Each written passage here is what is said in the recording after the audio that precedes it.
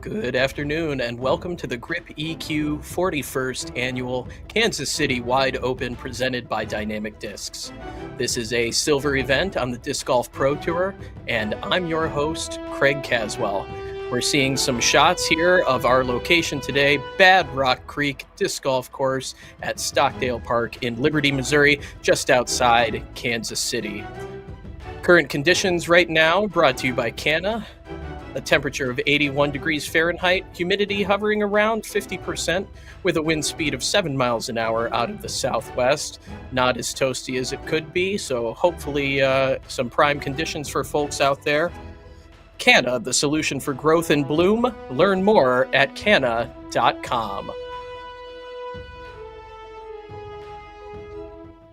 And welcome into the booth. My name is Craig Caswell, and I am joined here by the one, the only, the legendary Brian Earhart. Brian, how are you? I'm fantastic. I appreciate the introduction, Craig, but today I think both of us are going to witness a really nice course. Kansas City, obviously rich history in disc golf. The Kansas City Wide Open, obviously in its 41st rendition, playing at so many iconic courses, and now here we are at Bad Rock Creek. And it's a 10,000-foot par 68, and the course design, I don't want to say evil, but it's going to frustrate some of these players. It's got great variety. It's got great sloped terrain, rolling hills, and really interesting course design that the players are going to have to pick apart. Absolutely.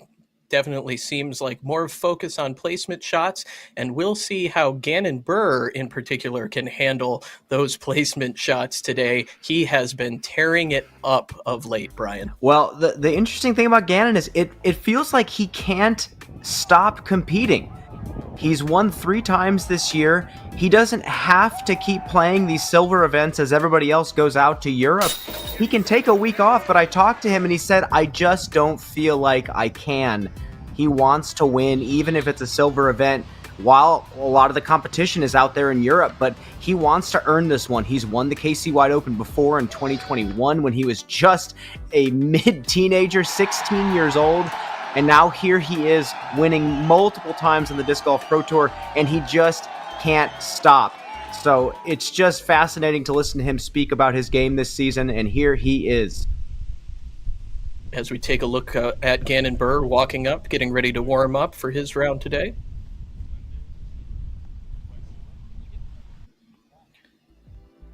Let's go ahead and check out some of Gannon's stats here. Mr. Perfect. 41% circle 2 putting. I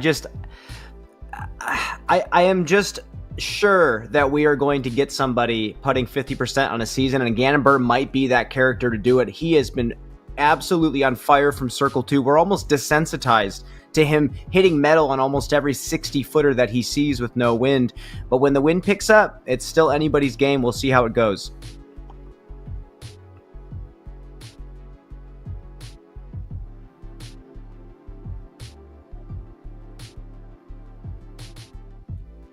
Taking a look at the current point standings, Calvin Heimberg with a lead here, but a lot of the folks in the top 10 here, kind of the usual suspects of late, at least for those who've been paying attention.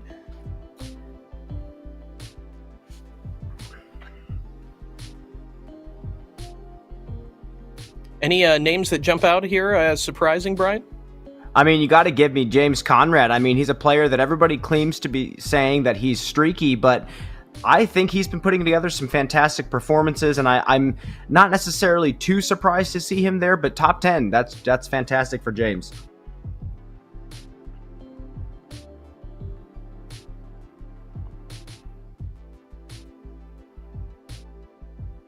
You guys do your thing.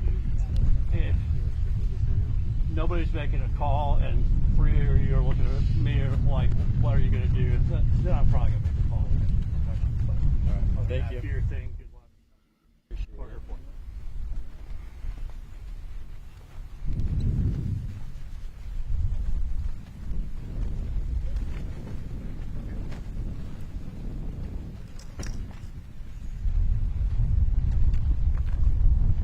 Ladies and gentlemen, please direct your attention. You are for hole 1. This is your second Earhart MPO division.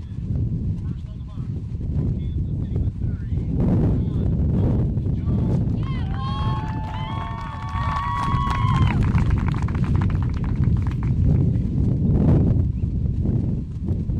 Local favorite Bones Jones getting ready to tee off here on hole 1.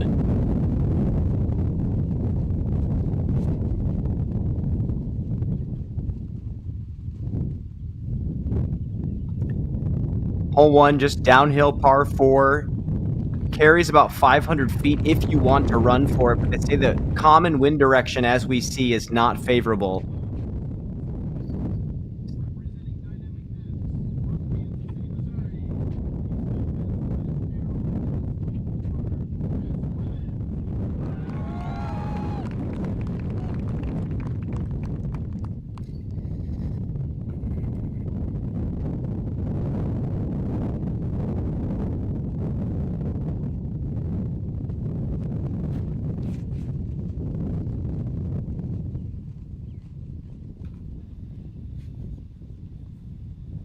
And that is an okay position for Chris Clemens.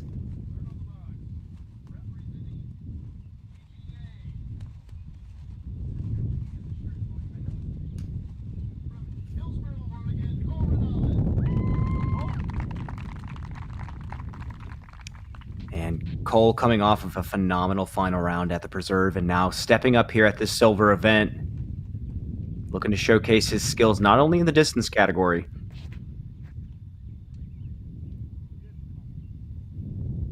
Oh, the angle looks good. That's got to get back left. Crosswind did not let it come back. We're going to see that quite a few more times on hole number 1. Yeah, as we can hear, some difficult wind conditions up here on hole 1 tee.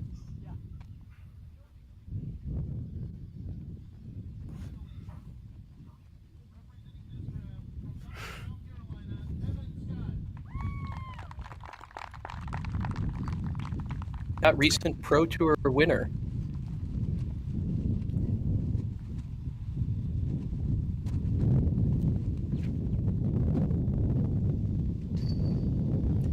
Yeah, just respecting the crosswind. I think Cole kind of got the flight plate exposed and kind of shoved it straight.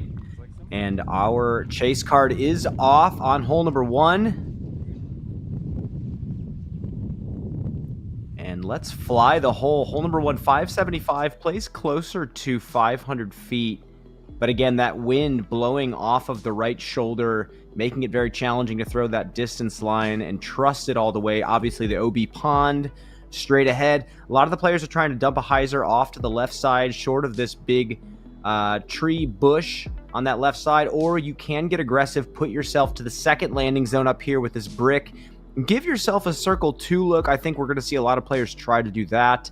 But the problem is if you push too far left with a hyzer trying to play that second landing zone, it's a really frustrating, almost blind approach to the green. I love this 500-esque foot hole that tempts the players to go for it. I honestly think it's a perfect distance to either show a bunch of highlights or tempt the players to go for something they shouldn't.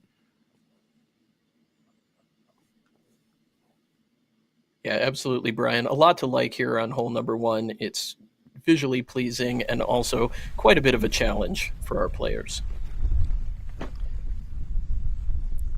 Drop zone around 260.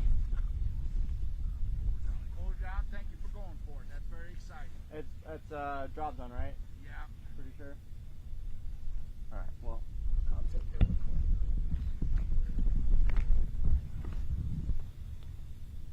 I mean, he was close. The angle was almost there. And if he had a tailwind or something like that, it would have kind of popped back left. But now he's faced with a third shot from 260, water carry the whole way.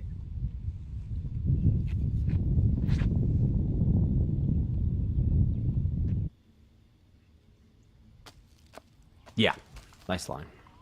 Yeah, making it look easy. A little bit of work left.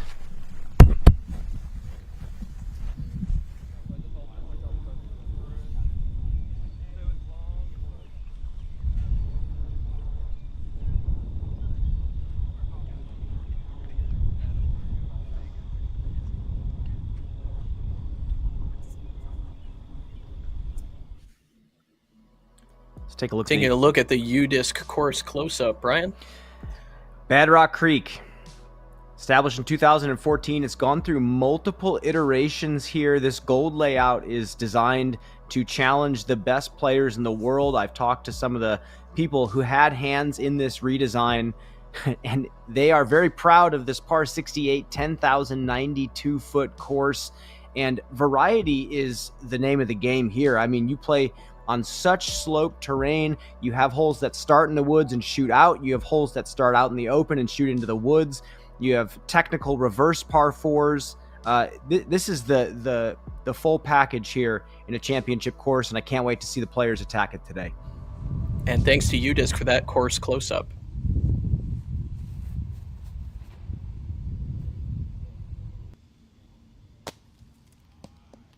Mm-hmm.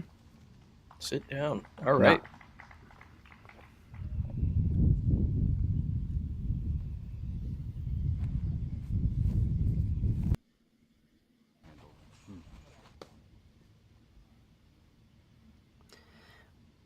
That's going to be a little bit of work left for Mr. Clemens, putting for birdie from about 35. Now Jones.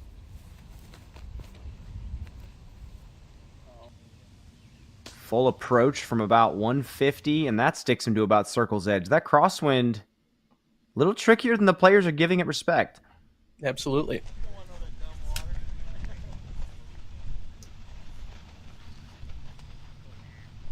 As we see our feature card here getting ready. Matty O bringing the swag per usual. I like his chances on this course. He is no stranger to technicality. Loves playing those southeastern style courses, and there's quite a few par fours out here, Craig, where the technical shot comes first, the placement shot comes first, and then the power. And I think that only can serve Matty O in that regard. Now we see Clemens laying up, not trying to give that birdie putt a bid.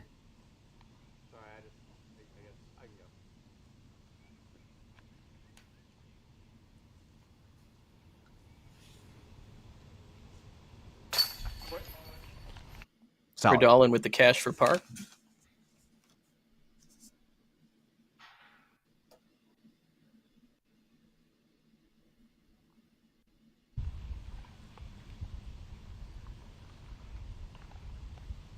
Bones Jones looking for his 3.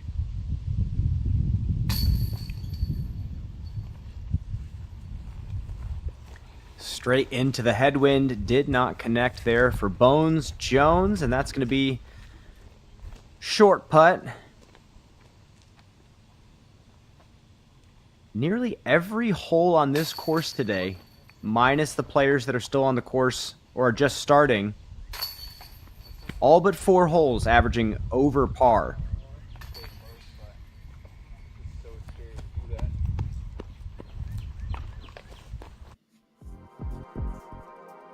And we're headed to break here at the GRIPeq Kansas City Wide Open. Feature card up next, right here on Disc Golf Network.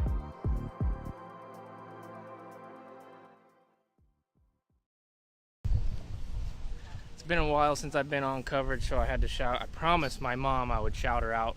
Mom, I love you. Thank you for your support. See you out there.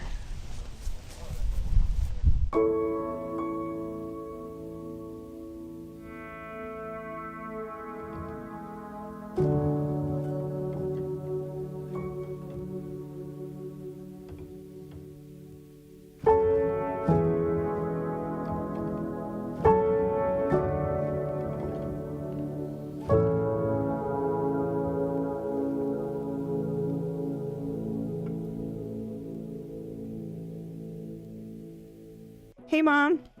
Yeah, we're in Liberty. We had an amazing time. Yeah, I'll send you some photos now. The facilities were great, and the weather was gorgeous. You'd be so proud. They played hard. We got great food afterwards and went through a museum. Of course, they wanted a treat, and they wore themselves out at the pool. It's been a really great weekend.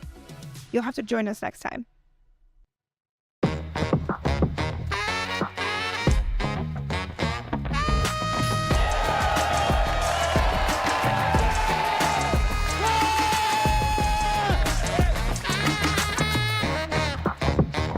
Trilogy Challenge is back, y'all. You get 3 discs, The Retro Orbit Pure. Tournament Ice Orbit Warship, Fusion, Ice, Orbit, Vandal. Are you ready to hit the course with these 3 discs? And go check out tillchallenge.com. 1, 2, 3. 1, 2, 3. Let's go.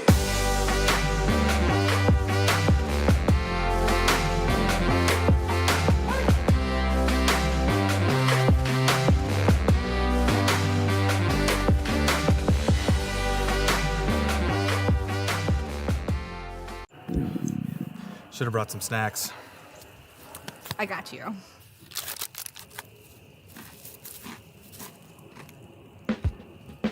Ah! I got you. I got you. I got you. Oh. Karen, do you know where hole 17 is? I got you! Is that a compass? Karen, why do you have this? Ethan, just help me. We gotta get this set up. Okay. It's getting dark.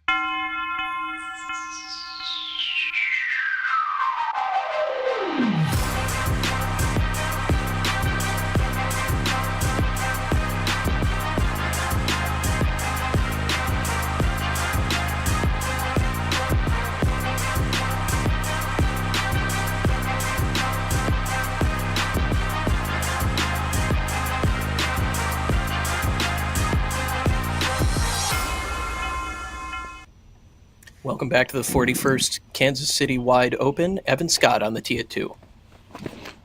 The short island hole. Everything outside of the island is hazard. And he sneaks into the inbounds. He is just on the outside, circle's edge.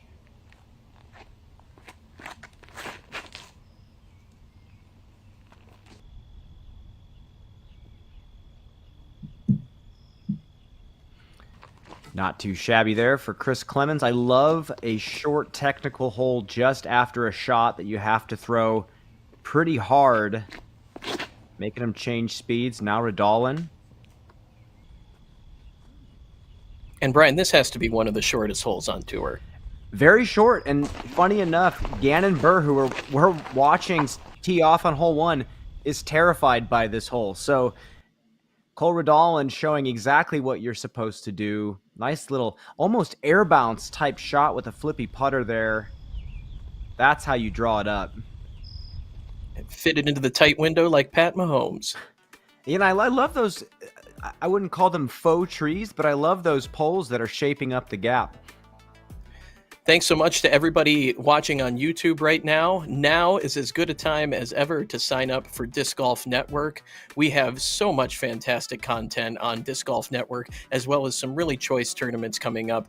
This is a great time of year.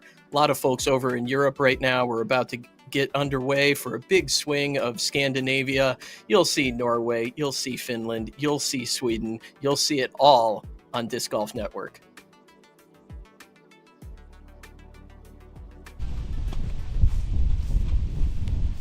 Hey, Mama. Hey, Kelly. Take Hey, family. I love y'all. Taking a look at Matty O, he's getting ready to tee off here in just a few moments. And he's had quite the year thus far, playing really, really well recently, Brian.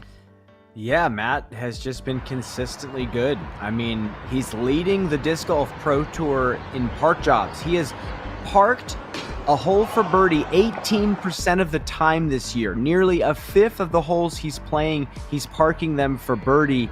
And this is just exactly what he's been doing. I mean, when he's throwing the disc well, he's throwing it really, really well. What a stunning stat.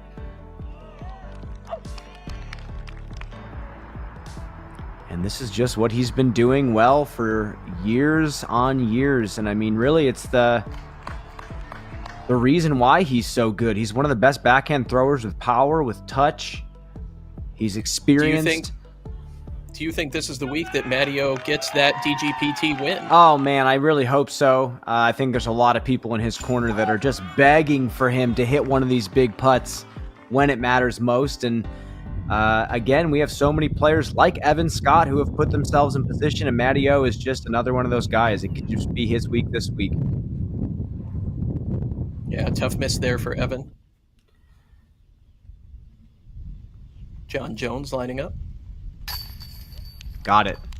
That's a great correction there from one.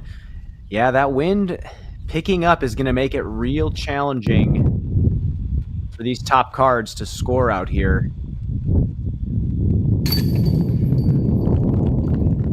Chris Clemens getting the job done.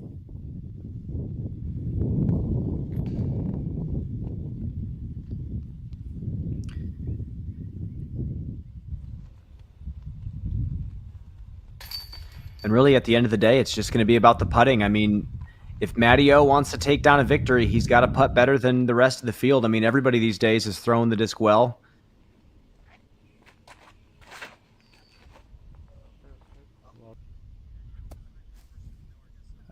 Now, this shot off the tee on 3 is all placement. This is one of those reverse par 4s that I'm talking about. Hitting a gap downhill with something accurate and then throwing the power on the second. And Cole Redolin is not going to be in a good position to grab that birdie.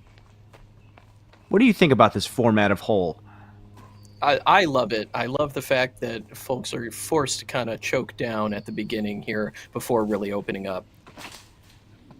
Well, I talked to assistant tournament director Mike, and I walked the course with him, and he mentioned that he likes when the players have to throw a power shot from a position that they don't get to rehearse from. So they don't get to sit on a tee pad and rehearse this power shot. They have to throw it behind a mini with questionable footing. So here is Jones on the 3rd as well. Going inside. John seems pretty happy with that one. Center fairway.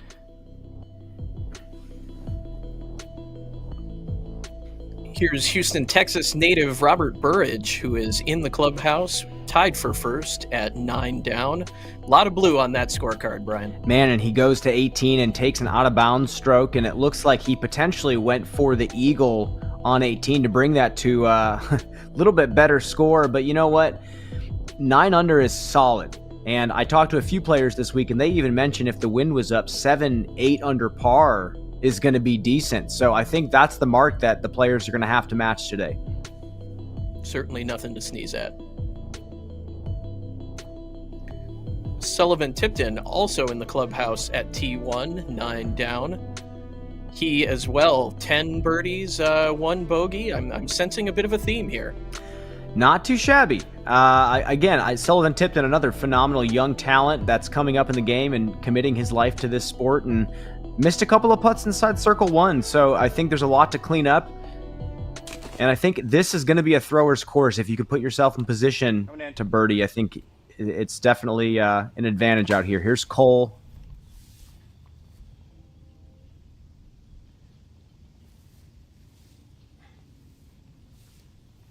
He's able to get out in the short stuff. And Cole lining up his 3rd shot. And this is going to be about 375 to 400 from this spot. And the land slopes a bit down to the left, so he's got to fight that gravity pulling him that direction.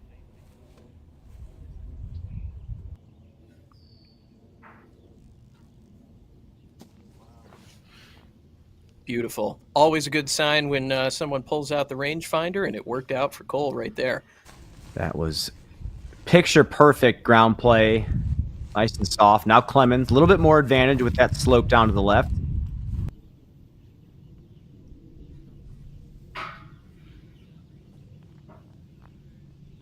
Yeah, just showing you how long this second shot is, putting it short with that distance driver. Still about 29, 30 feet away. Evan Scott with his approach.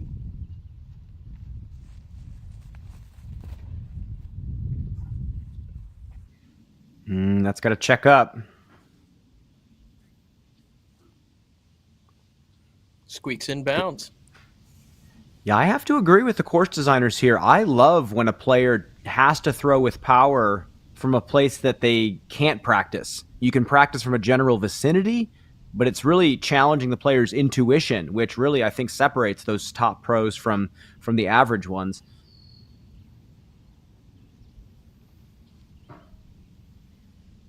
John Jones, who knows this course well, demonstrating that knowledge and bringing it well within one.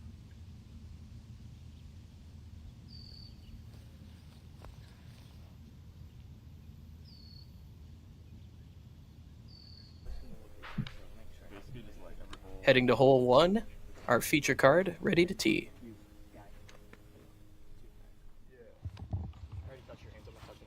Okay, I'll touch yours. Look. Do it again. Good luck, guys. I hit you. Oh boy. Some brutality out of Gannon Burr to the fellow Iowan Ben Calloway. First on the box. Representing West Side from Creole, Alabama. Oh, snap. Matty O. From Matty.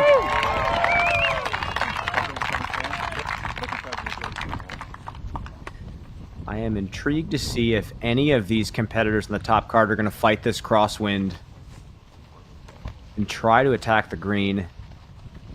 Again, you can't get too far left if you are playing the layup. Matt seems to be sizing it up.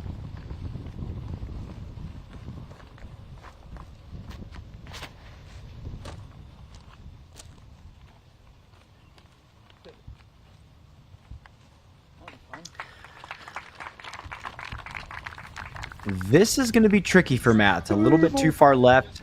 Kind of a blind Spikeheiser second.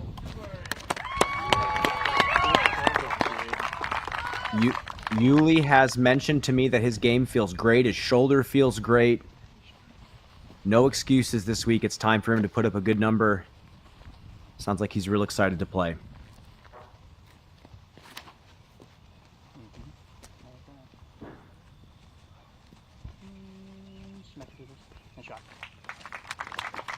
Great to see Yuli back on coverage in a great spot for his approach. Representing this round, and our sponsor, Grip Equipment from Davenport, Iowa, Ben Calloway. Then got the fairway driver out, not running the green here. Just wants to start off with a birdie. Ben definitely gives this course respect.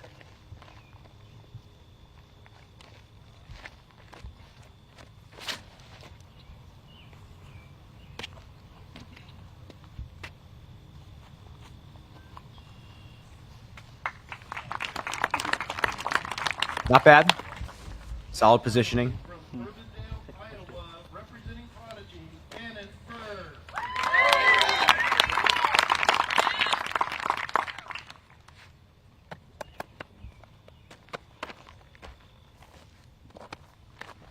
Gannon told me he's going to birdie or get the 2 on hole 1.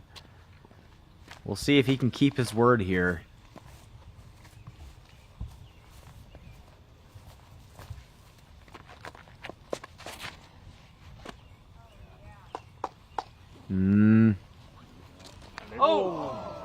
Oh.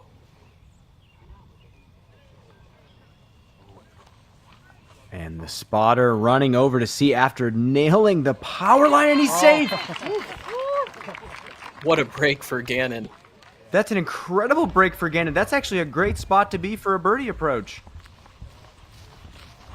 Certainly a spicy start for Gannon Burr. Gets ready to launch it all the way to the green, but then gets caught up right here. Just an incredible doink off of the power line, and that is your Halal Guys spicy shot of the day. The Halal Guys strive to delight each customer with unparalleled hospitality and mouth-watering food at great prices. Your Halal Guys spicy shot of the day. It comes right here on hole 1 for Gannon Burr. You know, it's something that if either way it goes, it's an extreme emotion that you're feeling. I mean, you're in bounds like Gannon is now. You got to feel relieved. But if you go out of bounds after something like that, it's very easy to feel defeated. Now up to Clemens. Good finish for Chris.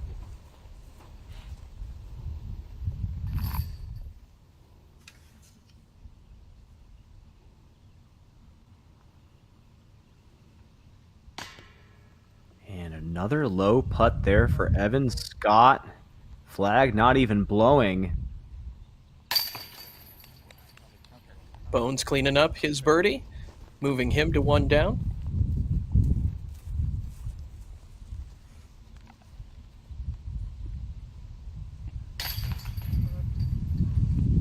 Culver Dowling converting for his par.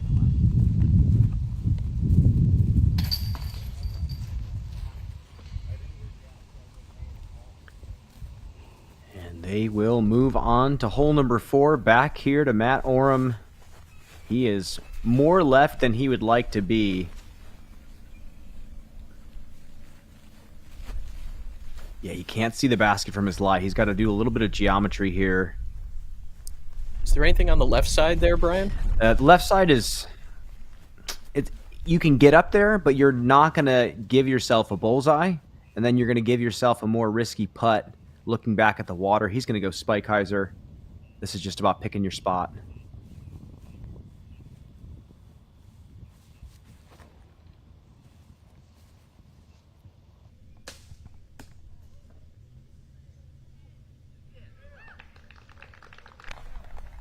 That'll do. A little bit on the low side, but I'm sure he's, as you can see, happy to be safe. Now Yuli from a little bit better position.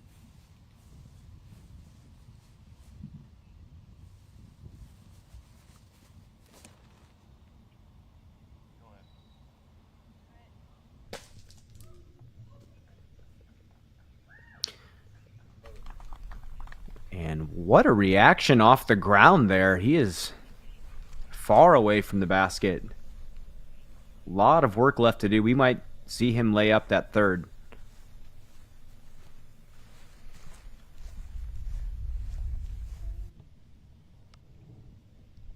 Ben Calloway now. Going left side.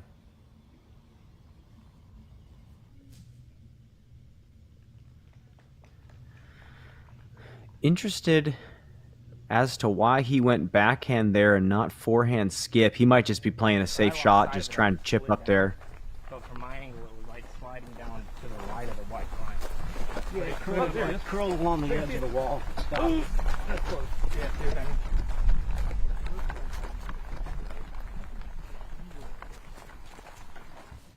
mean? I mean, jumping off the power line, and now he has a jump putt to the basket if he wants it.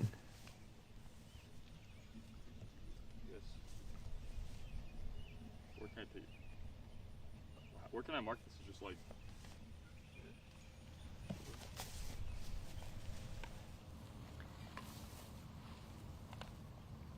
Gannon forgetting he can take a full meter in any direction now.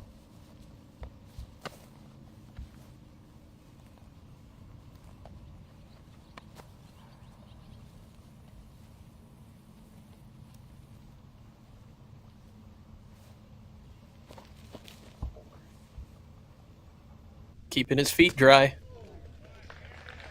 And I'd say it still works nearly out. gets the 2. Most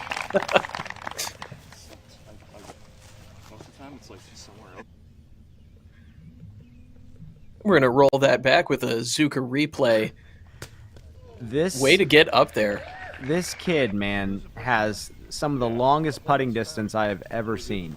With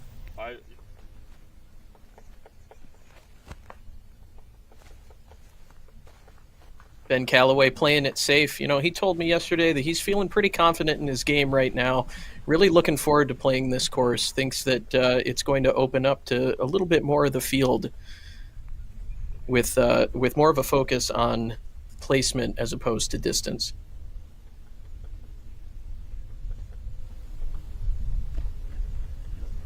Yuli playing it safe as well. Okay. Yuli taking that 4, taking some strokes in the field. This one averaging just over par on the day.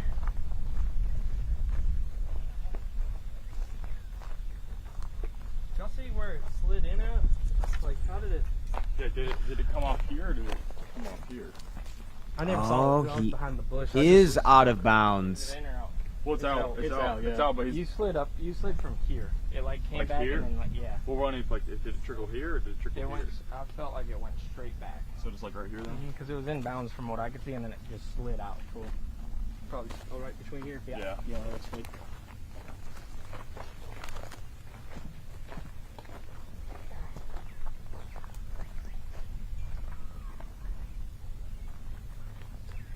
this is going to be a par putt here for Matty O after just trickling out of bounds short.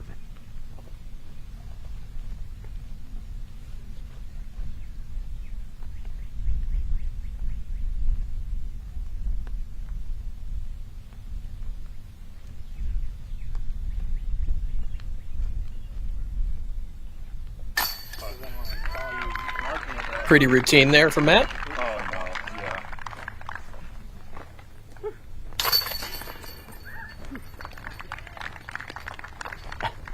What a chaotic birdie for Gannon Burr to start the round, moving into number 2.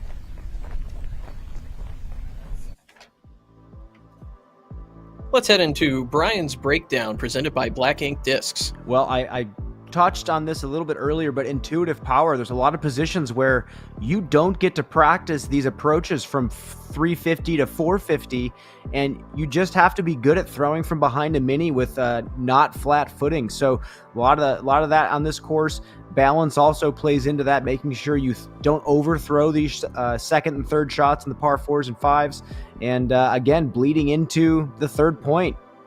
These holes are tough, and these holes have a lot of variety to them. You have to give the course respect when you need to. You're not going to be in a perfect position every time out here. Bad Rock is going to give players fits if they try to overpower it. That's Brian's breakdown, courtesy of Black Ink Discs, blackinkdiscs.com, the premium disc golf store. All right, now for Clemens playing that downslope. Compared to the FPO, the MPO basket, as you can see, is out in the distance, and Clemens has used that lefty hyzer to his advantage. Great shot. And now we're on number 2. Gannon had told me he is terrified of this shot. Go, get up.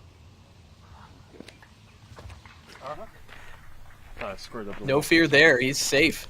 The headwind didn't whip it at all. Still would have been done though. It would have been bad. Well, unless it would have rolled or something. He was telling me he tried grenades in practice. He was trying anything possible to not have to throw that putter.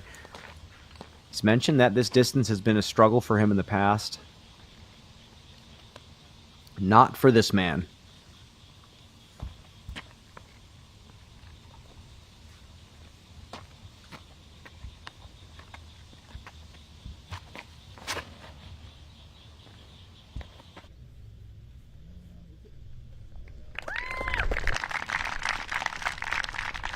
Green flag for Matteo.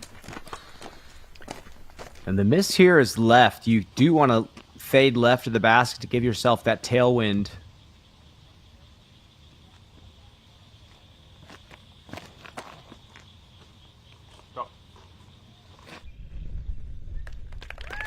Bewley a little high, but gets it done.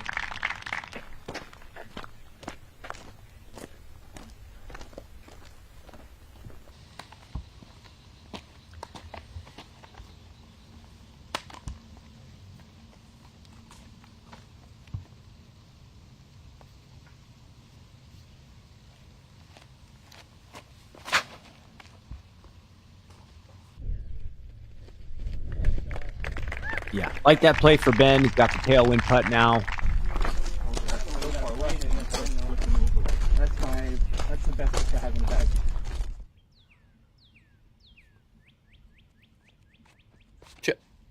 John Jones, hole 4. And that righty turnover's got a lift, and it does. Still a long way to the basket. Kind of want to see someone get aggressive with it, and I think this could be the kid to do it.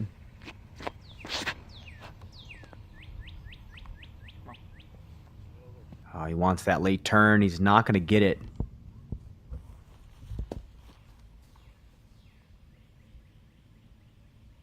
Still serviceable drive for Cole. Yeah, put him into a spot long. He's got to throw power hyzer.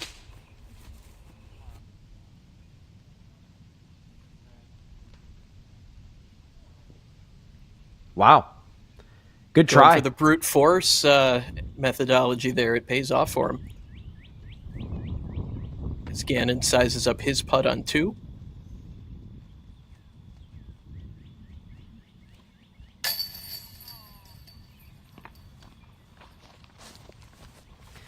And the rivalry with hole 2 begins.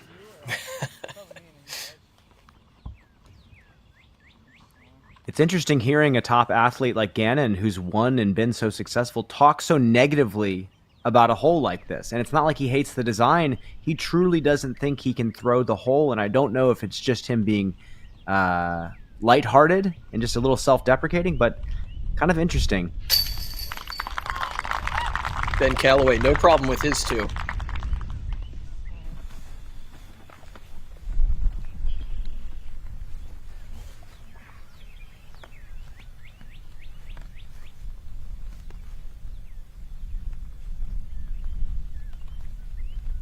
A little bit of a headwind here.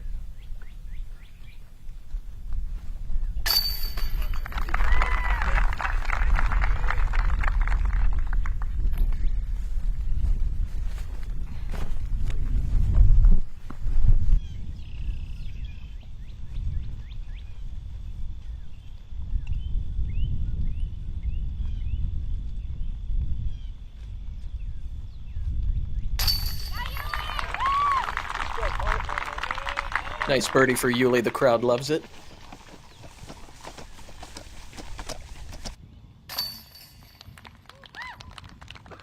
All right, well, one par. The rest birdies. Now we move forward to Bones, jumping up the fairway here.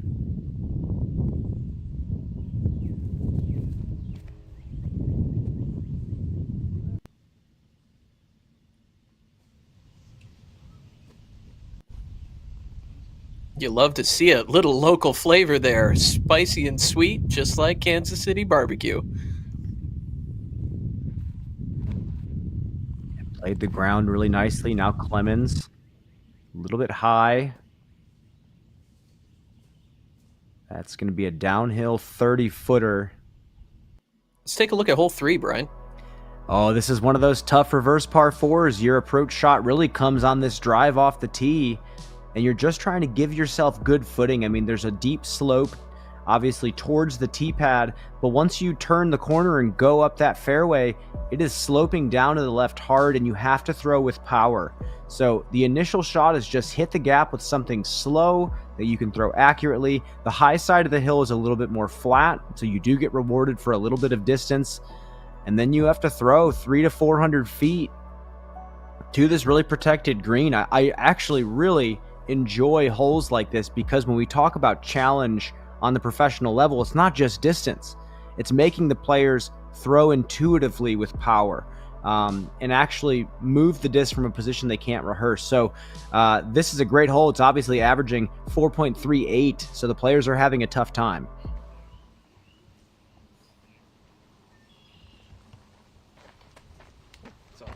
And this is kind of a dealer's choice tee shot too. We're going to see forehands. We're going to see backhands. I believe we've seen a couple of forehand rollers.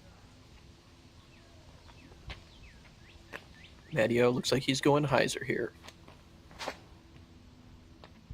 Nice shot.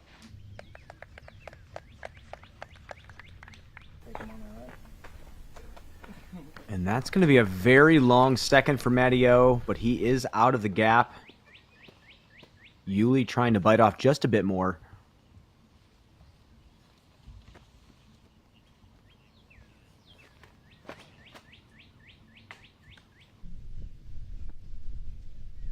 Unfortunate tree kick for Paul. And that's a tough spot to be. He still has to get out of the gap to even approach the basket.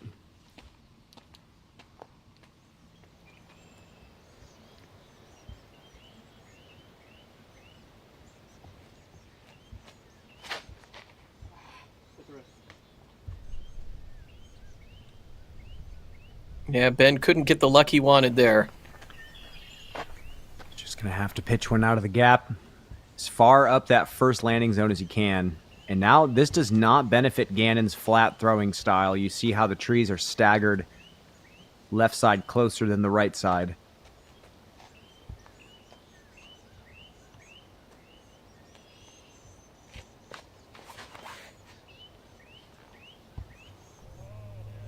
Oh, he went roller.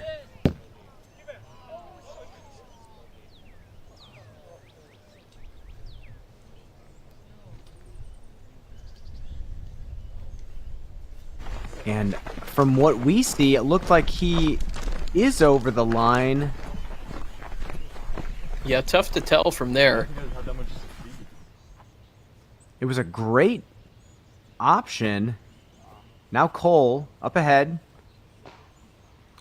His third shot.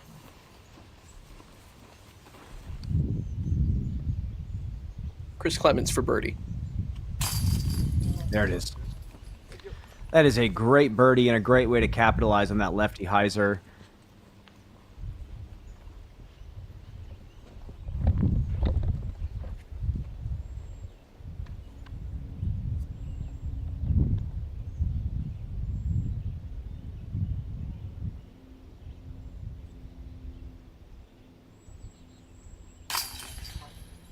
Cole makes good on his par bid here at hole number 4.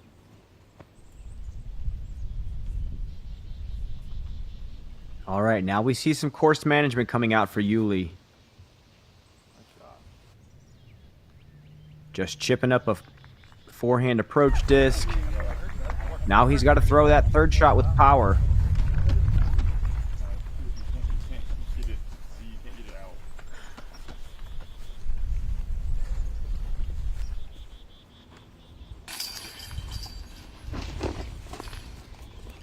Evan Jones with the par tap in.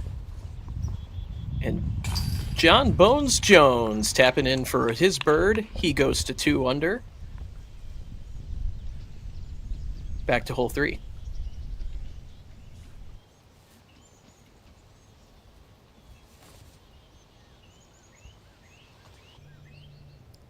Wow, and you see just how little they have if they don't hit that initial gap. This is a punishing tee shot.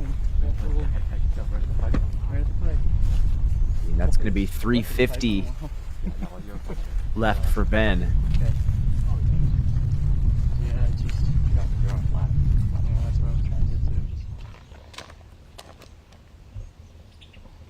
Chris Clemens here on hole 5. Oh, it gets a kiss off a tree, and he is right in the middle of the fairway. That is the very definition of a good tree, Brian. Wow. I mean, that... Yeah. Yeah, to say the least. And really, you take what you can get out here at Bad Rock, especially on some of these wooded shots. Step up to Matty O. Now we see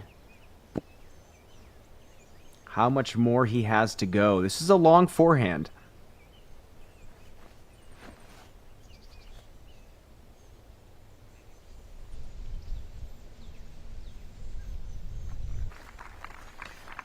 Green flag for Matt. Yeah, he's laying that one up. He's trying to play to that bubble on the right side. Just trying to take a 4. I think some of these holes are going to be holes that players look at the scoring spread at the end of the day, and they make a different game plan.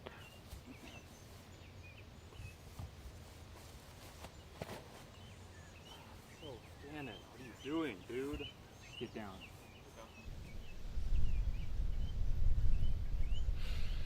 Unfortunately, leaks out of bounds for Gannon. You heard him, little bit of negative self-talk there. He's not loving it at the moment.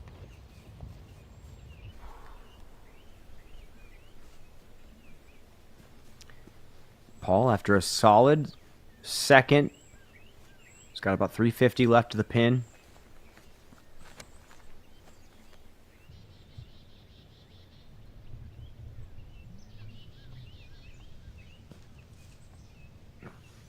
Out of bounds, unfortunately, for Yuli as well. A tough approach coming in high and hot. John Jones, hole number 5.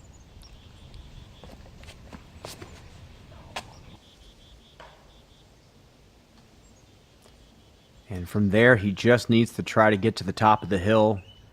Yet another tough landing zone on a par 4. Now Callaway.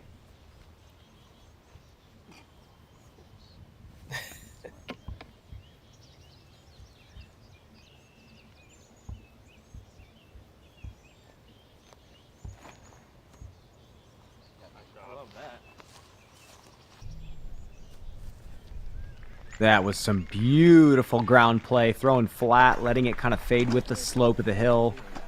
That's a bullseye for Callaway. Yeah, Ben definitely playing within himself there, as you said earlier, respecting the course.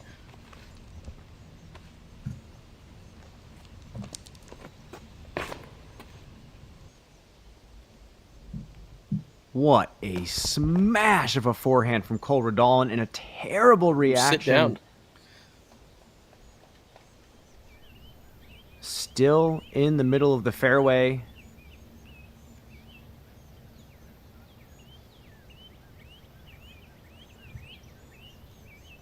Yeah, I think, Craig, I think we're going to see quite a few players step up to this hole tomorrow with a different game plan in mind off the tee.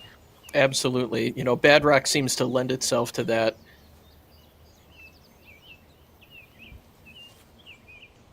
In that you're not going to throw the same exact shot every single time. And we have a lot of players seeing this layout for the very first time, so still learning it. I mean, even Gannon got into town last night and actually had to film some media with me before even going out to his practice round. So he got in a twilight round here before he played this tournament, so not a lot of time to prepare. Cutting to John Jones.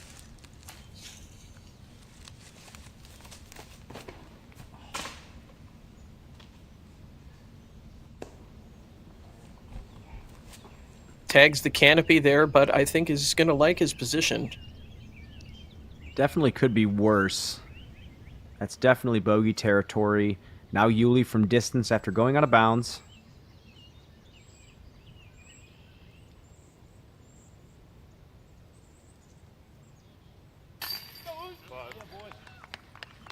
Excellent conversion from Paul.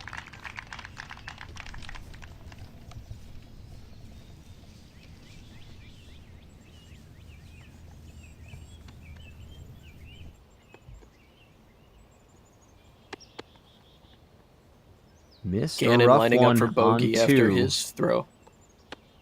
This is for bogey.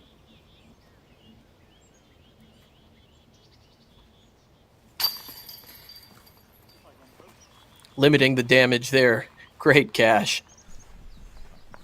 And really, I love the cut roller play off the tee, and I still am a little confused as to what we were looking at with his lie.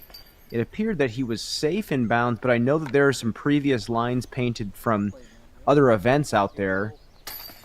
Good old saving 3-4 defense there. Was that the play for the week? I don't know. I didn't play this course this week, and it used to be over here, kind of where I threw last year. Chris Clemens here on 5.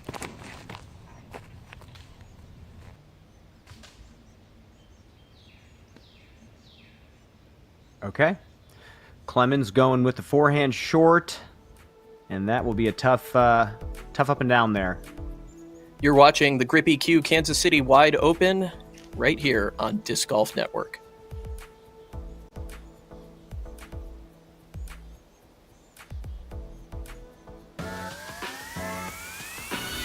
Yeah, baby, yeah. That's what I'm talking about. Your dynamic disc open champion, Parker Wells.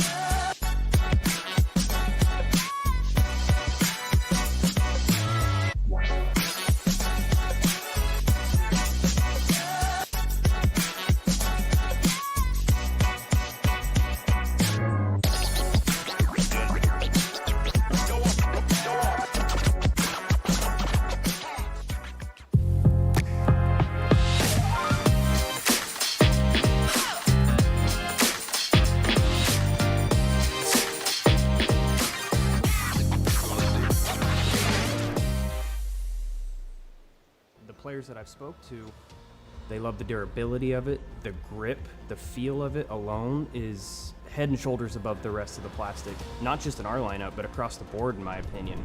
It's kind of unique, actually. I can definitely feel my first instinct is like, wow, that's something like I've never felt before. Something with the Supreme plastic and the next feel technology is it's different. This isn't going to be as hard, it's going to feel good, and you're going to love throwing it. There's something about sand that reminds us of ourselves.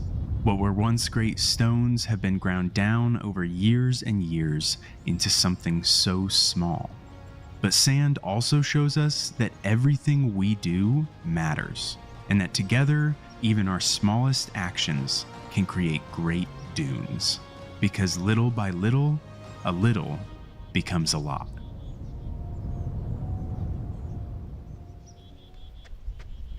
Matty O ready to launch here on hole number 4.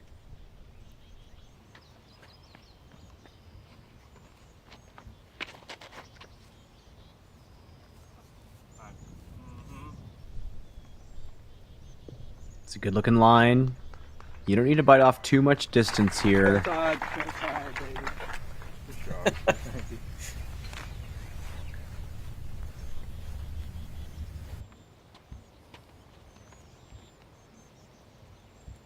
Okay, Ben going with the turnover.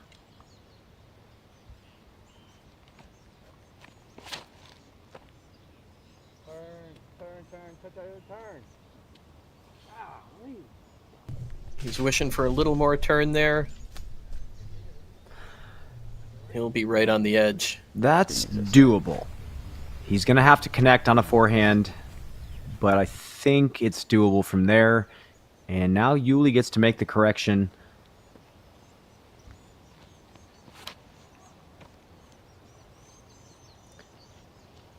Oh, he got the nose up on that one.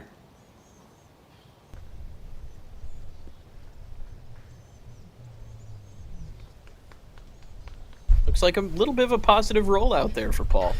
Yeah, it's another distance sidearm, unless he has space that we can't see. And Gannon's just trying to get this one to the ground. He doesn't want a chance to turn over.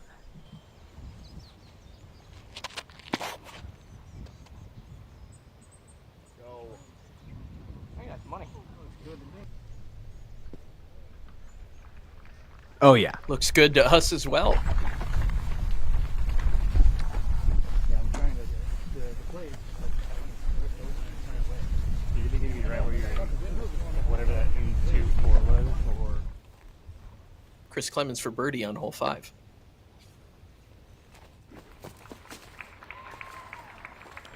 "60-footer uphill, no good there for Clemens, but a decent number, escaping that challenging par 4. Let's take a look at the leaderboard here, Brian. We've got 3 folks now standing at 9 down. Joseph Anderson, 9 down through 13. Gotta give respect to Joseph Anderson. I mean, he has a tough stretch of holes coming up, but if he can keep this pace going, that is going to set the bar for the rest of the field. The course is not easy. I am actually just very impressed to see even 9 unders being posted at the end of 18 holes.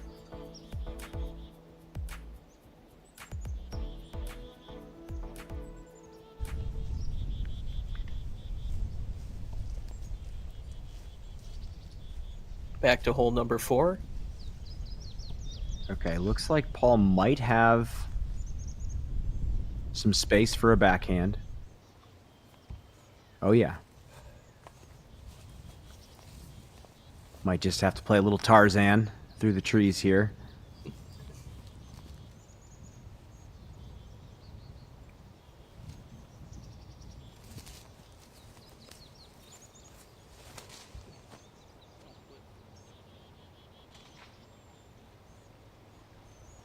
Might be a little more George of the Jungle than Tarzan on that one, Brian. Yeah, pulled that right. Yeah, he's not happy about it, and you know, it's a tough shot. And something that Paul talks about a lot is when you're throwing a shot like that, you got to know your miss, and on that one the miss was definitely left. And he happened to pull it.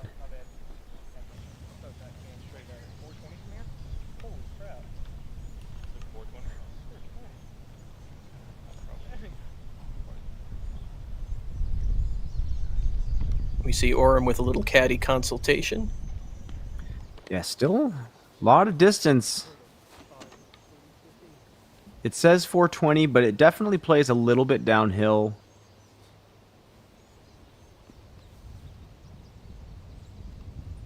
We watched John Jones go fairway driver at it.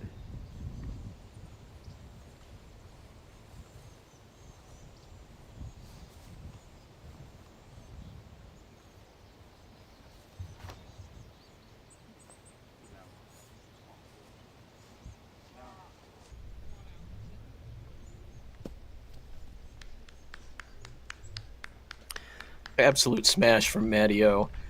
Keeping it in the short grass. Maybe a little bit of a tester.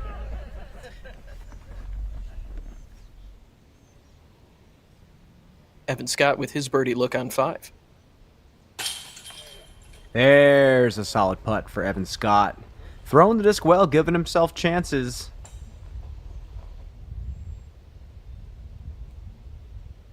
John Jones. He is going to finish up with a bogey there, dropping him back down to -1. Back to Ben Calloway on 4. Okay, let's see what he has. This is going to be a technical shot. It's got to come out pretty steep. Okay. I would say he's about 300 to 350 to the pin from here. From the knee.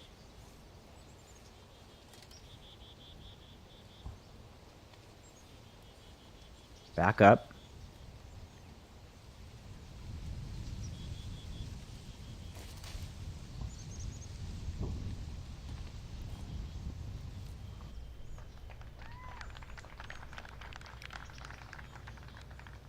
That was very solid from where he was at. I don't know if he's going to run that putt from about 45, but that was really not too shabby.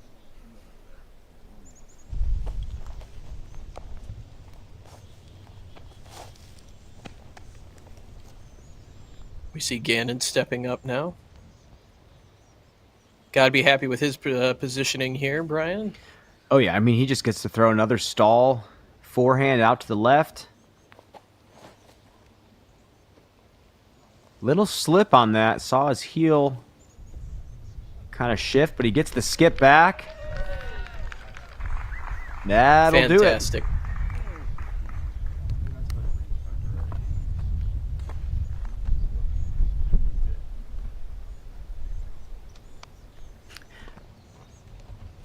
Evan Scott, hole number 6.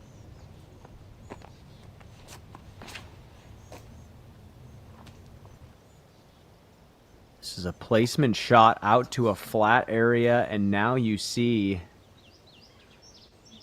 the tricky second the players have to throw. That was a beautiful drive from Scott.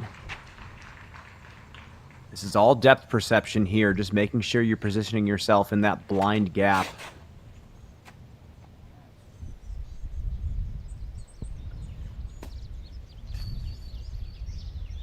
Kind of a tough spot for Chris Clemens there.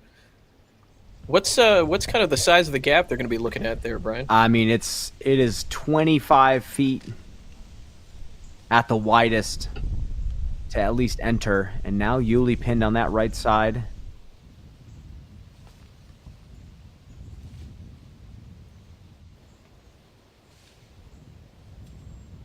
Still has to earn this up and down.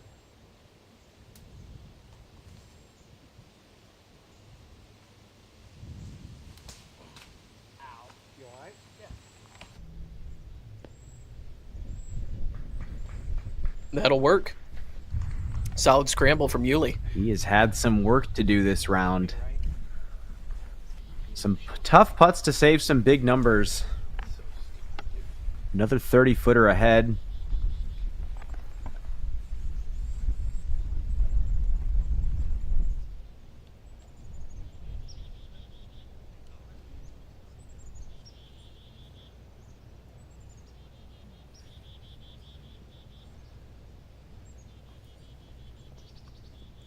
Seems the wind has definitely picked up from the FPO rounds this morning.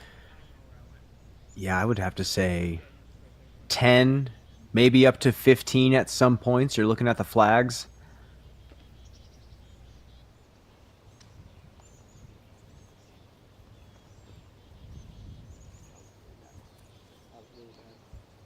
Oh, and a 50-footer bid from Sit down. Callaway.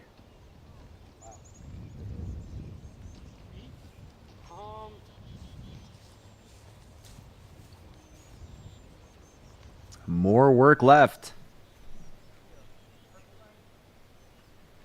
You really see the steep angle of the green here. Definitely a lot of rollaway potential.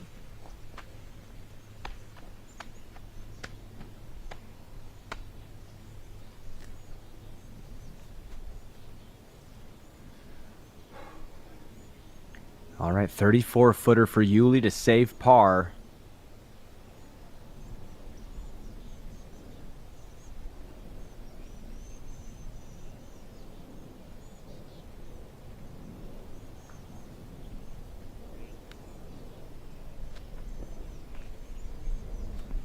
Just a skosh to the right.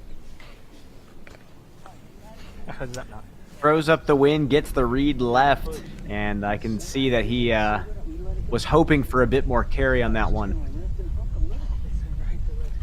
But right now we're feeling the wind has been gusting all day. I mean, some points the flags don't look like they're blowing at all, and now they're blowing up to 10 miles an hour. Sometimes it's a guessing game out here. See if Ben Callaway can guess correctly. Long look for par.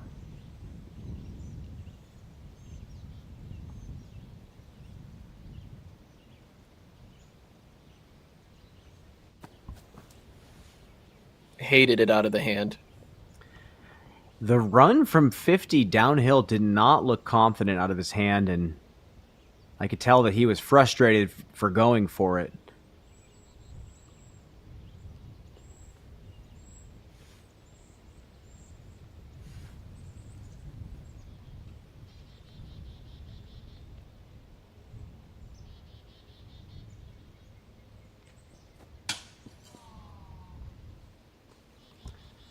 So that's the other philosophy that I actually resonate with when you're putting downhill from range.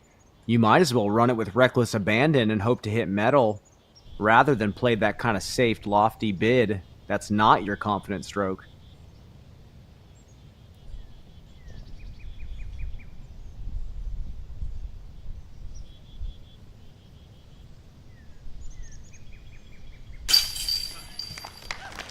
Ben, secure finish for the unfortunate bogey 3-putt.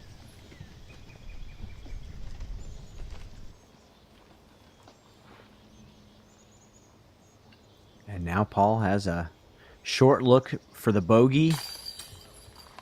And we are going to move into hole number 5.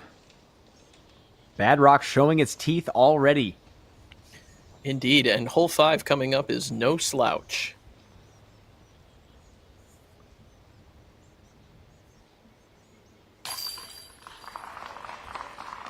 Gannon with his finish.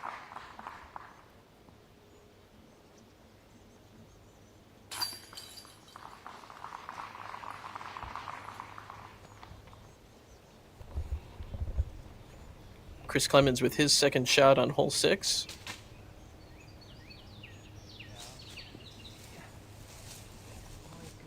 Making the best of a bad situation. And Evan Scott's second shot. Going forehand turnover.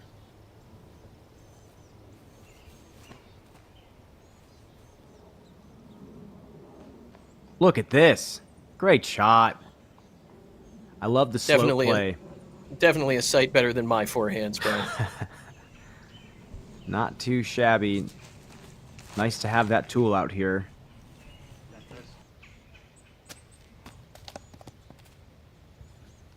Chris able to put the brakes on pretty well.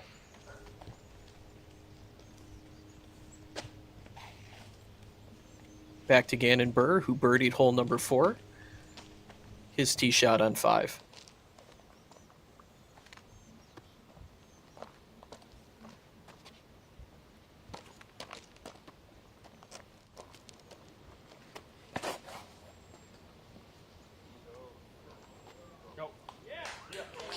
And that is perfect landing zone for Gannon Burr. He's going to have options from there.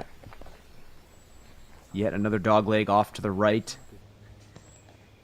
Locals call this section of the course Dogleg Alley.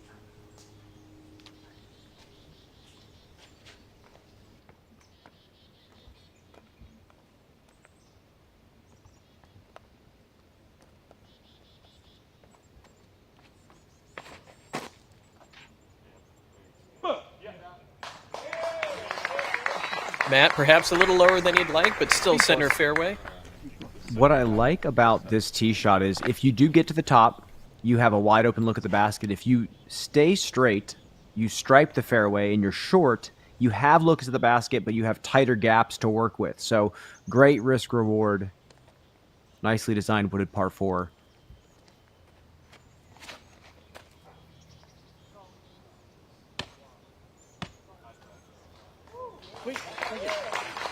Nice shot for Ben.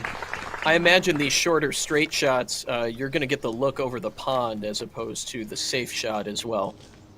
Exactly. If you're short but you're in the middle, you can go over the pond, but you're going to have to hit a 10-foot gap or so.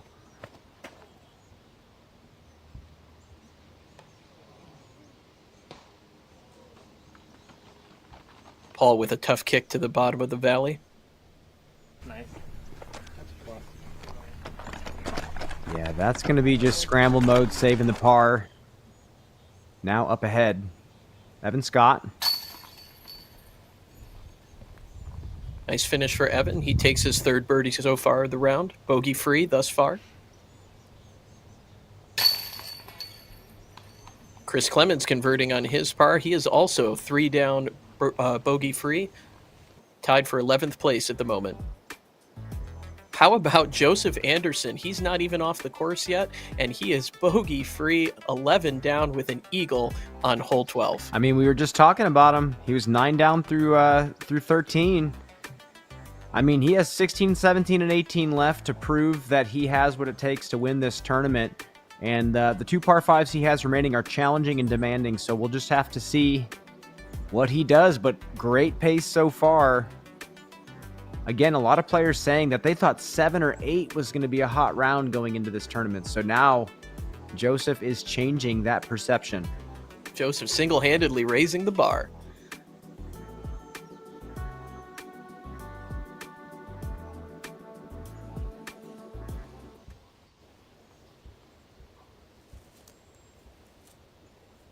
Back to Paul Ulibarri here on hole 5. Just taking a walk up there to see his options. And there are many, but he really just needs to put himself into position to save 4.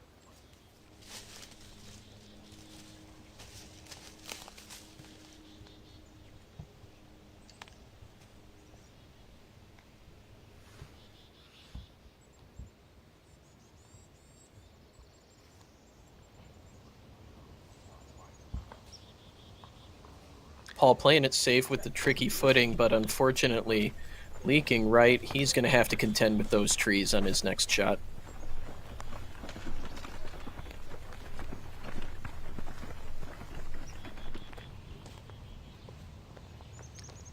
Now we got Scott up ahead on 7, 411-foot par 3.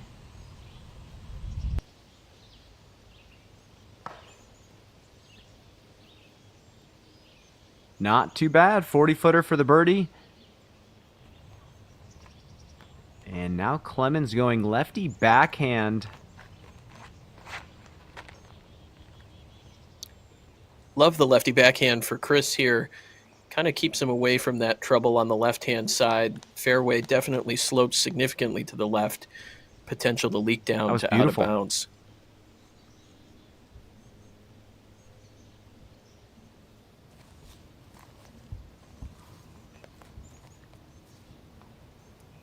Here is the intuition on display.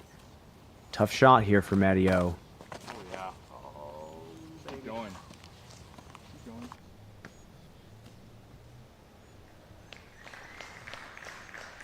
He likes it, and well, he should. Having to throw a shot like that from that type of footing.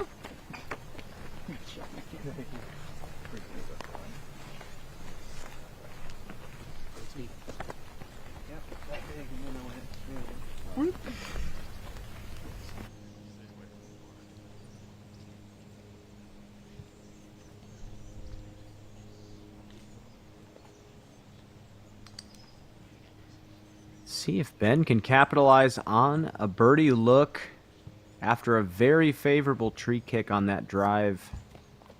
Nearly perfect positioning.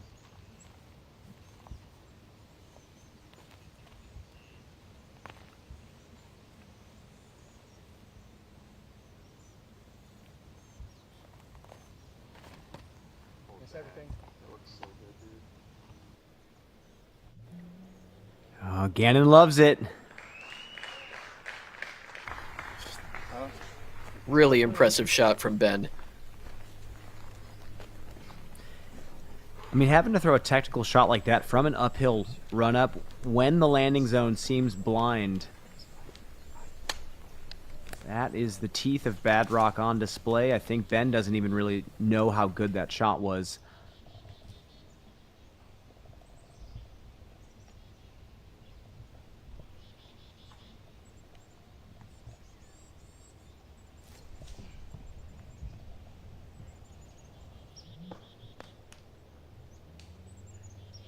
Paul scrambling again. It's going to be a little bit of length left to the basket, however.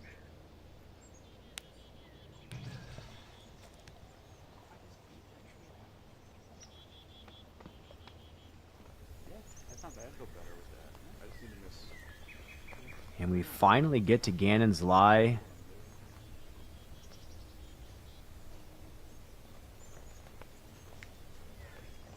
Sawed a couple of forehands off early. And stripes one down this fairway, and now his second. He's going forehand again.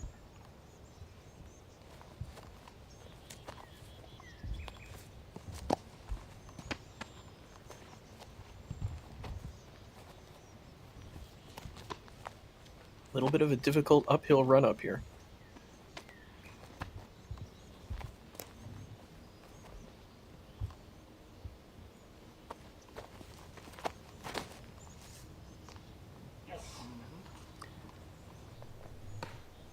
Look at the chop angle out of his hand. That is a putt for birdie for Gannon Burr.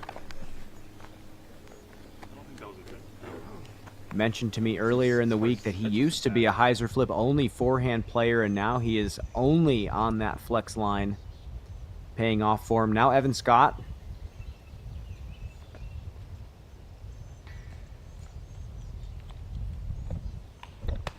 Just off the cage on the step. Jones for birdie. Got it. Just a nice casual toss in for John Jones, bringing him to 3 back.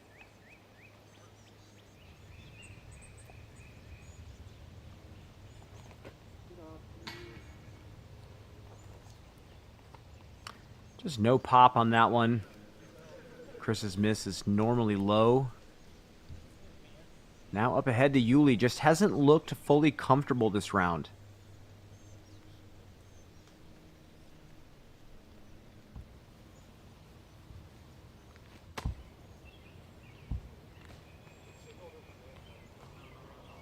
Oh, sit down. 7 shots in a row gone backwards.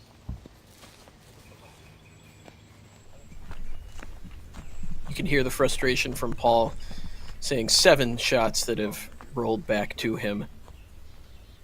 Some tough luck out here today.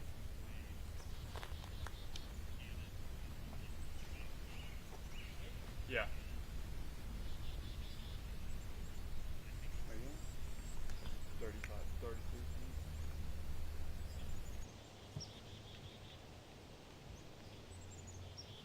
And Yuli is still out. You wonder if he's going to run this one.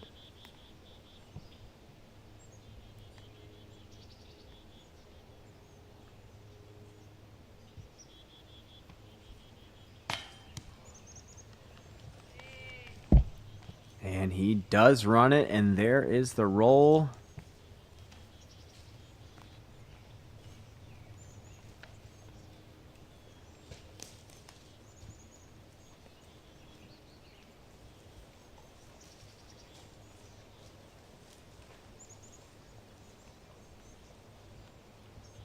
A birdie look for Matt.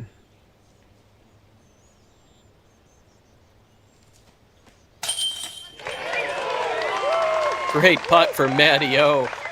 Straight uphill, spins it in.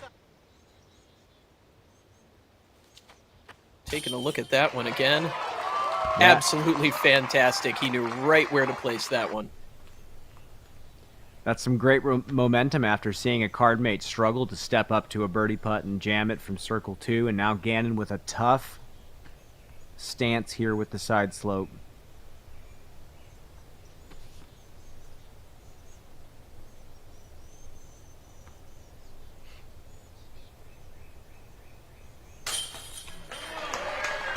That'll do.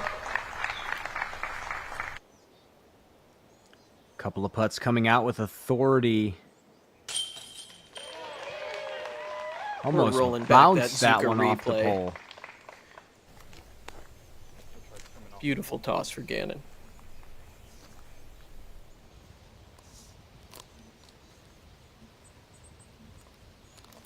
Ben Calloway for his bird.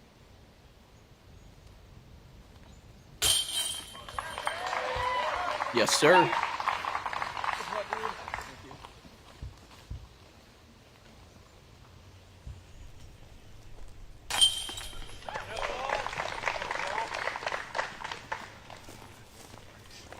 Three birdies on hole number 5. That is incredible. Taking a look at the scoreboard. Joseph Anderson still the pace setter, 11 down through 15. Sullivan Tipton and Robert Burridge tied for second in the clubhouse at 9 down. Kevin Kiefer at 8 and GT Hancock on 7.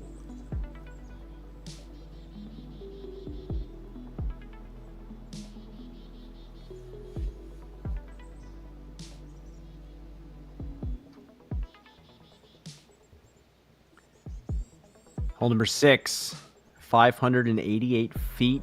Again, this tee shot is all about depth perception. We are putting ourselves to the mouth of a gap that we cannot see off the tee, so players have to throw a very precise hyzer that they've practiced numerous times.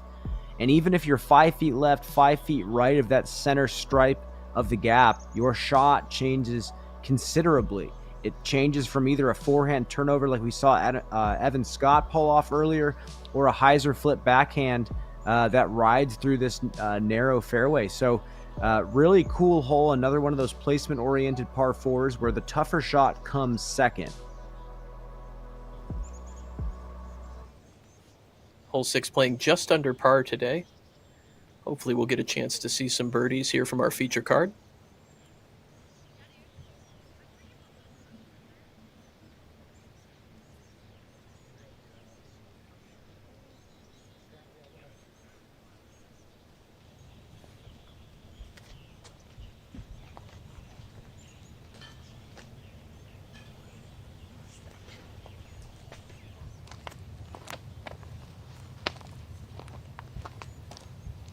What are those par 4s you have to show restraint on?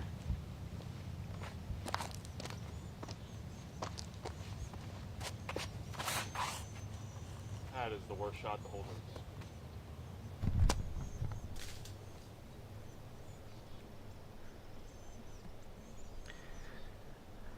it. Perhaps a little bit of negative hyperbole there from Gannon, but it does trickle into the woods. I mean, I get that he's 18 years old, but that type of cynical self-talk can be a terrible habit when continuously practiced. Yeah, so much of golf, and disc golf in particular, is mental. I'd love to see Gannon turn it around, be a little bit more positive here, perhaps forgive himself a little bit more. Well, I mean, I talked to him a lot throughout the week, and he mentioned that he's just currently just obsessed with winning, and I think he's putting a lot of high expectations on himself, and I think, you know, he's a smart kid, and I think over time he will learn these lessons, and I think right now he's just really focused on performance. Here's Callaway, and this is the mistake we keep seeing. Yeah, getting that distance control right here on the tee pad seems to be especially critical. You would much rather be short than long on this one. I see a lot of players going driver on this. Yuli gets it right. Yeah, that'll give him that bread and butter sidearm turnover that he likes so much. But it's really a tricky angle to create for yourself. It's like you said, it's not that big of a gap. John Jones, hole 8.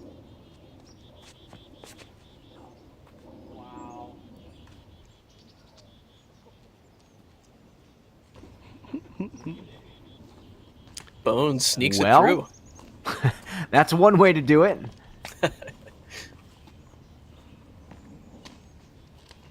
Evan hoping to be Scott now. A little bit more precise on this tee shot. Can't really bite off too much here. That is about perfect. Nice shot. Huge uphill power shot on the second here. You just need to put this one out in the open. Another one of those reverse par 4s.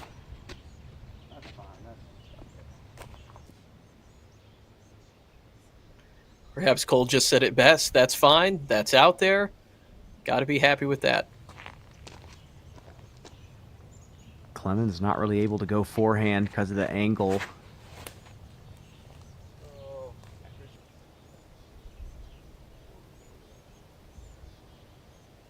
Perfectly That will serviceable do as well drive for Chris. Yes, indeed. Yeah, this is either going to be an extremely aggressive forehand roller or just a pitch out.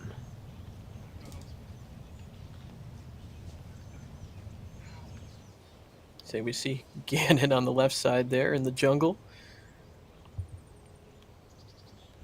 Yeah, it was weird. I talked to Gannon. He said he feels burnt out, but he knows that he wants to keep playing. It's like he's having a tough time figuring out when to take a break. And when he tries to take a break, he wants to go throw. He wants to go play disc golf. He's either consuming disc golf content, thinking about it. He's still as obsessed as he was when he started. And right now, I think he's having to work through some psychological stress for the first time. Is Gannon headed to Europe after this tournament? Gannon is actually going against that and not going to Europe now. And he is going to be hopefully taking somewhat of a break.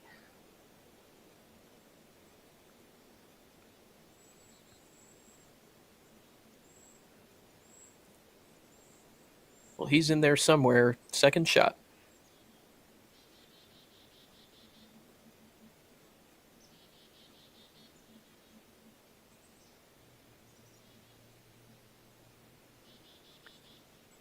Looking for some sort of angle to even pitch out.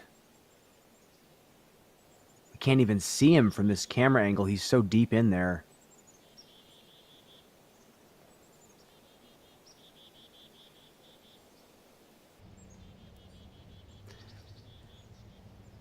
That is okay. That's going to be a tough third shot there for Gannon, but he's at least down the hill.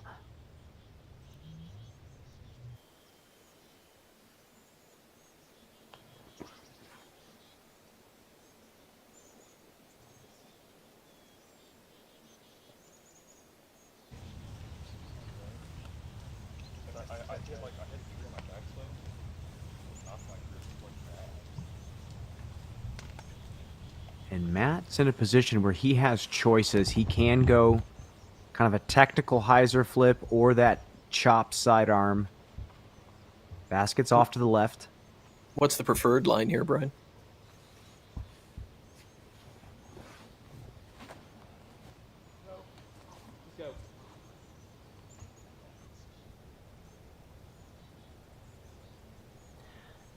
Not bad. Not bad at all from where he kicked.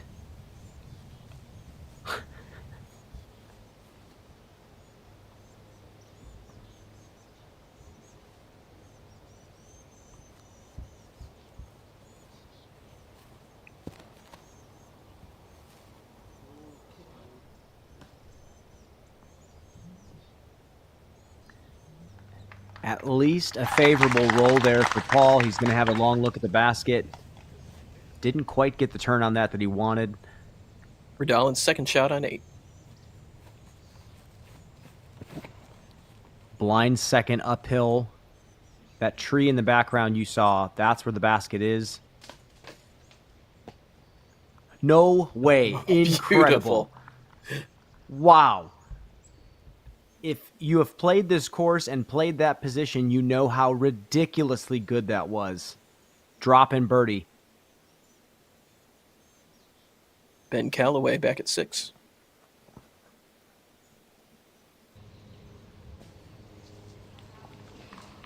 Not much to be done from that position, just a simple pitch back out. Yeah, I like that lie. He's able to just take something slow, overstable, and just kind of chop it up the hill with the forehand. Definitely long enough to where he still has to earn it.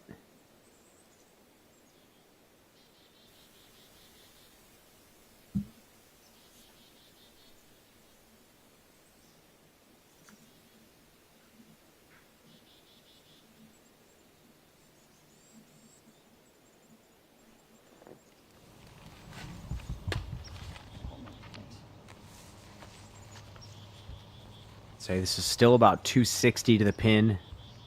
He's going driver.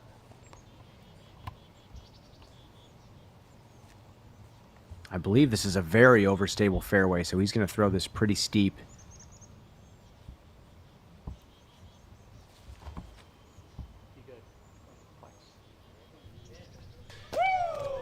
Ooh!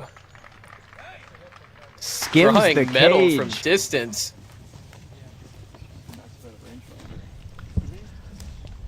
That would have been a surprising birdie for Ben. not too bad. Let's take a look at this again. I love Say the the choice. least. Let's look at that again. Keeps the disc high, gets it out in front of him. I mean, that's a perfect flex line right there for Ben Calloway, and luckily the cage slowed it down a bit.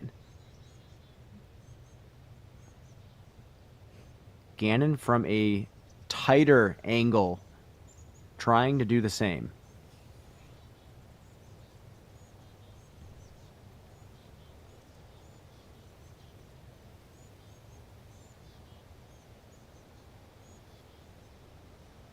This has got to be super overstable if it wants to snap back.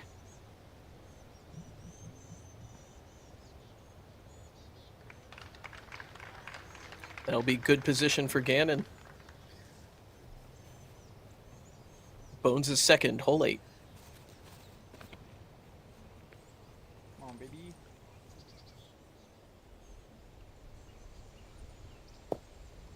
Wow. Yes, indeed. Yet another great shot from that uphill run-up. Evan Scott.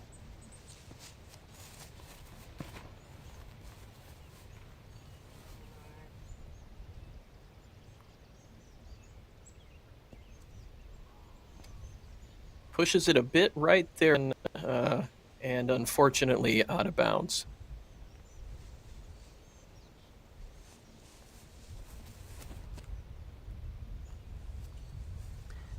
And that was his third after going out of bounds.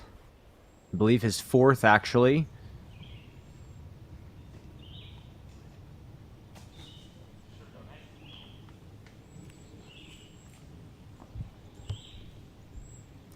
And Matt's going to pitch that under the basket. That's going to be a tap in.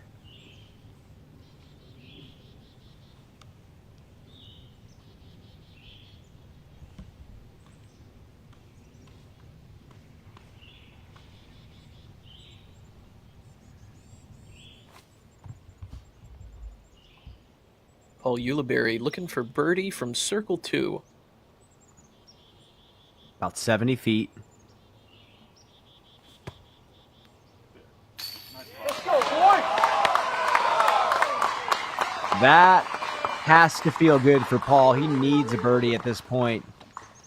The crowd loves it as well. Great to see Paul get back on track with that bird.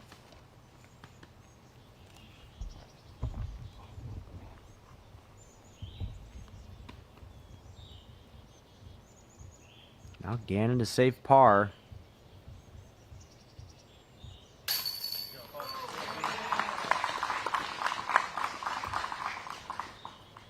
From where he was at initially off the tee, that's a great par save. Yes, indeed.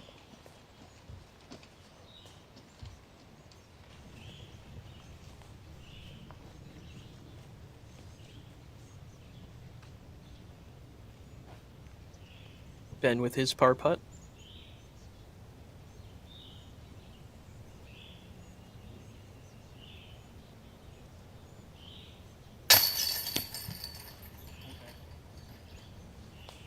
That is a stinger. Those strokes add up.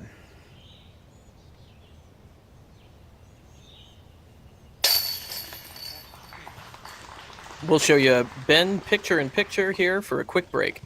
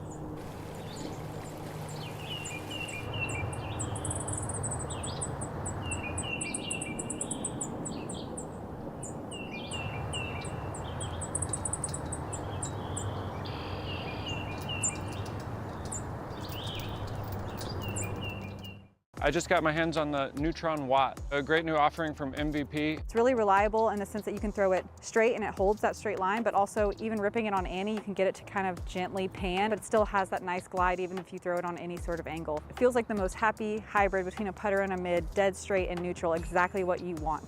Look at it for shots in the woods, ones that need to go dead straight through a gap and then never move and just finish right to the basket. Great approach disc for all types of players. I can't see anybody not loving the Watt. We're back to the Kansas City Wide Open, Ulibarri on the box.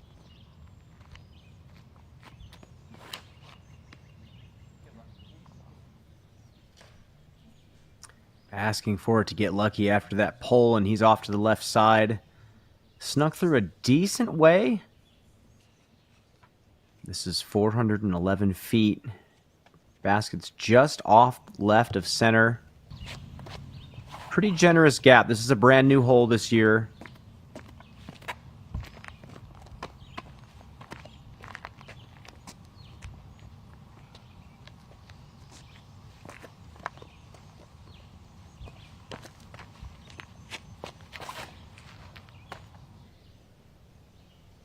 And Gannon pulls it too.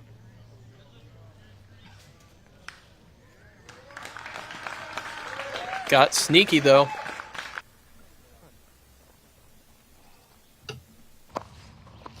You know, if it's not going to go according to plan, it might as well go like that.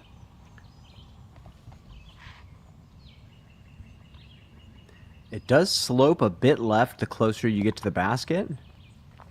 I see why players are trying to land the shot right of the basket. See if Matteo can make a better correction to miss here. right than left. Exactly.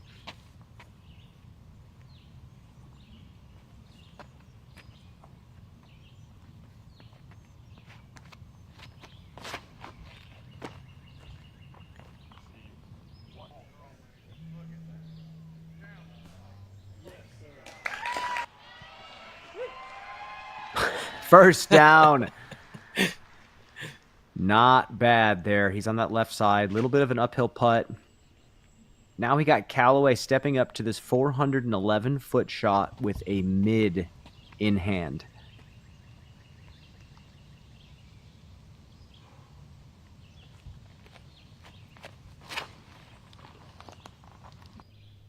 Oh my.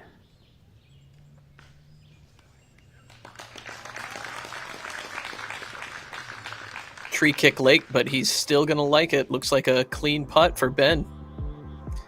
Taking a look at the scoreboard, Joseph Anderson atop the leaderboard, 12 down through 17. Sullivan Tipton and Bob Burridge still T2 at -9.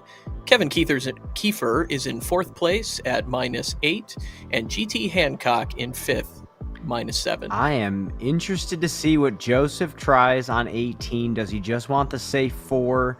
You can throw 2 500-foot shots to get the eagle. Let's see if he can push 14. Now back to Yuli.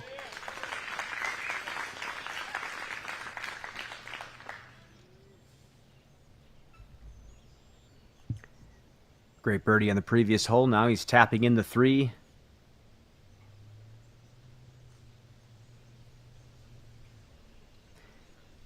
And Gannon's going to have just a little bit left to go for his birdie putt.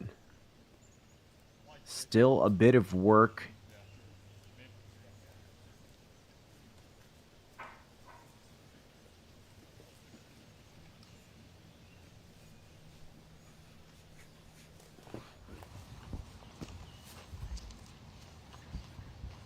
What's the philosophy here for Gannon? Is he going to run this? It's hard for him not to, but I mean, he's about 55, 60 feet. I would say even longer than that. Close to the edge of circle 2 for birdie with the slope.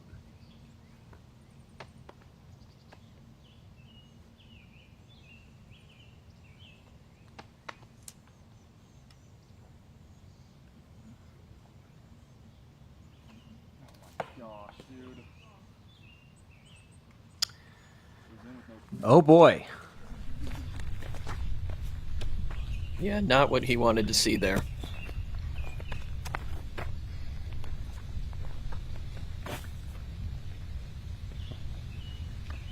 Ben lining up his birdie putt.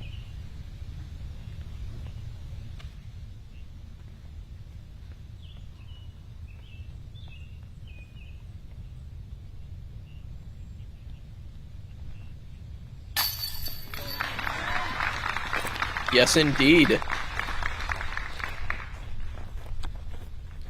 Good to see Ben get back in the green for the round. He's going to have to light it up in the back if he wants to keep pace with someone like Joseph or even Robert Burridge. Staying in the hunt for the victory. Now Gannon taps in. It's funny to call it a tap-in for him, but really, this season it kind of feels like one.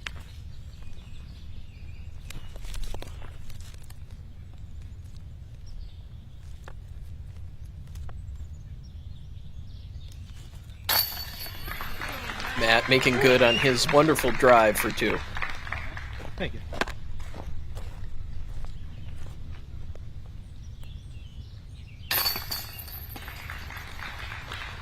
And Ulibarri with his tap in 3.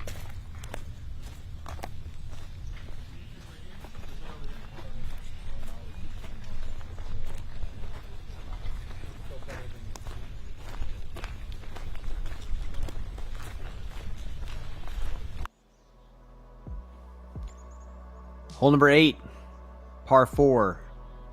This is a challenging 756-foot par 4. You have to get out of this gap initially. You have to hit it with power if you want to snag the birdie. The toughest part about this is the fact that even if you happen to park the FPO basket here with your tee shot, you have an uphill run up 400 feet to a blind basket that you can only use this big tree in the background as reference point.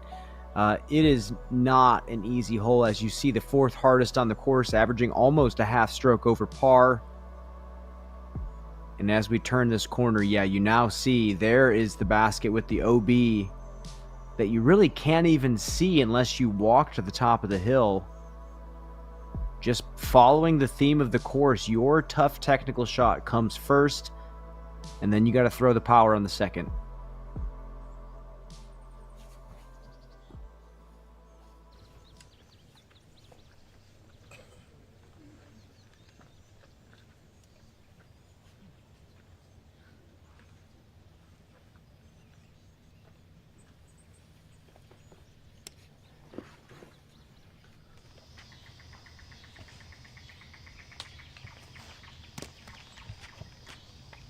Matt on the pad.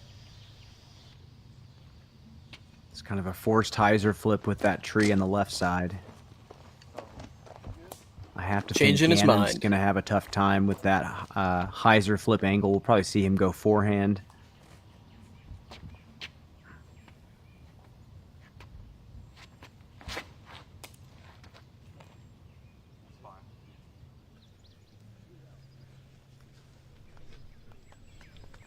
Looks like a good change for Matt.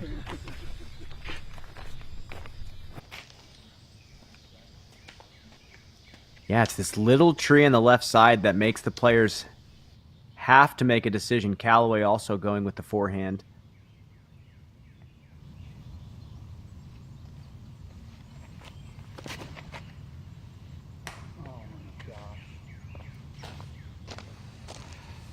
Just a bit too much flex on that one.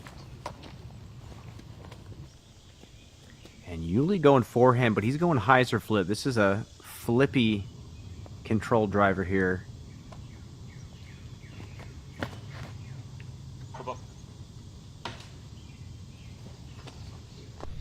Doesn't get the flip he was hoping for, though. Yeah, that's really good, man. So good. As good as it gets.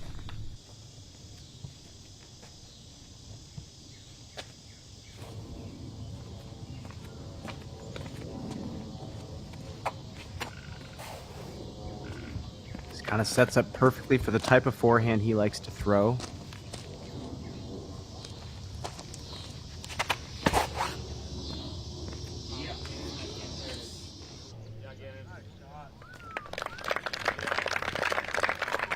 Perfect. Nice toss for Gannon. That'll set him up really nicely for his second shot. That's pretty epic. That's good. I don't even know where the OBE. Yeah, I was just thinking like where. Am I good? There was a big hygiene I'm gonna allow it this time, man. We've got a little bit of a backup building here on hole 10. And for good reason. I think there's a lot of players that are going for this 480-foot green, but then landing short OB, having to play from the drop zone, or actually having to play from where it goes out of bounds, but there's a lot of looking for disc in these tall grasses as well. Yeah, a lot of OB there on hole 10. And now Ben has to figure out what he wants to do here.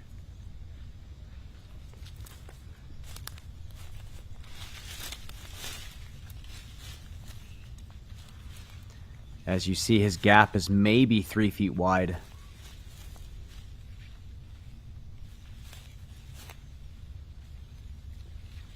This would be a great par at this point.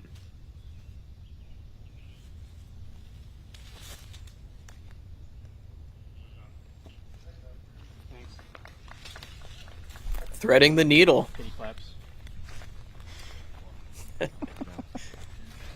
They're like, yeah, good job. You got to where you're supposed to go. Through your window. The first time, it wasn't exactly fun. No, it's a good shot. Yeah. Now I'm throwing the shot I wanted to throw from a second. I mean, we've seen it. Course is frustrating if you're not I on. have no idea where they're going. In practice. My decision was pretty easy. Paul looks like he might be able to like throw over.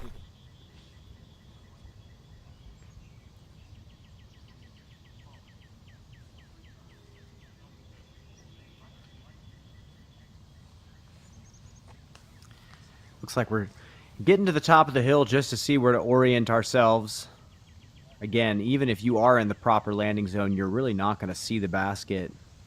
And Yuli just checking to see what he has to deal with OB-wise. That whole right side, you see the white flags. Yuli's left. You know, as far as you walked up to, that was 213. You went to 213 feet from here. Okay. So, you know, what are you thinking? Like something 300 should be comfortable. Yeah. And that'll cover the hazard and then give you some room to work with on the through line. Caddy Brad Hammock on the bag. Paul looking to play it safe, crest the hill. Not bite off too much here. Okay. Yep. That's all you need on that second shot.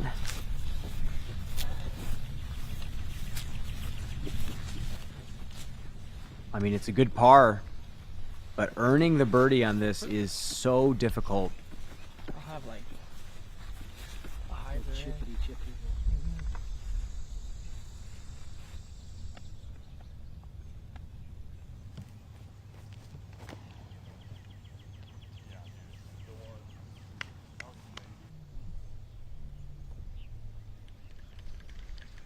Great position for Matt, knocking the glasses off.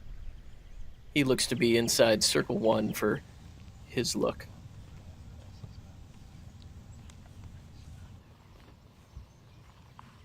And Ben on the steeper side of the hill.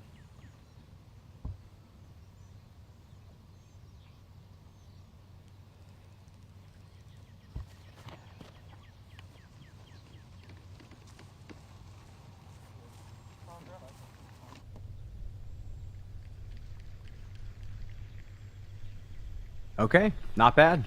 That's going to be about 45 feet away. Looking at the birdie for Callaway.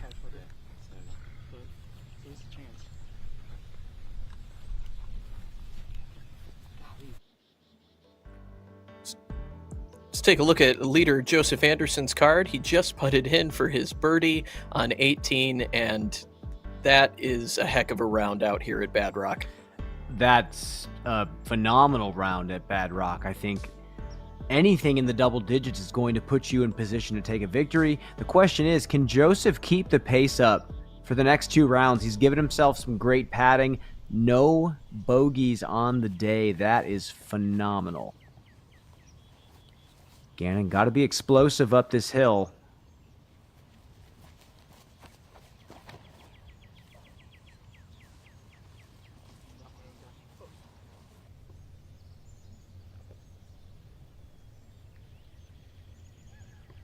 Fades to a bit of a difficult side on the hole 8 green there just to the right. So bad. Yeah. Stupid winds come over the hill. I just didn't know what to do. I have nothing from there. Probably not. There might be like one little trail back there, but it's so bad. He does have a point, but we'll see how his long limbs can handle that long stretch out. Might have a little something from where he's at, but not much.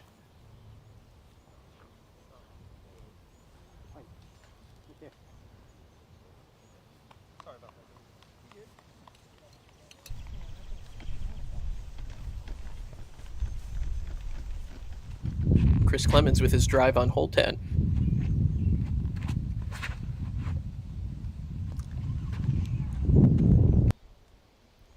Yeah, we hear the wind in the background. This is a very wind-dependent hole, and with him being the lefty, you don't want that carrying wind sending you out of bounds. Much better wind for the righty, though. Here's Evan Scott.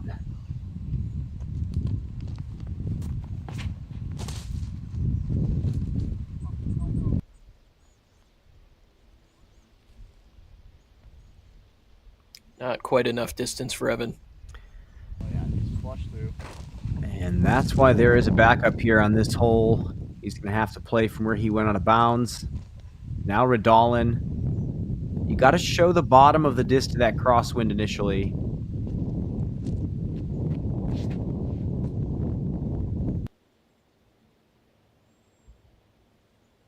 Cole has the height. Wow, great shot. 480 on a frozen rope hyzer.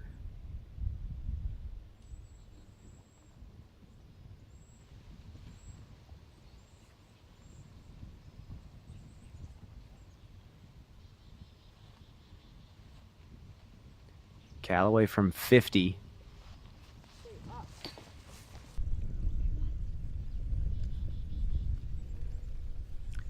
Tap in par.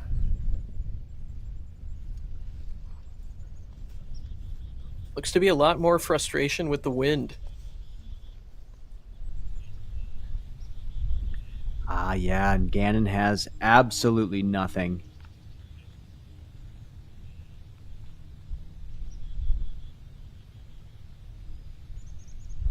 I mean, I don't even know what he has for an approach. Looking scuba.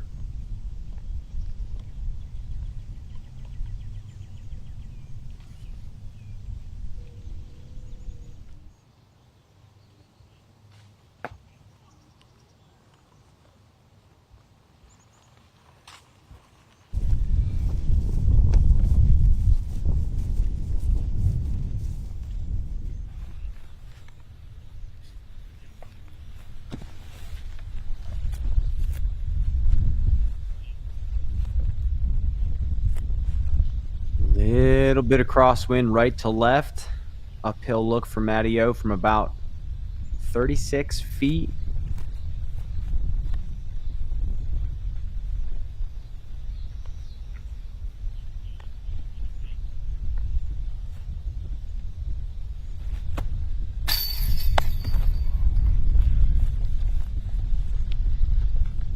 Not quite it for Matt. And number 8. Giving fits to this card. And really giving fits to the field. This is a tough, tough birdie.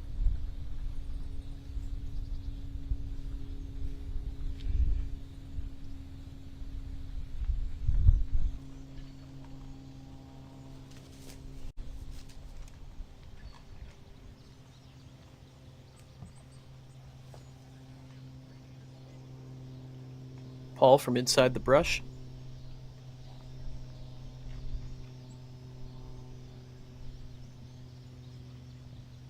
Oh, I don't even know what kind of line he has here.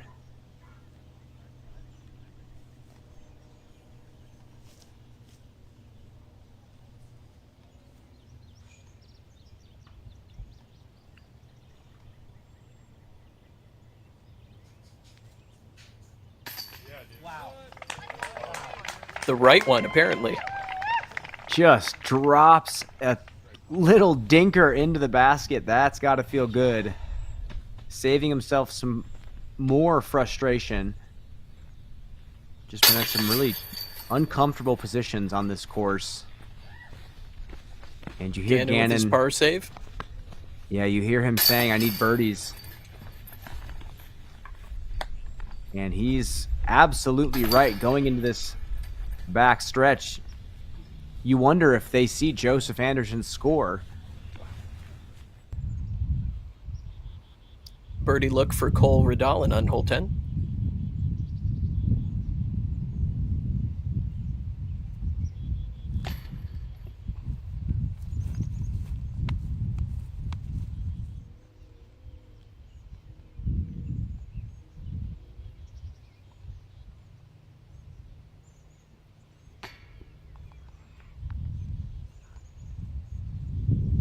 Bones just low on his putt.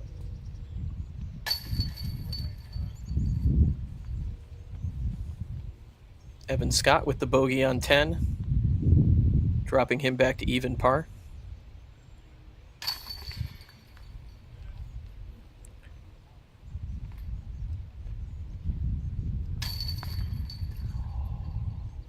You unfortunate. Have got to be kidding me. Rushed that one a little bit, and that's something you hate to see. I mean, it happens when you're playing in the wind out here in the Midwest. Pays to have a nose down putt. That was brutal. And now they step up to hole 9.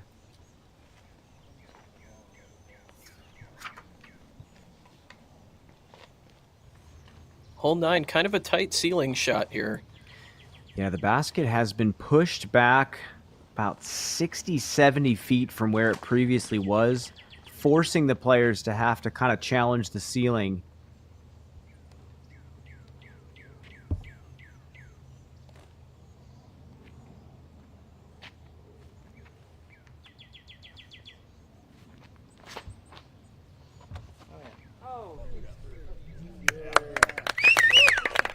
Sneaks through the left side.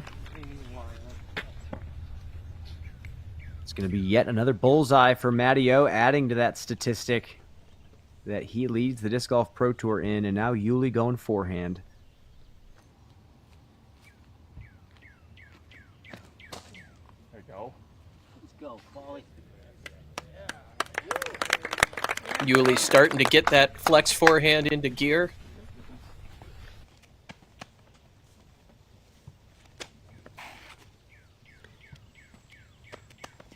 A lot of these players going to faster drivers just because of the low ceiling. It's a long 268.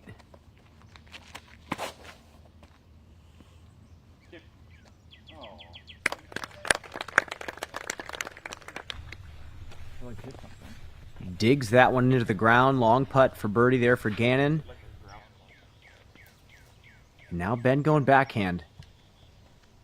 Much more technical shot.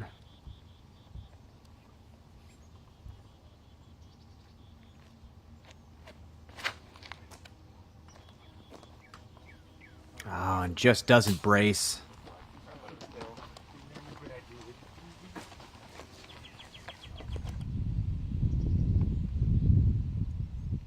Chris Clemens on 11.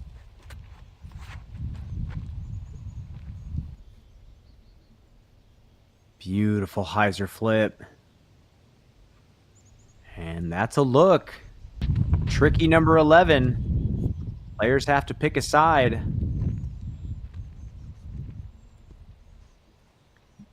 It's a tight window, 383. OB just outside the circle.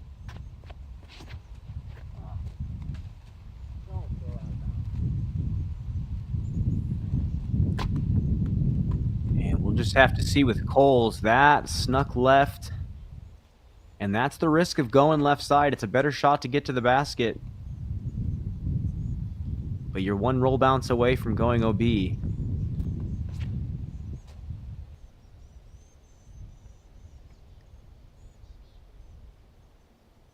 Evan gets the height right and appears to stay in bounds.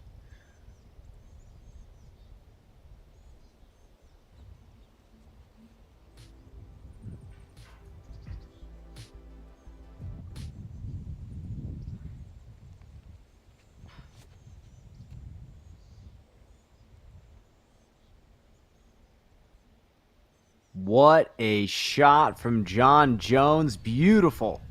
Bones like that one, and well he should. Gannon with a classic Gannon Burr cash from distance. Wonderful 2 here on 9. And he's 2 under par on the front. Still a lot of opportunities to jump up there in that top card. And these guys know it's just more about consistency. You don't have to shoot the hot round every round. Just have to put up a number. Now Yuli.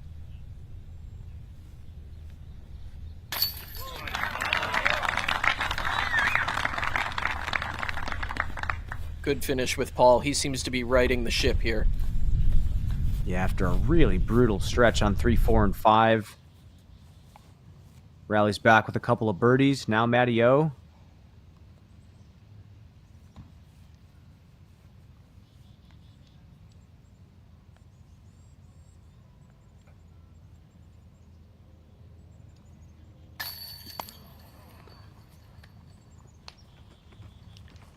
Rough miss on the left side. And the flag is completely still. Just an unforced error. No. Off Hole the 9 basket, not liking our competitors Wow. today.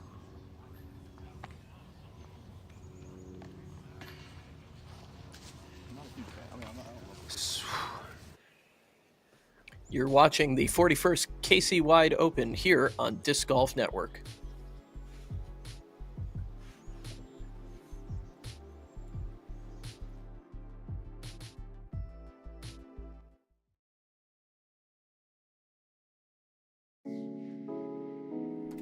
Are you sick and tired of browsing through countless online stores for your disc golf equipment only to come up empty-handed?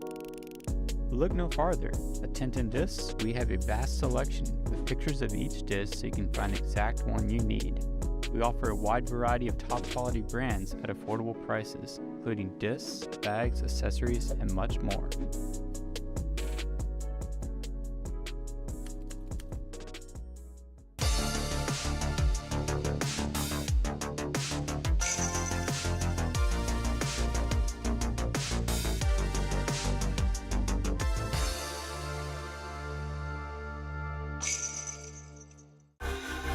At Discraft, we don't wait to see what the future holds.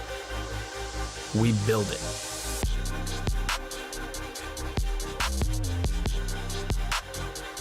The future is in your hands.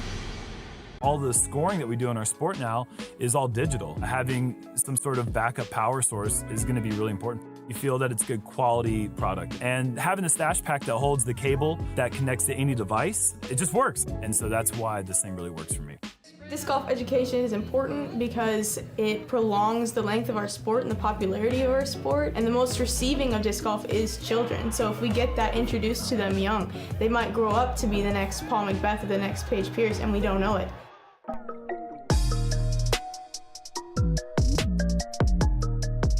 Great Lakes Disc, located in Grand Rapids, Michigan, is a fully stocked retail disc golf store that fulfills all of your disc golf needs.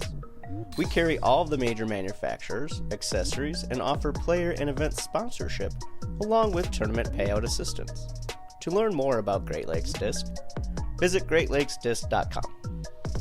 Welcome back to the GRIPeq 41st Annual KC Wide Open. Paul Ulibarri here on the tee box. Let's go, big dog. 487.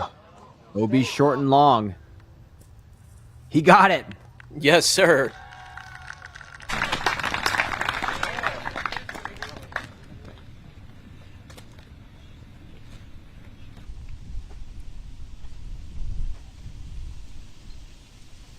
little bit of a crosswind blowing left to right.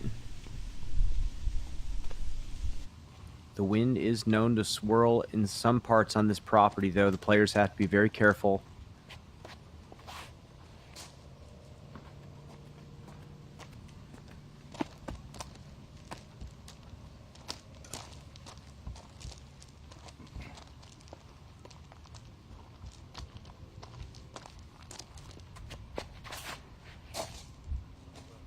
What is going on, dude? Huge stall. He hates it.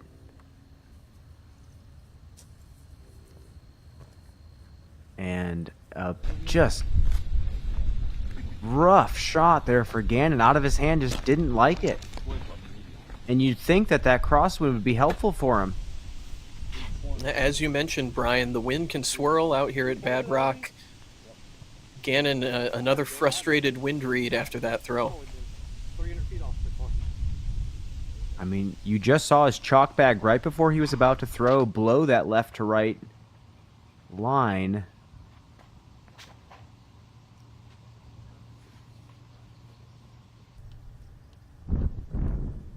Matt playing it safe. And that's not going to be bad. A 3 on this hole's taking strokes in the field. It averaged a 3.34 today. Now Ben has a decision to make after seeing one card mate make the green, one card mate miss the green, and a layup.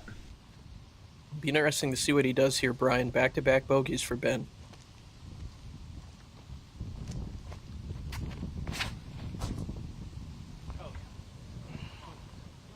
Oh, that looks good if it doesn't get slammed.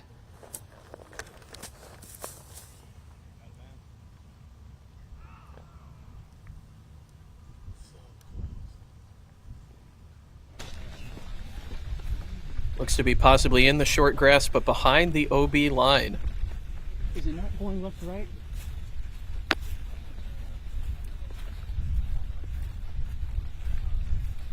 Looks like it's going left. Seems like kind of a dark cloud hanging over this card. You hear it from Yuli, you hear it from Ben, you're hearing it from Gannon. I just think the course overall is frustrating and makes the players uncomfortable, but then the wind picks up and you have to deal with that unpredictability. If you're having an off day, it's a real off day out here. It absolutely And is. this is I think what- that wind really contributing to the negativity overall. Yes, I agree with you on that. And we haven't had that many crazy windy tournaments this year. Players saying Des Moines gave them some of the worst wind that they faced all season, and I would say that this is not the strongest wind, but this tacked on to how the course is designed. Yeah, maybe not the strongest in terms of intensity, but in terms of unpredictability, it seems to be quite the puzzle out there. Well, and the course designers have mentioned that they like making the players uncomfortable, especially the professionals. And they kept that in mind when they made these changes.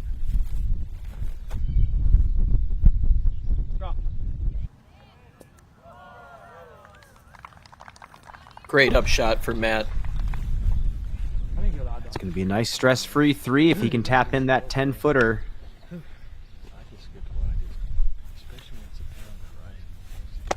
It's just all luck, man. I'm just shooting and firing.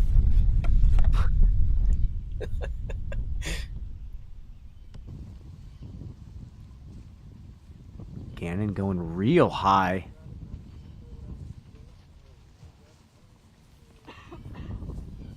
And there's that range he hates throwing. I don't...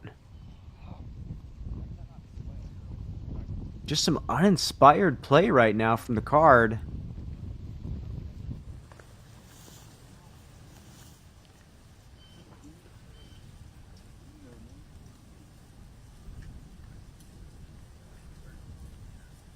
And you look at the leaderboard and you say, you got to think to yourself, man, these are some scores that are starting to feel like they're out of reach for these guys.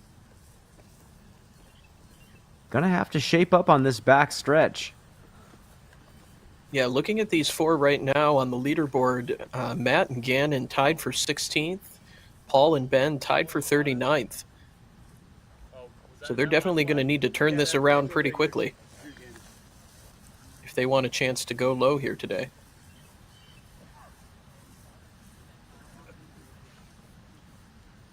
Yeah, I mean, Gannon had an opportunity to make a push. I mean, he was 3 under through 9.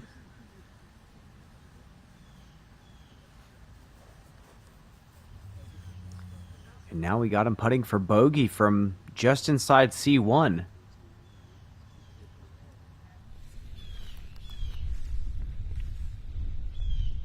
I put it more there. That's actually where it was. He has me flagged right here, but the disc is there. I was thinking the only way to cross is right there then. Unless he moved it. Yeah, I see. You turned it over pretty. Yeah, so like. Just on this corner. Yeah. You agree? Yeah. I think that's right.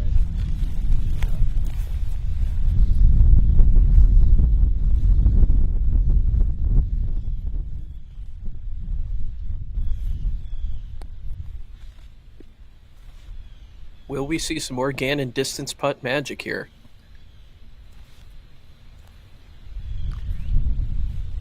Flag on the basket, not blowing. Feather banners are blowing. Wind in our ears.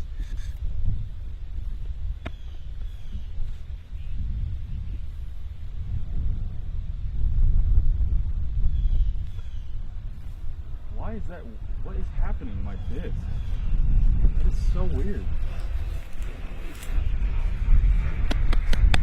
There it is.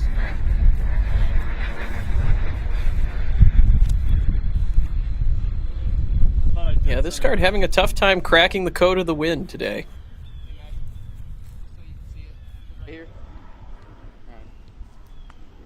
Oh, and Ben just OB by a foot. Putting for par. I would say just inside circle 1.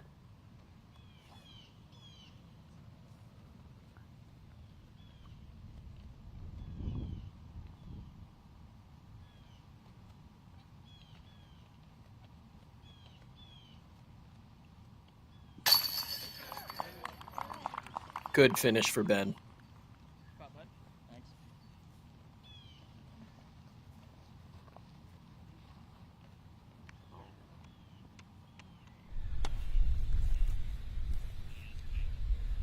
Solid par save there for Ben Calloway. Now we have a birdie look for Paul Ulibarri, who stuck the green. Headwind putt.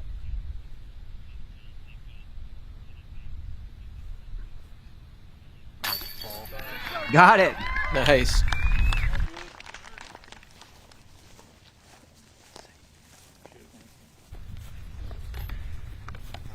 Showing off the distance, 487. Let's take a look at that headwind putt yet again, blowing in his face. Right on line. Paul's second birdie in the last 4 holes. Gannon cleans up.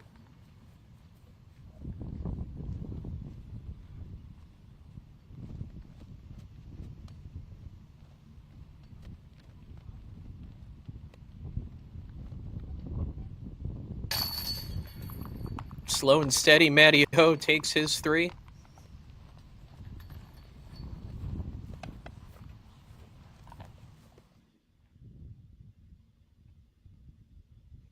So as we look at our second feature card here, still backed up on hole number 12. They've been waiting a long time. You can see Chris staying loose. It's just one of those holes, and we'll talk a little bit more about it later, but I can totally see backups here. There's OB, but it's very far off the tree line. And if players are hitting early trees, which they very easily can, search parties are going to have to ensue to find these discs because the rough is thick on both sides here. Yeah, hole number 12, a par 5, 652-foot, wooded almost the entire way. Well, and the big problem here with backups is because the initial shot is downhill, if you happen to sneak one through everything, you could get up to the card approaching the green. Paul looking to tee off here on 11.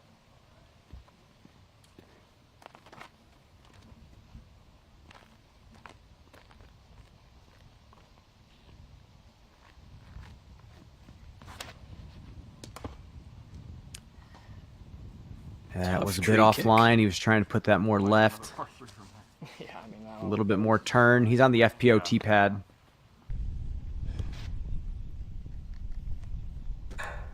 Brian, what do these gaps look like in person? I mean, they definitely seem pretty tight here on video. Well, what's interesting is that tree in the middle frames up the hole so nicely. The gaps are big, but it forces you to pick a side, and either side you pick, the angle is just really tricky.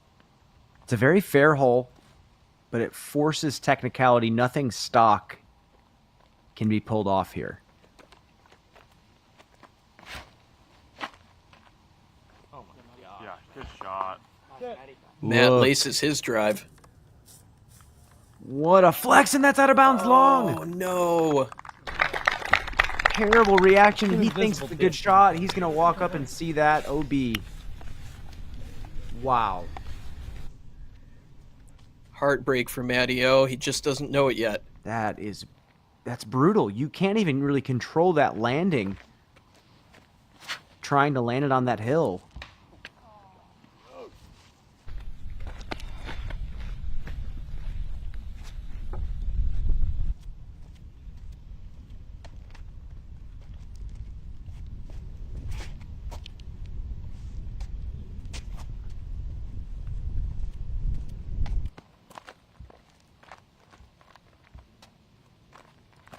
Definitely suits Gannon's stock shot.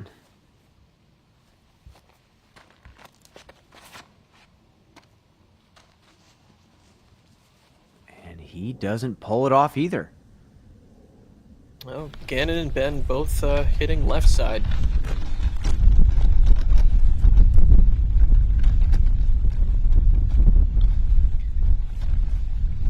You know, what I gathered walking this course and taking notes is that, you know, if it's not your day, you could shoot even. And if it is your day, you could shoot a 13 under par, just like Joseph Anderson did. And we still have a backup on number 12. Yeah, Buckle I up, imagine folks. our lead card's going to run into this this backup here.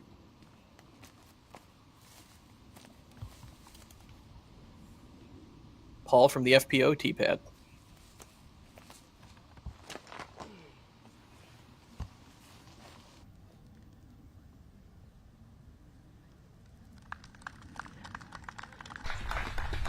Great Solid placement approach. for Paul. Yeah. None of the frustrating skip that Matt had to endure. I mean, Matt happened, just so happened to hit that back side of the hill and just slip slided all the way out of bounds. Just a terrible reaction. And there's nothing worse than feeling like you executed a perfect shot and then walking up and it's out of bounds. And you have distance left to save the par. Now more technicality for Ben. This is that Looks like same he's going to go overstapled forehand driver. here versus patent pending. Is he going to try and flex this out? Yeah, he's gonna have to flex this out. I mean, this is a pretty overstable disc. He's got to land it softly on the hill. Patent pending would be very difficult with where he's positioned. Nicely done.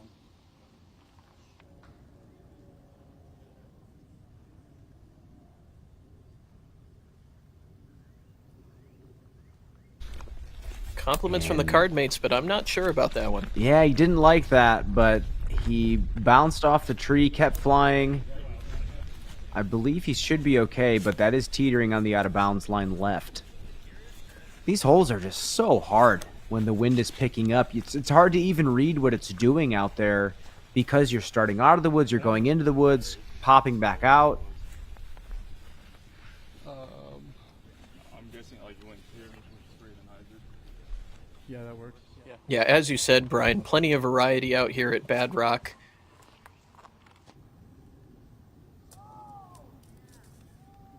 Gannon nonchalantly parks this one. That's going to be another bogey for Gannon Burr.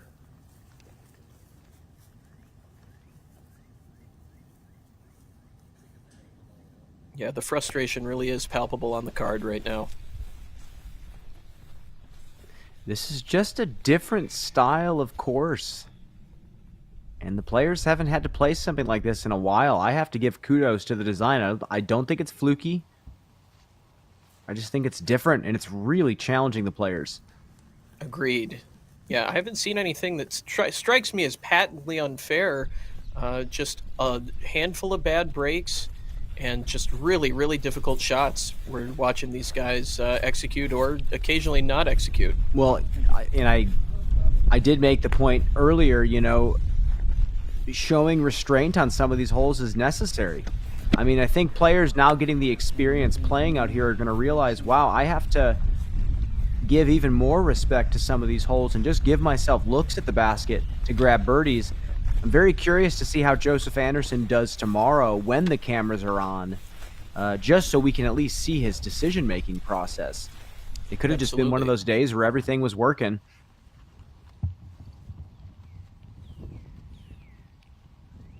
Yeah, as you alluded to earlier, definitely going to be a lot of altered game plans tonight heading into tomorrow's round. Yeah, I totally agree. I just think there's a lot of holes that leave you scratching your head like, what is the optimal play? Or is there?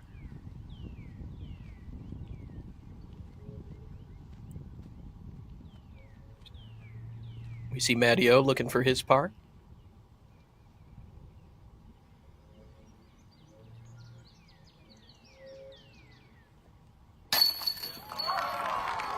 Oh, yeah.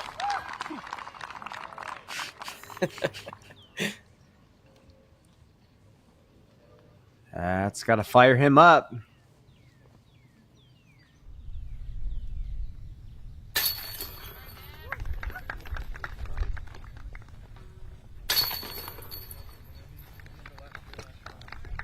Double bogey, bogey,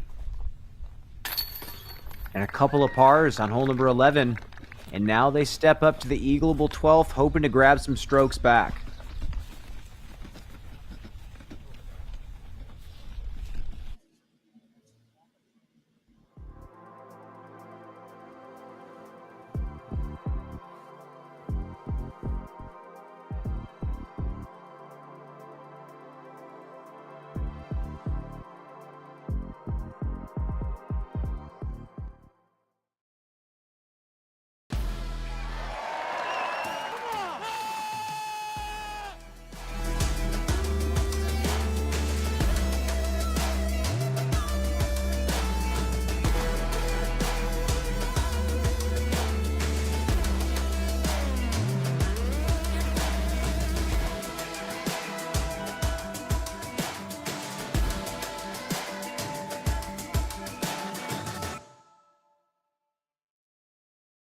Hey, Mom.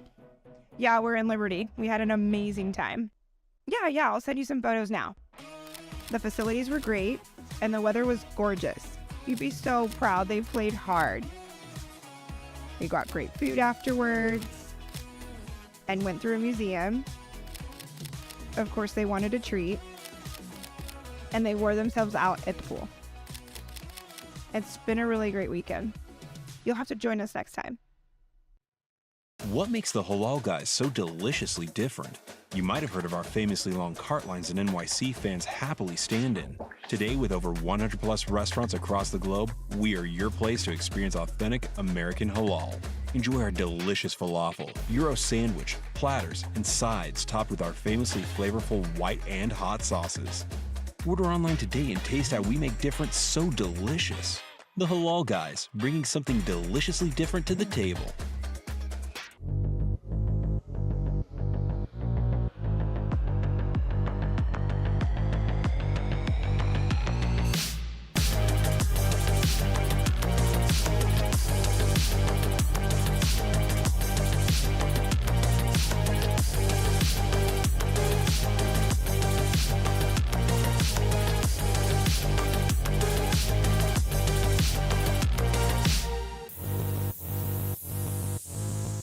Repetitive stress injuries are one of the most common reasons that disc golfers have to take time off from playing the sport they love. With the average disc golf bag weighing up to 25 pounds, this can add up to over 2,000 pounds of accumulated stress on your body during a single round. A cart gives you the ability to bring what you need on the course without the repetitive heavy lifting. This reduces the number of stress points you experience during a round, keeping you at your best. One of my favorite memories growing up was a trip I took with my dad to Hawaii. We just got done with a round of disc golf and decided to listen to the Grateful Dead. Without saying anything, we both knew we needed to dance, and that's exactly what we did.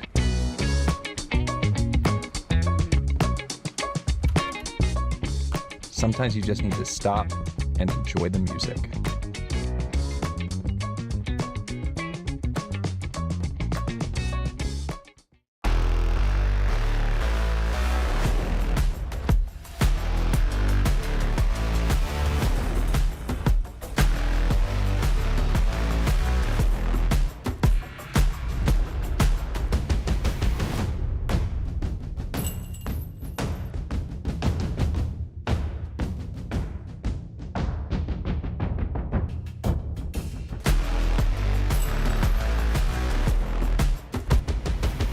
So the Supreme line is going to be the next generation of plastic that's going to allow players to take their game to the next level.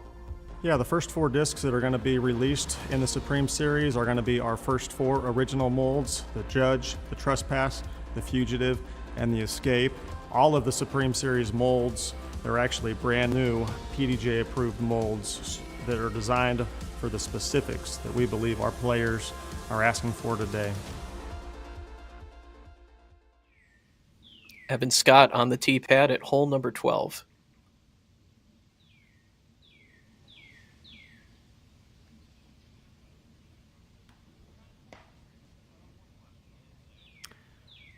Little bit of pinball there for Evan Scott. Players can take that left gap if they want to play safe, but it really doesn't advance the fairway far. They have to throw this hyzer flip down the right. As you said, Brian, Bones begging it to flip. It does not. You see that stump we're zooming in on right there? That used to be there until recently, and it was a true technical par 5. Now this one has opened up the gap, and it's going to get threed quite a bit more, leaning more towards a par 4.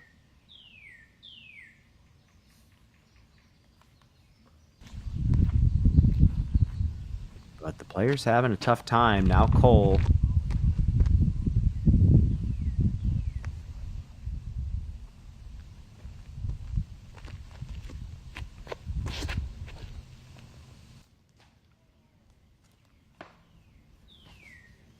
Almost a monster skip.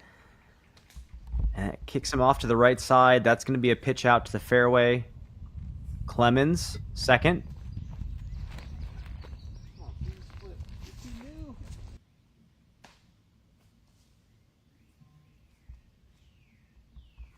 Not going to be in a good position.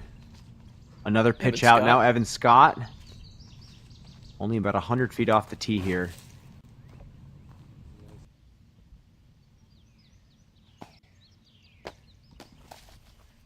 Wow, perfect. Yeah, just to get it clean there has to feel like a relief. Yeah, I mean, Cole you with saw his his second. second shot got him within 100 of the basket for a 3. So just showing you the eagle is there.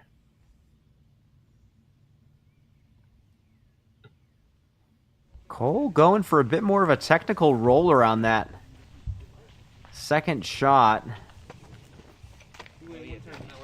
Birdie's still in the picture. Long backup on this hole.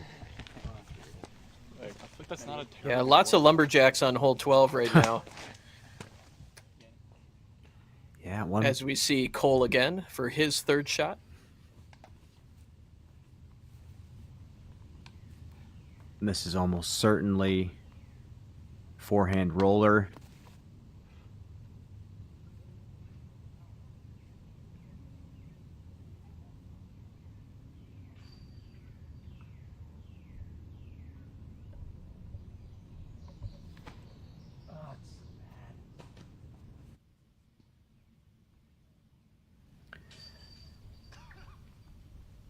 It's all right. Up and down for par looming.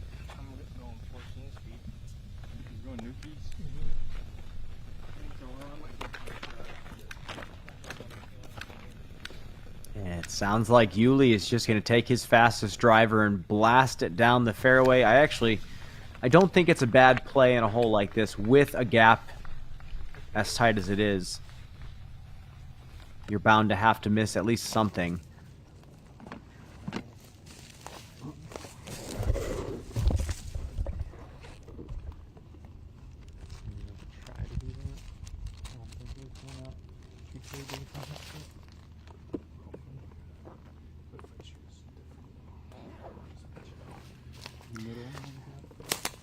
Yeah, this is a pretty exceptionally long backup here. At one point it was 3 cards on this hole. It affects everybody differently. I feel like some players really understand that they just need to zone out and stay present, and other players really like to use these opportunities to complain about whether it's course design or management or whatever, and it can really backfire on you. Just have to stay mentally strong in these moments. Clemens hitting something late.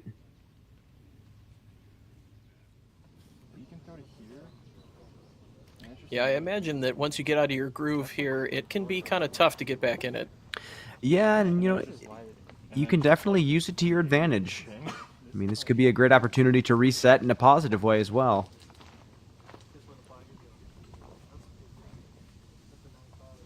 Our feature card definitely hoping for that kind of reset. John Jones throwing his third. And there's a birdie Nice. there for John.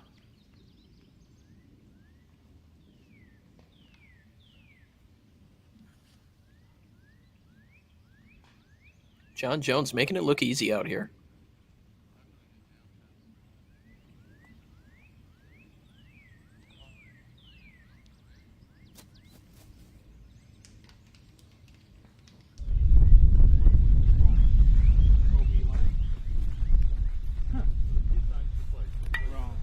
Otherwise, we would do this without a doubt. No, the T sign said the OB. They are checking I think this is a walking path.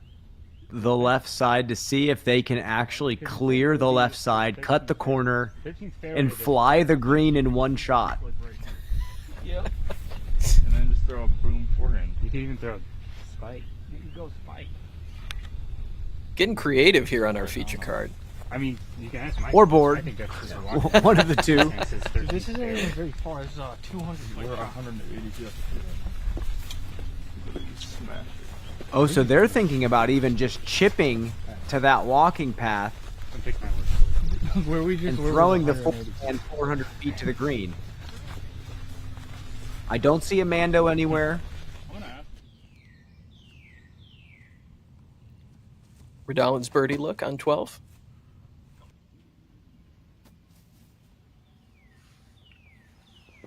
He should be able to convert for his par. And Evan Scott.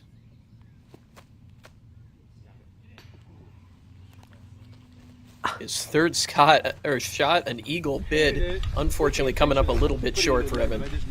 Okay. Because I was like, eh, could somebody...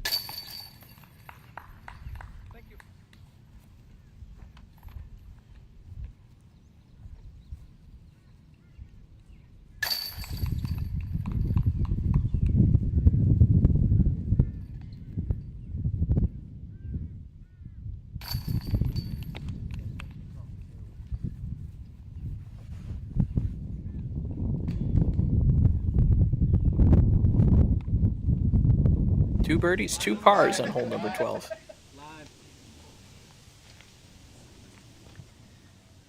All right, we're live. Let's see what Yuli has up his sleeve here. Don't think we're going to see them go left, contrary to what they were game planning. Couple of cowards, wouldn't you say, Craig? Well, I mean, you might have the skill set to say that. I sure don't. I mean, I actually am still trying to figure out, maybe potentially going left side, high hyzer, bleeding out left.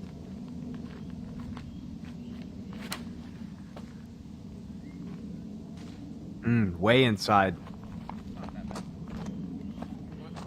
He says it's not that bad.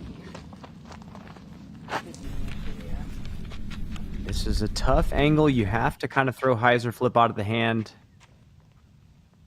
Unless you want to make the gap even tighter. It looks like Matteo was going to try that with a slower disc. I think he's going putter.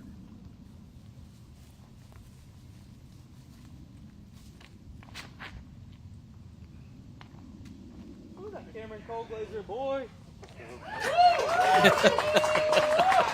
A shout out to another hot shooter from the southeast, Cameron Colglazer. Great shot there from Matteo. Yeah, Matt's making that tight gap look super easy. Oh. We have a brave young man on our lead card. What is he lining up? Perpendicular to the tee is Gannon Burr. Now, is it brave or is it foolish? I guess we'll just have to see from the result. No way. We'll find out in a moment. Coming out. Oh, man. The course designers are either going to be furious or thrilled. Leaning more toward the former, Brian. Wow. Oh, that could be really good. It ain't bad. Come on. Beat shot. Oh my gosh. Is it good? It looked like a beat. It looked good. It looked perfect. Yeah. Hopefully. Wow. It looked perfect. If that caught the wind right, he could be more than halfway up the fairway. Gannon Burr just broke hole 12. Well, we will see if he broke hole 12. We'll see if the shot that Matteo and Ben are trying to throw here is still the better play.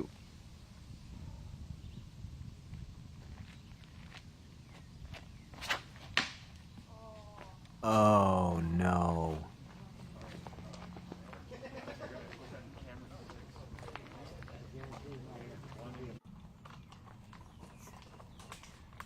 Oh, baby.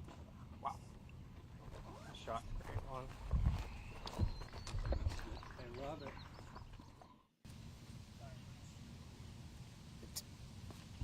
Taking another look at Gannon's shot here, 100% fitting the definition of a Sunstein patent-pending play of the day. I don't know if I've ever seen anything quite like that, Brian. I mean, that's what Mandos are for, and I think the tournament director or course designers are going to be thinking about that twice. Thanks so much to Sunstein for providing that patent-pending play of the day.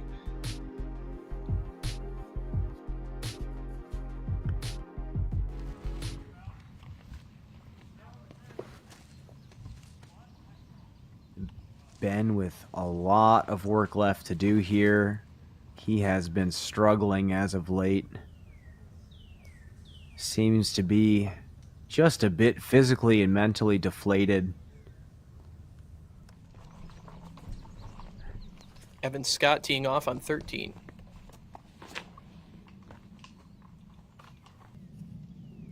Can't swing this too wide. That won't be a problem for Evan.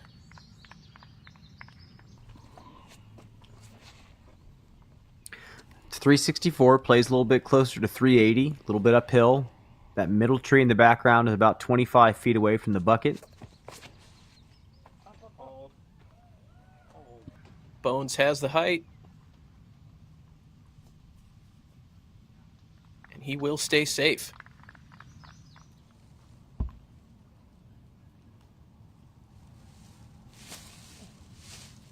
Oh, Paul with his get out of jail free card. Super flippy base plastic driver. That flips into a roller. What a shot. A little thrower action on lead card today. I hope we got a spotter on Gannon's drive. I mean, I'm guessing he's the last one we're going to address.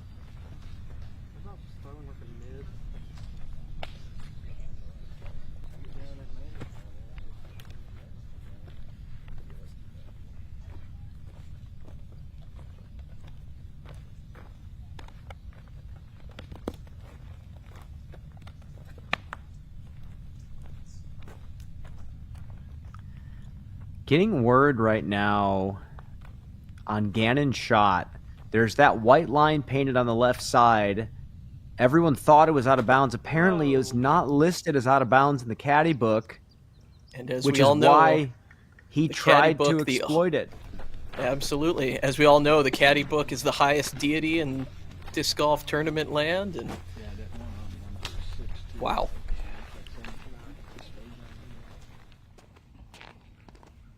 Chris Clemens, hole 13.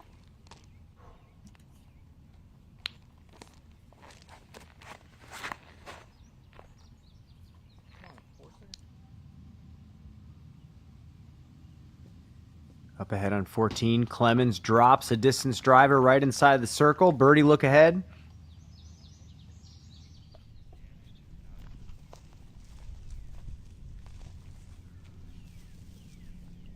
All right, we're finally seeing the result of Gannon's hole-breaking shot. And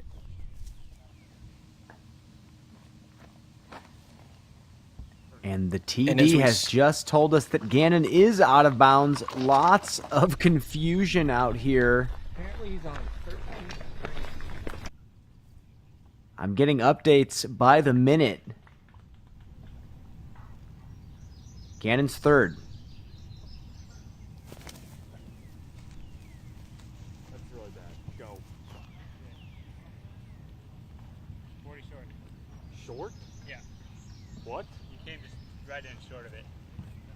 Do I have a putt? Yeah. I thought that was 50 long. No. Let's take a look. If we actually have a better camera angle of the drive from Gannon Burr.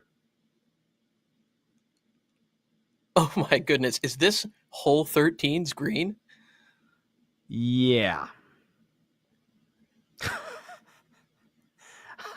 I don't know what's going on, Craig. You and me both, Brian, but man, I'm loving watching it. Oh my gosh.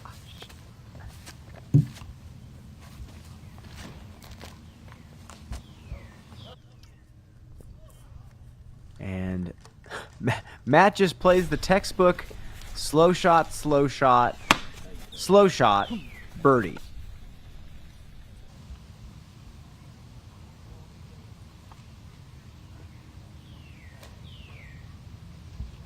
Go. Yuli with that flex forehand again, asking it to go. And that'll work for Paul. Tap in 4. He threw already. Cole Redallen for bird. Good finish for him. Cole rocking a bogey-free round.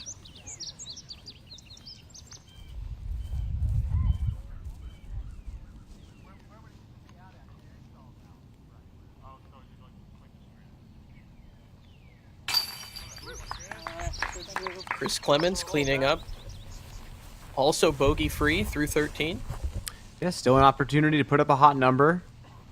Just showing you how truly impressive the 13 is by Joseph Anderson. All these players hovering around 3, 4, 5 under par with just a few holes remaining.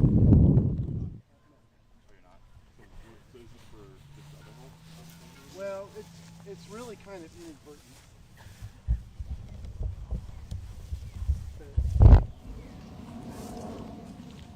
We'll just have to get some more details later.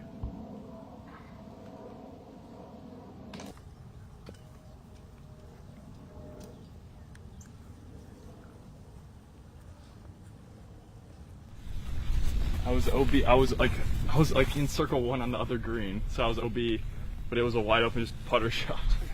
Yeah. This is my birdie putt. The question is, will he do it again? Yes. Okay. I would say, why not? This is for birdie.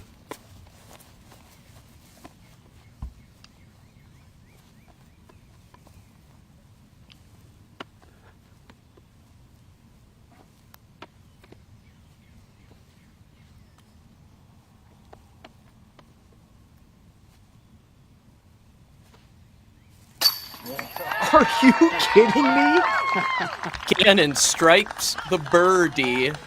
Look at that with, smug. None of the pain on hole 12. Look at that smug little grin on his face.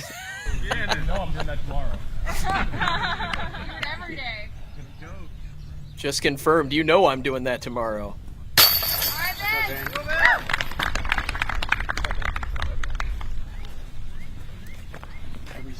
Wow. Good finish from Ben, but all smiles from Gannon Burr. You know, I have to think Paul's not having the round that he probably wants, but I have to think as a veteran of the sport, you have to tip your cap to Gannon for trying something like that. Absolutely. Ingenuity and execution. Well, and you know, like, when Paul was first starting out touring, he was playing a lot of courses like that where you could step up to a tee pad and play it in a completely different way than it was intended. So we see Chris Clemens driving on 14.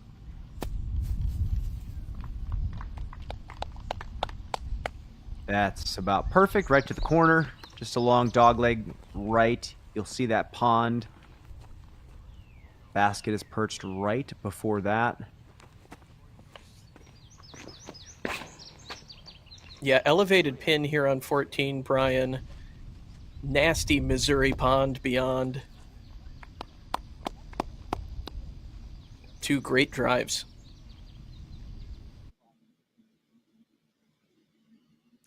All right. Let's take a look at hole number 13. 364 feet. Uphill. Place closer to 380. Big tree on the right side. Pretty much frames up the shot you have to throw. You can't throw kind of a stock hyzer at the basket. You have to throw something a little tighter, a little flatter, something that lands soft. The smaller tree in the background is a great reference point to aim at. It's about 25 feet away from the basket, just a little bit right. And as you see, there is a pretty big bailout zone left. It's just another one of those depth perception holes. You have to know your distances, got to know your discs. I think a lot of players are going to be throwing fairway or mid on this one.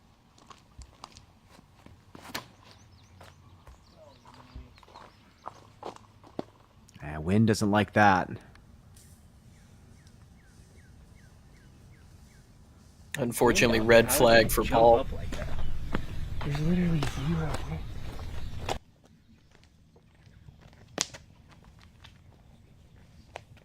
I mean, he says 0 wind, but then you look at how the disc was flying in the air. There must have been something up high. Instantly getting lifted out of the hand. Yeah, I'm no physicist, Brian, but that didn't read like 0 wind to me. See if Matt can make a correction, or if he's even going to read that lift. Go. No. Go a little bit.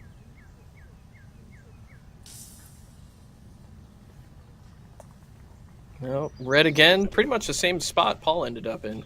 Well, look at this. Now, Gannon's going to make a complete opposite adjustment. He's definitely feeling swimming upstream at the moment.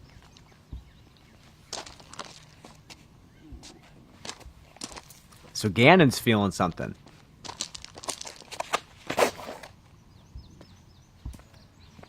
Come on, look up.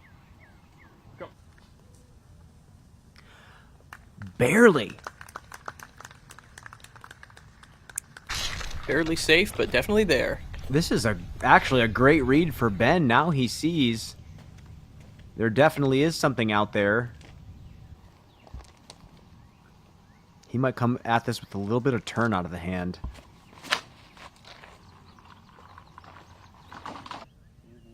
Much better. Ooh, really good correction from Ben. Buzzing the basket.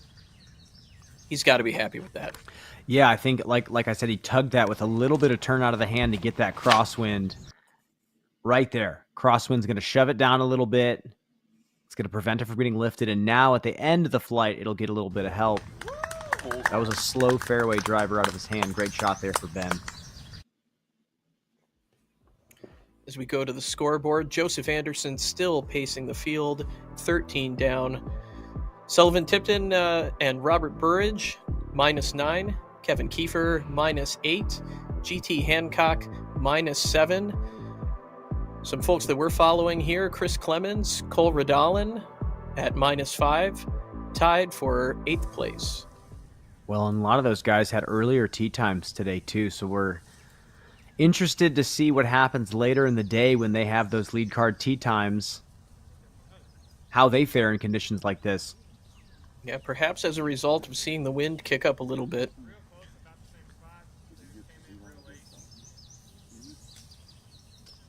They're both right there.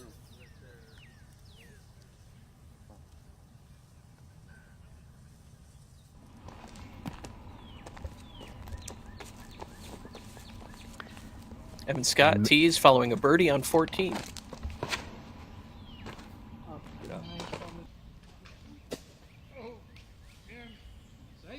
Believe that is safe. You got no health insurance. We are on the hunt in the tall grass. Like 20 more seconds. Oh, I see it right here. Never mind. Look, non-insurance mode found it. Search the rip before you go in. You want it?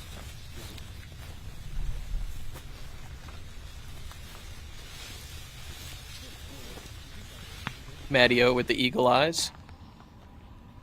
Cole Radalin on the tee, who also took a birdie on 14. Oh, not that. Wait, yes. Oh, oh, wow. Great kick from Cole. As Paul paces out his third.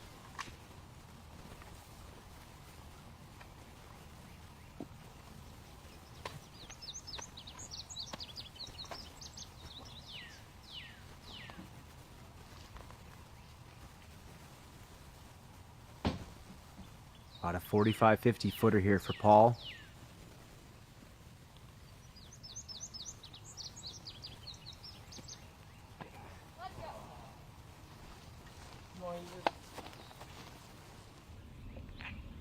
Chris Clemens after a par on 14.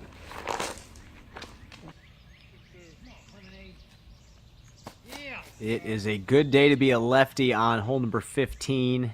Much more comfortable looking hyzer flip. Good shot there for Clemens. And now at about the same distance. Here's a par look.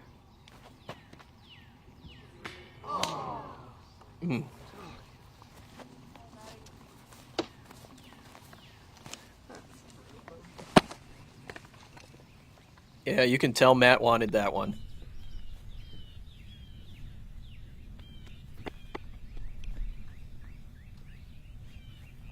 Gannon for his look at birdie.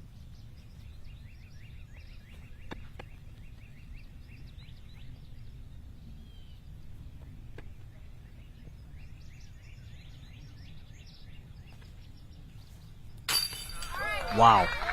Absolute money.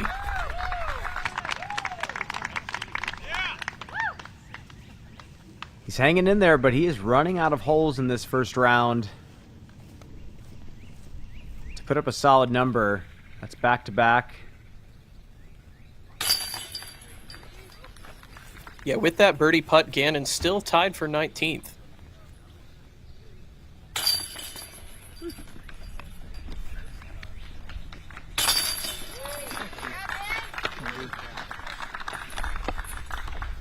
don't know if you heard, but when Gannon made his putt, there's a dude in the John who said, "Woo!" From the John. So it's all muffled. Woo!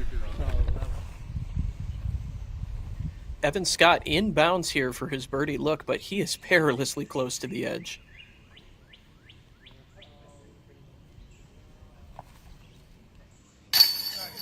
Got it. Well done. That makes it 5 straight birdies for Evan. It's fly number 14 here. This is a long par 4, another placement-oriented tee shot that shapes up your angle 711 feet, and you really just want to play chicken with this long OB. The closer you are to the long OB, maybe with a little bit of a right positioning, the better angle you have, the better footing you have. Everything works better for you when you do that. The basket's perched right next to the pond. It's very tricky downhill approach. And like you said earlier, Craig, it's elevated just to add insult to injury. Yeah, I talked to a lot of players this week, Brian, who told me that 14 has got to be their favorite hole out here, and you can see why. Aesthetically pleasing, enough challenge. So we see Gannon with his drive.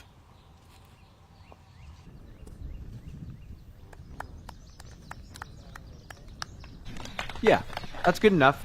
As long as you can see the pond, you can at least gauge your distance on your second shot here.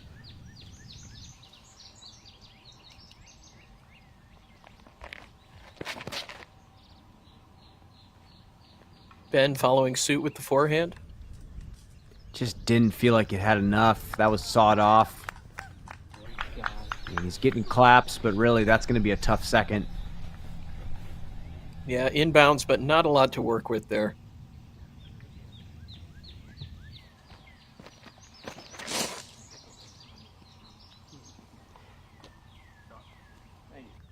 That's a lot better for Yuli. Again, the hole's over 700 feet, so to the corner, you still have to clear 350.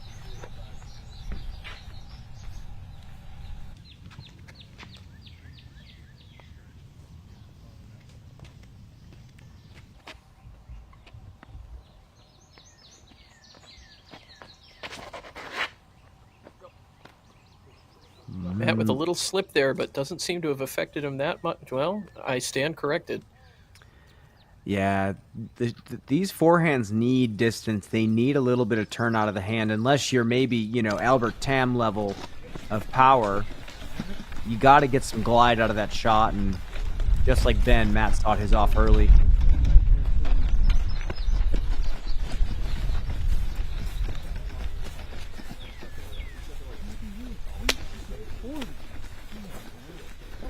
You've played a lot of courses, Craig. Over 700. What are your thoughts so far about this course here at Bad Rock? I can't wait to get out there and play it. Seems like a lot of fun, well designed, fair but challenging holes, and beautiful scenery to boot.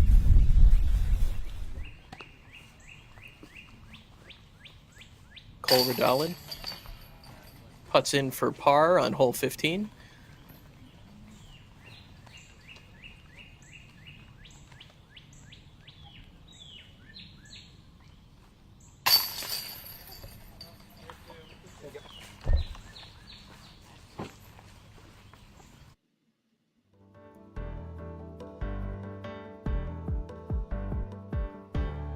As we see Chris Clemens take his birdie on hole 15.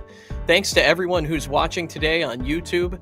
Go ahead and subscribe to the Disc Golf Network, the home of live disc golf, right there with the QR code. Hold your phone up, follow that link, give DGN a subscription. We've got tons of great content coming up with this European swing, Brian.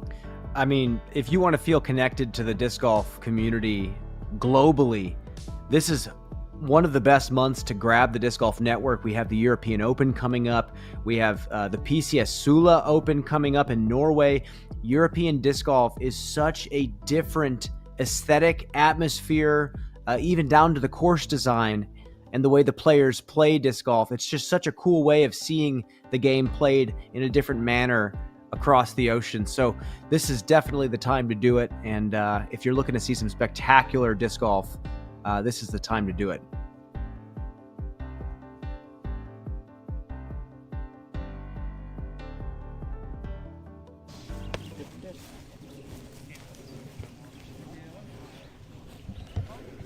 Oh boy. As suspected, Ben pretty pinched here. Yeah. What is he even thinking about doing here? I mean, I see a mid-range in his hand, but is he going for the green?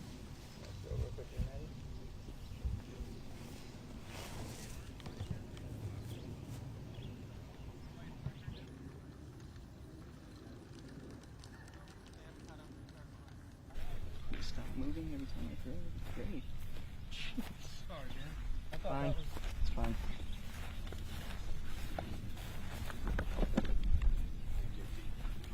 Ben muttering about the wind. He should be safe up there.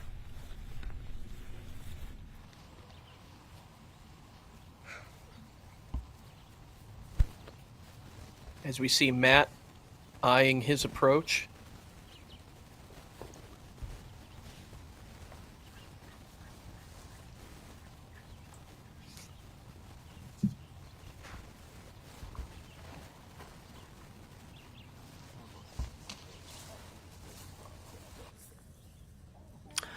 Flirts with the OB, but stays safe. That's going to be a tough putt there for him. Still a lot of work left to do on that elevated basket. I mean, we also have a downhill slope to the right, and these players are coming in with forehand. It's got to be touchy. Yuli with a quick shot. Little flare that sits down. He'll have a relatively safe putt back uphill to the elevated basket.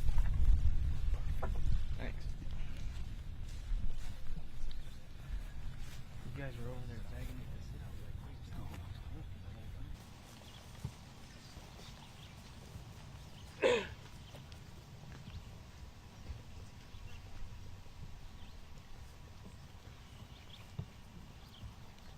Yeah, I mean, you want to get the backhand there just because it kind of matches the land better, but at the end of the day, just whatever you're confident with is fine. Again, and just trying to get this to hit the ground fast.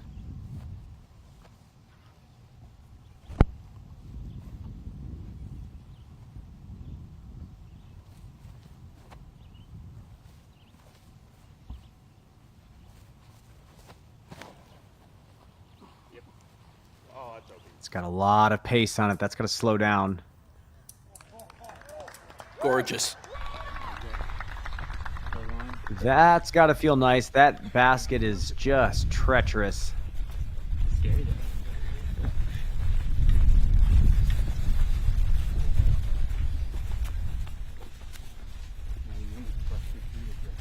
A no sweat park job for birdie here on 14. He's gonna ride. Well, I can't tell the distance today at all. And I told myself not to go short, okay? So.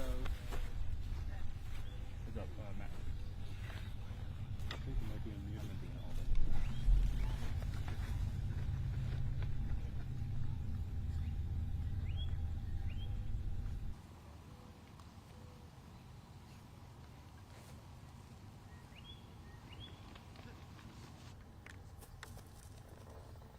Ben with a touchy backhand drops it into the bullseye. Puts the brakes on right at pin height. You see a dejected cadence to Ben's walking. He just seems a little deflated.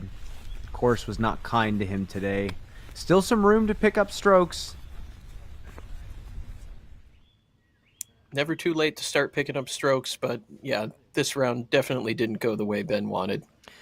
I mean, again, like we said, this course can absolutely beat you up if you are not throwing tee shots well off of some of these pads. And I mean, we'll see if Joseph Anderson can come back with another double-digit round. It might be a similar day for him tomorrow that Ben had today, and vice versa.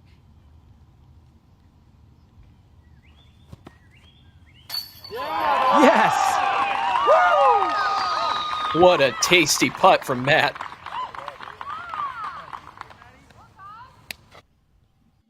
Rolling it back with the Zuka replay. Roll Tide. I just love these little mini flex jumpers that he throws.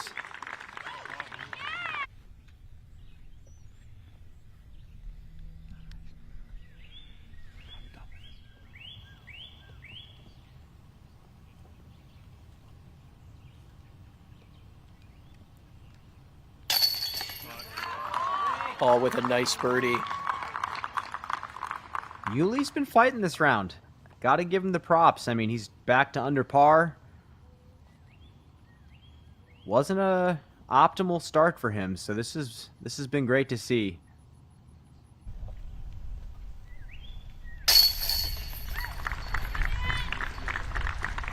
Ben cleaning up his par.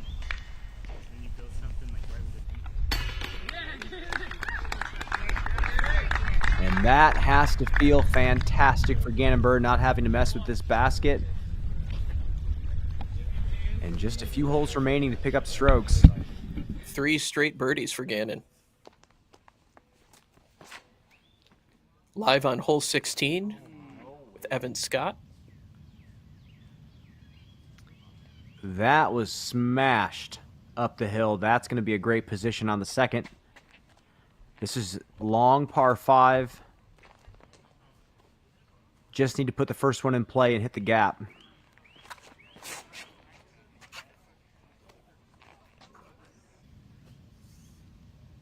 I mean, if you want to be on top of the hill, even better. Now he has an opportunity to get real close to the basket on the second.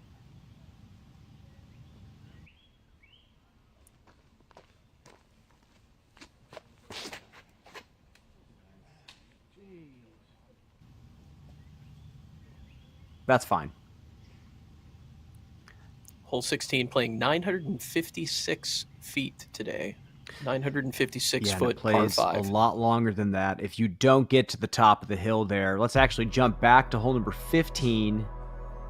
The last par 3 in the course, and you have to throw over the pond if you want to card a safe birdie, or at least an easy look for birdie. You can play down the right side with a skip shot, put something into circle 2, but you have to hit an early gap that's staggered and clear the pond. Players going backhand. It's a risky line, but it's definitely the most direct. You can play hyzer flip forehand, which is what it looks like Gannon's going to try. Mentioned to me actually earlier in the week, he used to only throw this type of line forehand, but he's gotten away from it. Oh, get up.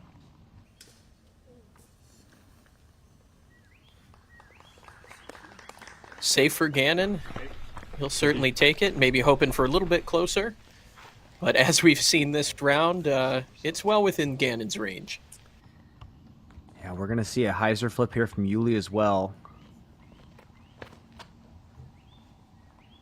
Silky, dude. Oh, yeah. Silky indeed. That is some Charlotte, North Carolina disc golf right there. What a shot. Ben taking the safe route here on the right-hand side. But a rough kick.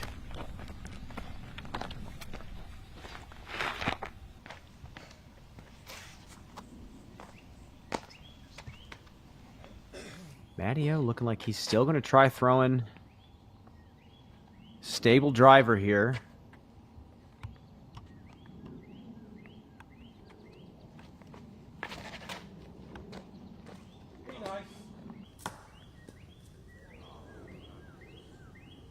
Begging for it to be nice, but that might have taken an unfortunate kick. I crossed I over get the there, play. right, just in case. I mean, you just try to play something stable on an easier line and give yourself, you know, right side of circle 1 rather than a bullseye, and just didn't pan out well for him. Are you surprised, Brian, that the majority of our card chose the pond route? No. I actually think that is the play. It's still not that long of a hole, and you're not going to get a 2 if you're going right side. You're going to have to get a nasty backhand flare skip with a driver if you want to go right side. I am intrigued. I was intrigued actually to see the chase card go backhand down that route. Ben sizing up his second.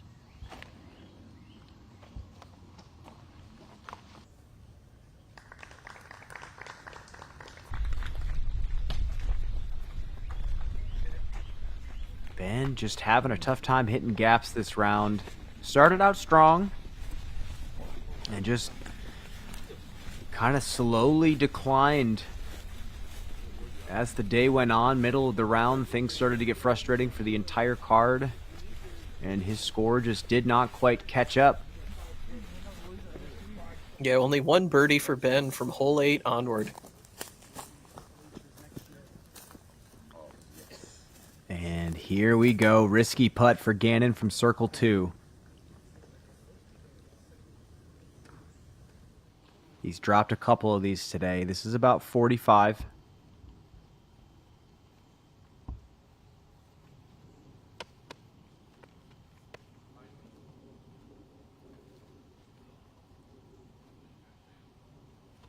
Get up. Yes. Let's go. Come on. Routine for Gannon Burr.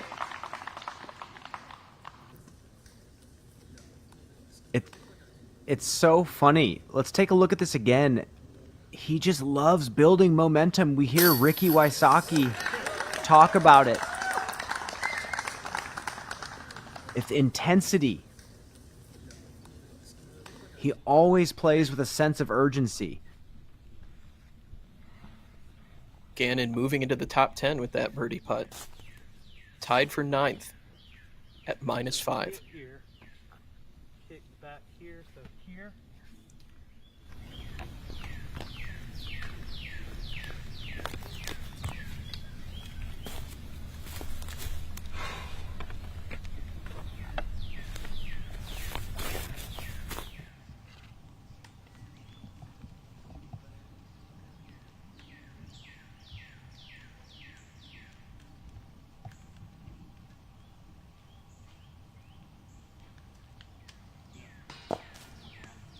Maybe just the tiniest bit awkward there for Matt. Yeah, that's a tough par putt. And that's going to stop the momentum he built up on the previous hole. And now Ben just to maintain, saving par. Good strong finish from Ben.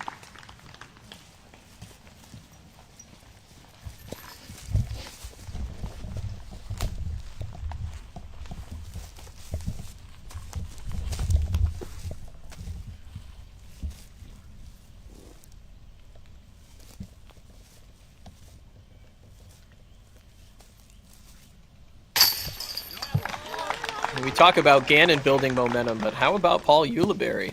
I mean, that's a shot that he is probably better at than most of the players on tour, and he got to showcase it here on the tee shot. Tried throwing it a couple times earlier in the round and couldn't execute, and that was beautiful. Culver Dahlin's second shot.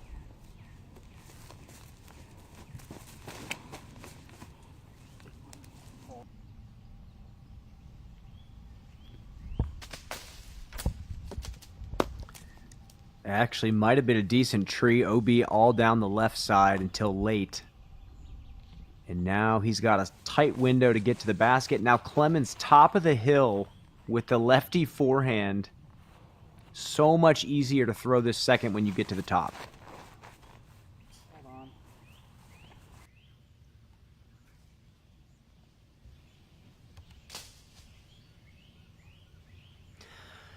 Chris Clemens finding the brush on the right-hand side.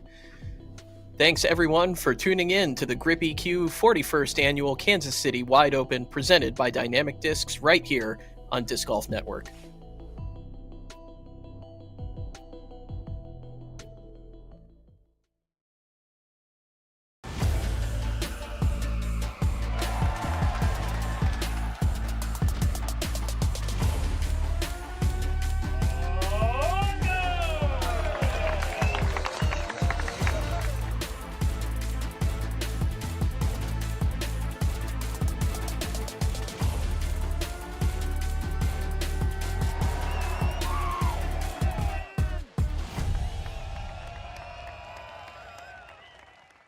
Trilogy Challenge is back, y'all. You get 3 discs. The Retro Orbit Pure. Tournament Ice Orbit Warship. Fusion Ice Orbit Vandal. Are you ready to hit the course with these 3 discs? Go check out trilogychallenge.com.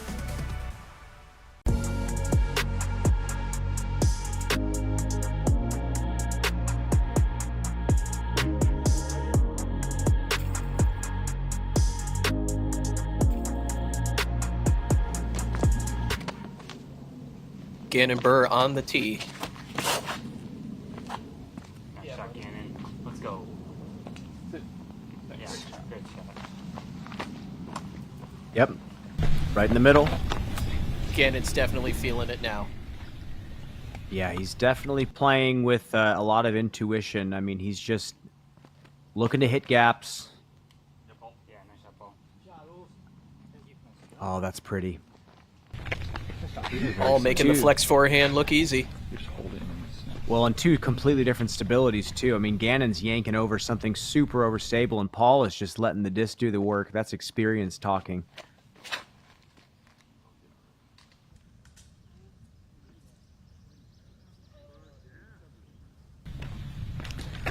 On the right side edge for Ben, that's going to be a patent pending just to get over the hill.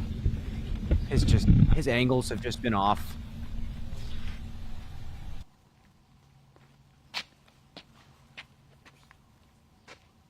No, stop looking for my disc. I'm just kidding. I don't feel it. Matteo always bringing a bit of levity to the situation.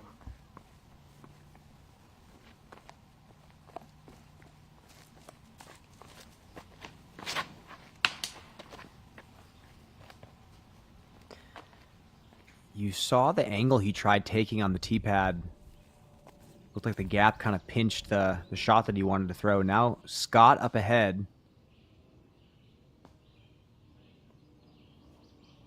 Solid flare puts him a little bit closer to the pin.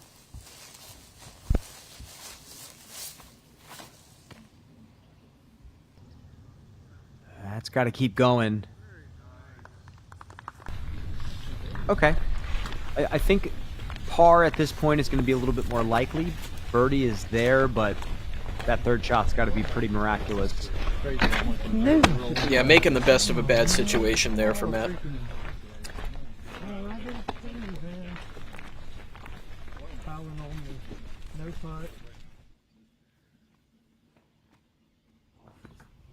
Cole Redolin going up and over on 16. I believe that was a pretty aggressive grenade that he just tried throwing. Drops it long in the basket. Not sure if he's going to have a look from there. As we take another look at the leaderboard, things remaining static at the top. Definitely folks who had an earlier tee time benefited, it seems, today. Joseph Anderson still pacing the field with a white-hot -13. Sullivan Tipton and Robert Burridge tied at -9. Kevin Kiefer in 4th.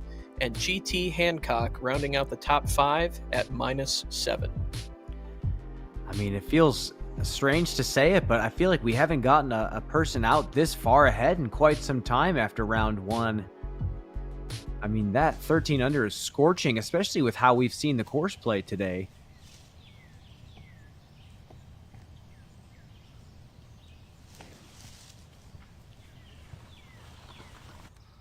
Ben going strong forehand, just hoping. And that red flag. Yeah. It's been that kind of day for Ben.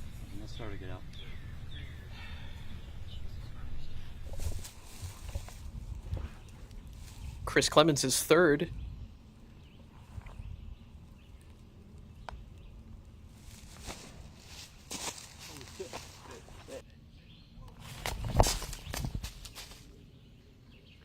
Okay.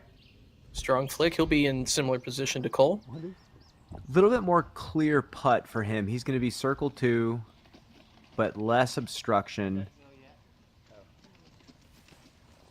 You dead set on the score, if you want me to hang out. Oh, hang out. I'm not dead set. I think I am. I think I'm going for it, right?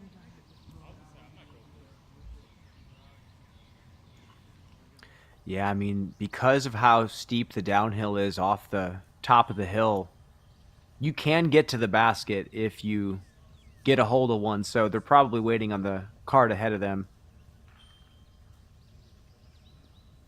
How much of an elevation loss are they looking at here in the second half of the fairway? I feel like it's got to be maybe 20 to 30 feet. I mean, once you get to the very bottom.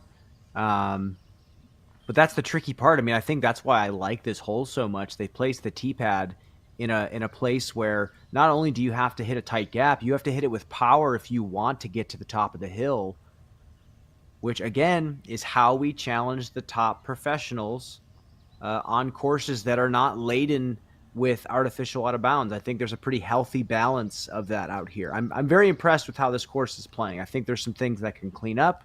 I think there's some holes that are in the tweener range, but I am very pleased to see the players play this course and the different course design elements that have been used. Absolutely, providing a solid challenge for our top players here today. Well, and yeah, and like pretty creative ways too. I mean, I think it's not just how long can we make a hole, how tight can we make a gap, where can we rope off OB. It's, you know, what types of shots are actually challenging for these players. How can we make players with a full skill set uncomfortable? Yeah, and in a very organic way.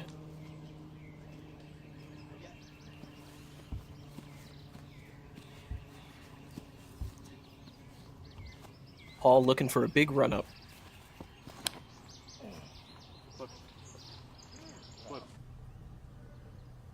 That's not flipping.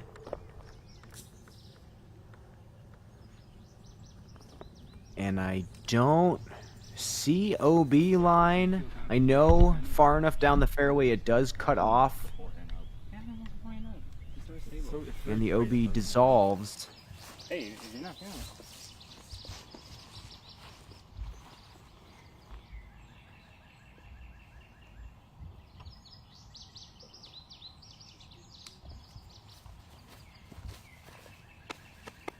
Cannon looking to smash.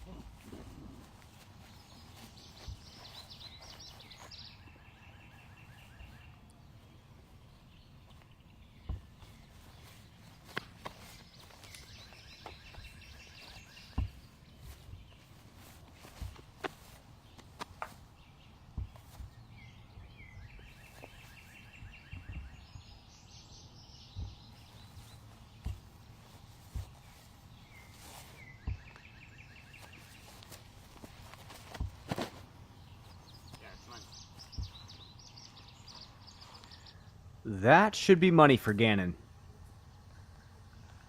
Oh, yeah. Nice toss. Sets him up well for the approach into the wooded green. Yeah, I think he's just going to have a mid putter. Something short. As we cut to that wooded green, Chris Clemens. Good bid, just a little high.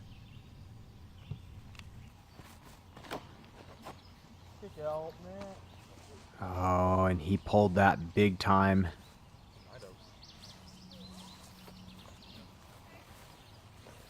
You could tell he was trying to throw it pretty much that same angle, but out to the left. Cole Redolin converting on his par putt. And Evan Scott cleaning up for his par.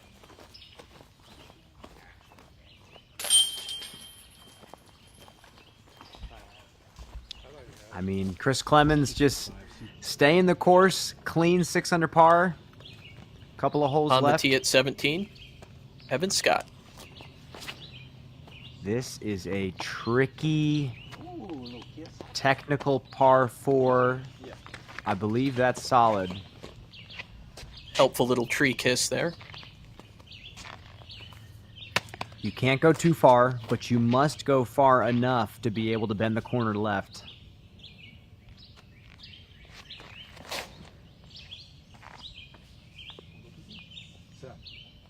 Wow.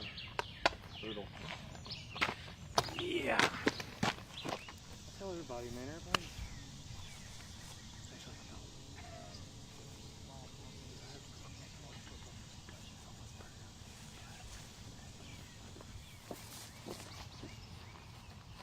Oh, this is going to be tough for Ben.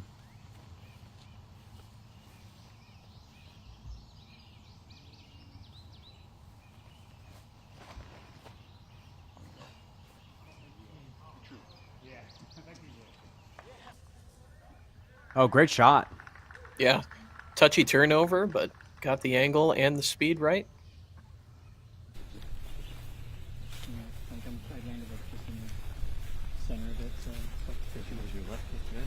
Yeah, it was just not a good gap hitting day for Ben. Didn't really even give himself a lot of chances on the par 4s and 5s, which really on this course are where you have to score. Yeah, absolutely, Brian. Hitting those gaps so essential. Back to the tee on 17, Cole Redolin.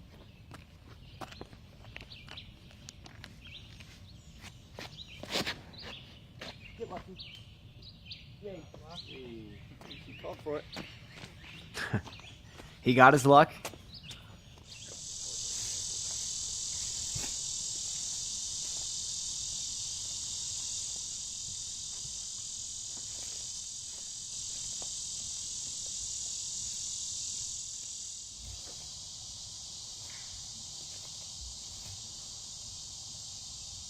Matt throwing 4 on 16.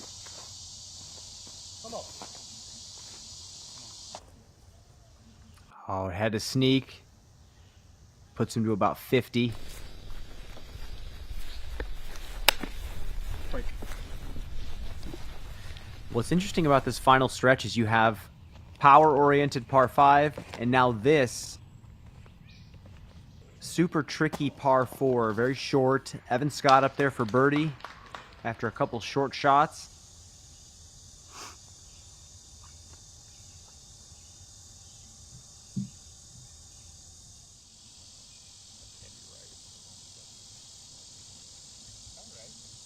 Gannon checking the distance here. You really see a lot of interplay between players and the caddies here on this course, Brian, which I think speaks to the diversity of shot and the difficulty level for these pros. Really, the caddy is more than just the person schlepping the bag here. Mm-hmm. Definitely an on-course consultant. Well, it's very easy to do something foolish out here, and I think we saw multiple times where players did that. So to have someone to at least push the brakes for you when you need them to is very helpful. And this is, again, that distance. For some reason, he just hates throwing these shots. Get off that one tree. Yep, you're great. Beautiful. Fantastic approach for Gannon. No tempering influence needed.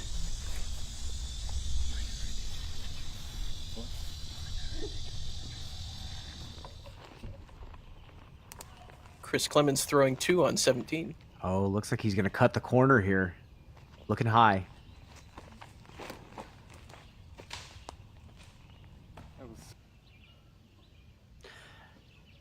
That's about as lucky as you can get. Yeah, that could have been worse.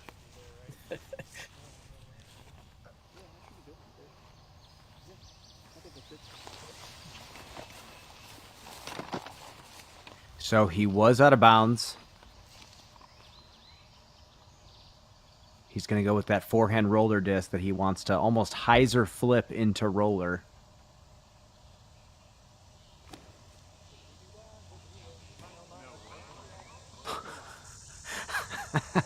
I laugh Looks every like a near time. perfect angle. Oh, man. Not many pros bagging a disc that flippy. Wow. That's why these guys are the professionals.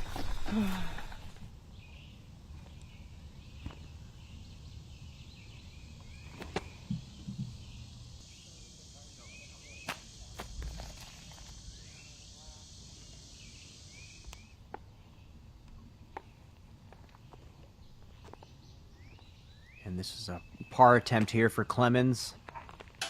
And that's not gonna land. That's gonna be a bogey for Chris going into the final hole.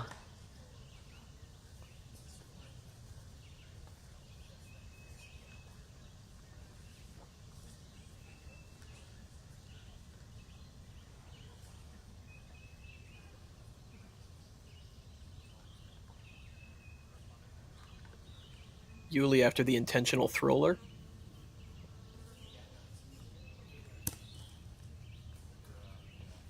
And the par look is no good. Tap in bogey for Yuli.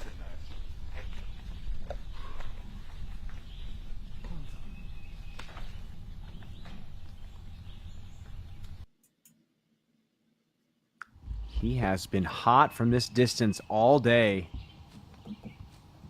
He's got that release point dialed in.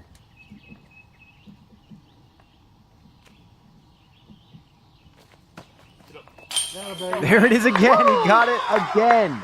Yes, sir. I need some of that, man. There's just something about the way he releases his putts. You know immediately out of his hand. Let's see this one more time. It's a thing of beauty watching this man putt from shallow C2. Wow. Now Callaway for birdie.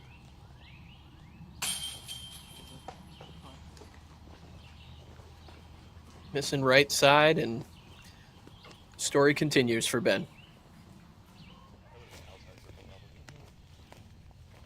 It was like very turned over when it was hit the tree. It was like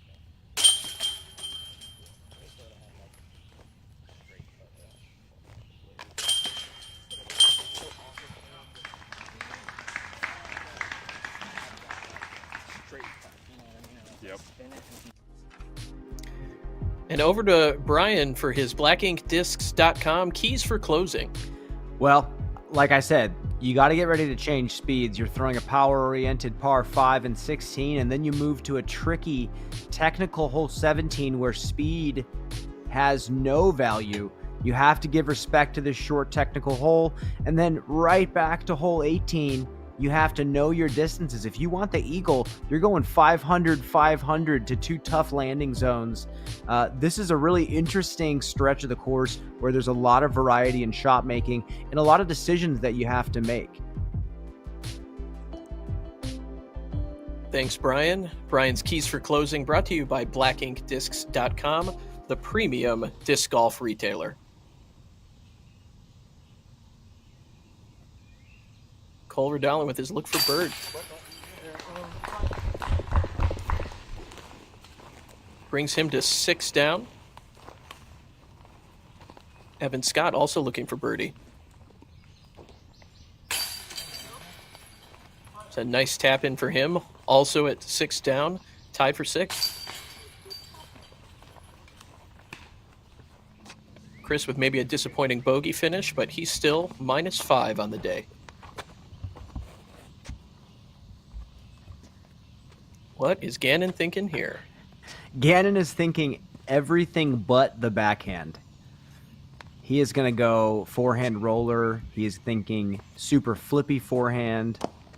Forehand roller for him is actually not a bad idea.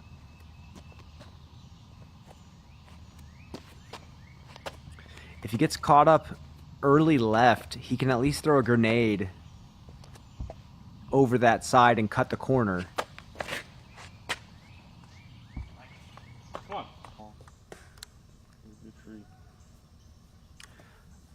I think that's fine. I mean, he's got nothing to shake a stick at there. No, I think he's got a long way to go. He didn't bend the corner,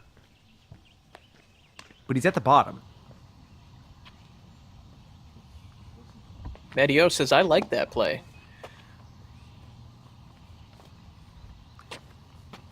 Well, we'll see if Gannon's a bad influence or a genius. It's got to stand up.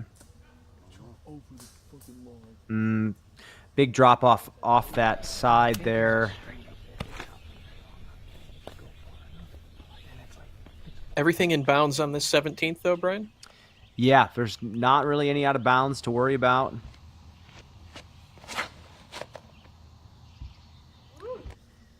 There it is for Ben. That is beautiful. That's got to feel good after a difficult day. Yeah, I mean, he still has an opportunity. He can go birdie eagle to finish up, and he can at least come out with some momentum going into round 2.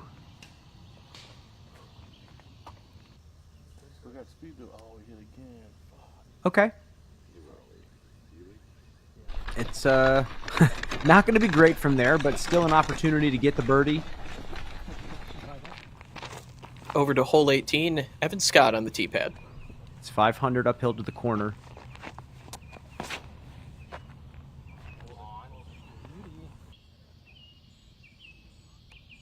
I love Evan Scott's backhand swing. He's got the Macbeth for the first 2 steps, and then his pole is much, much higher. He's kind of got the Avery Jenkins on his final kind of plant and pole.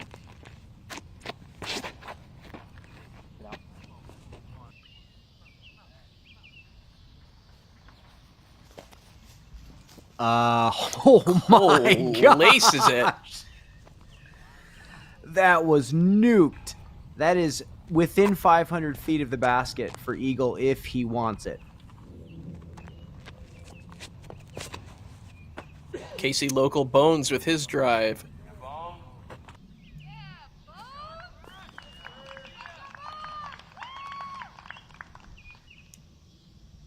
And that's going to be either cutting the corner through those woods or just pushing it to the far side. You don't have to go for the green, even if you're in Cole Dolan's position. There's a few landing zones cut out. Yeah, it was stalled out from Chris.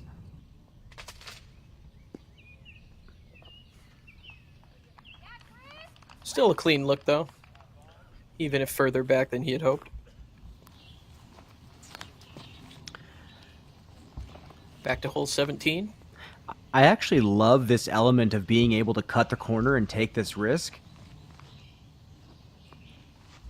Hey, Brad.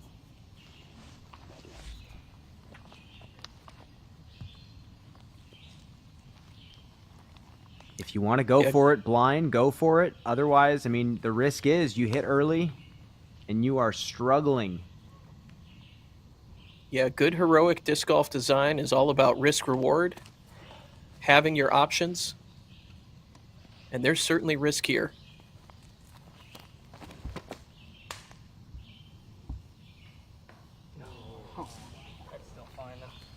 Something late.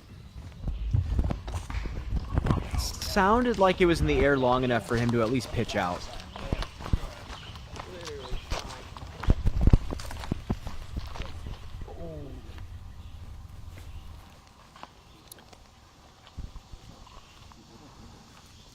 Matt finding himself in that low area.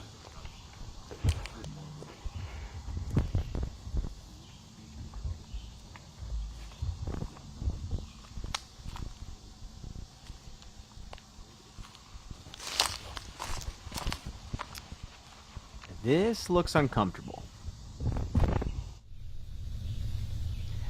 You know, you can't step out to throw a patent pending. There's no room off to the left. It almost feels like this is the most comfortable looking position. No!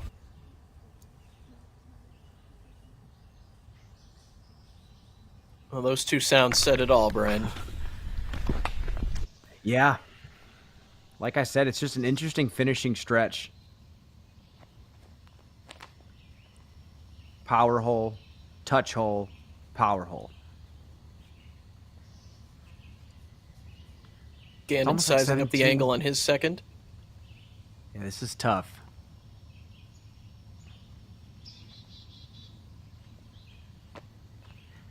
It's almost like this entire hole is a scramble.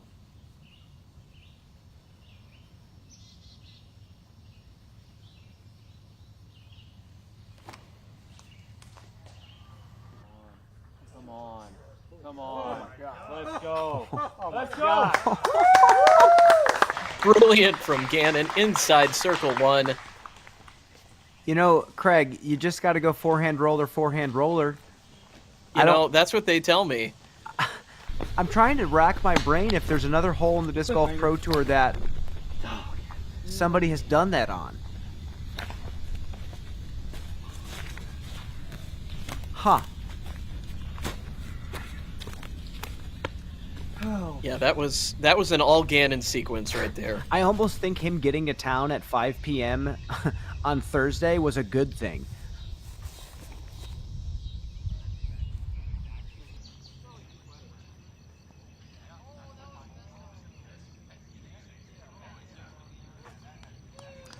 So we see Evan Scott getting the right color here on hole 18. Clemonade with the second shot.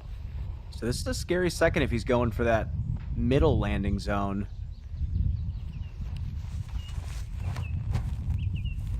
And he is. Nice shot. Safe. Oh no, look at this position.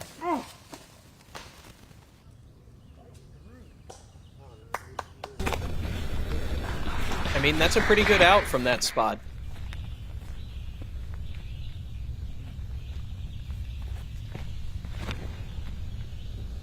Oh, yeah. Nice, cool, calm, collected from Ben Calloway.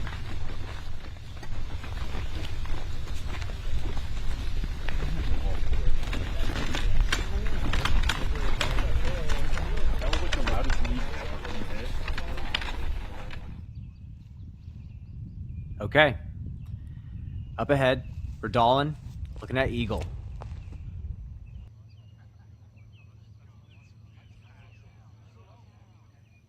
Oh, he's torched it. That's got to sit down. He is OB long. Wow.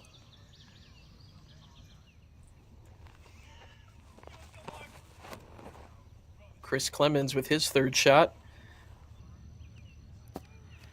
I mean, parked. Goes to show you how narrow that final green is on 18.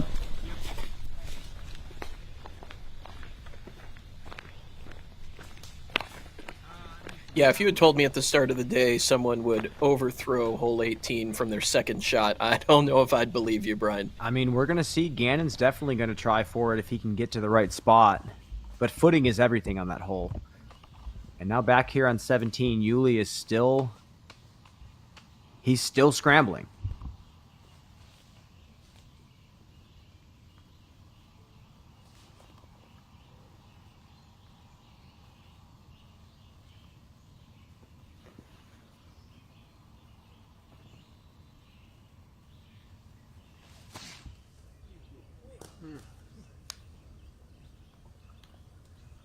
Nice out from Paul.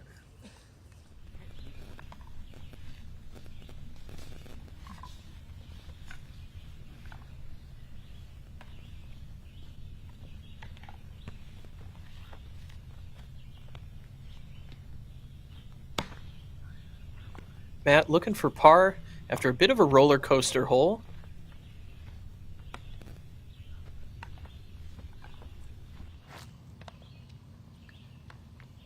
Let's see if he can make good yet again from mid-circle 2.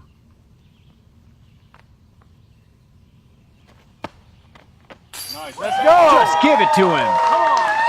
Never in doubt. Oh, that's enough for bars.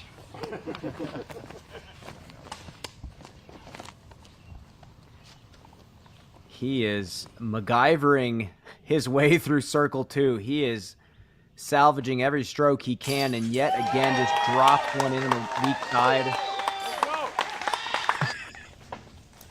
Wow. It has been that day for Matteo.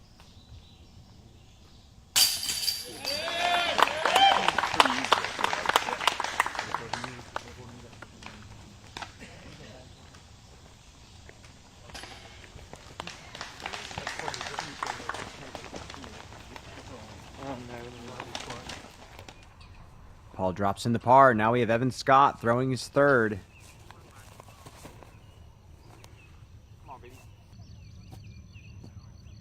No problem whatsoever. That's going to be a nice putt there for birdie.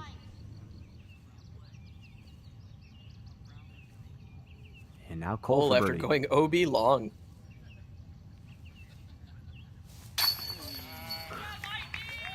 Great cash. That was the wildest birdie I think I've ever seen. I mean, I think 7 is him doing his job. I know he probably wasn't thrilled, but solid round regardless. Let's take one last look at number 18. It's a beast of a par 5. Like I said, it's about 500 to the corner as we start to bend off to the right. So players can really get aggressive and blast something and try to give themselves a look to attack the green, which, as we saw, is a very tight sliver. So you want to bite off as much as you can off this tee. If you land short, there are trees in kind of at the elbow that you can sneak through to land on this second landing zone that's been cut out here. There's actually a path that is inbounds on the right, as we see. But really, the basket itself is maybe circle 1 wide, or the green itself. Now Gannon.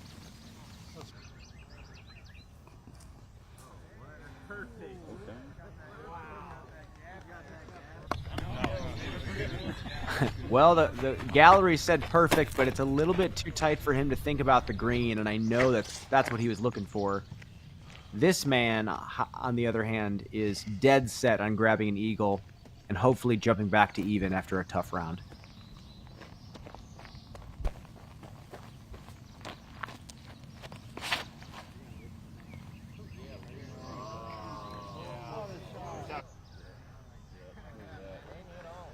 Oh boy. That is one way to do it. And Callaway.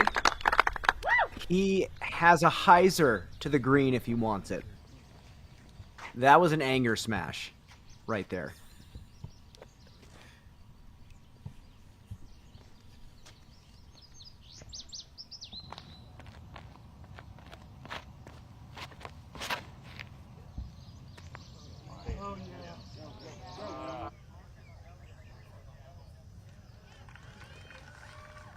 Matt to the top of the ridge. Yeah, it's a great position. Not going to get yourself an eagle from there, I don't think.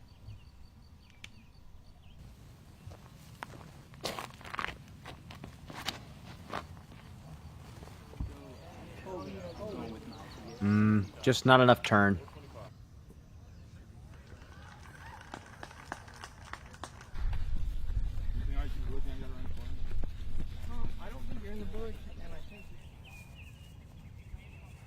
Wrapping up on the green here at 18. Evan Scott with his tap-in birdie to finish -7 for the round, T5. And with a triple bogey on the front 9.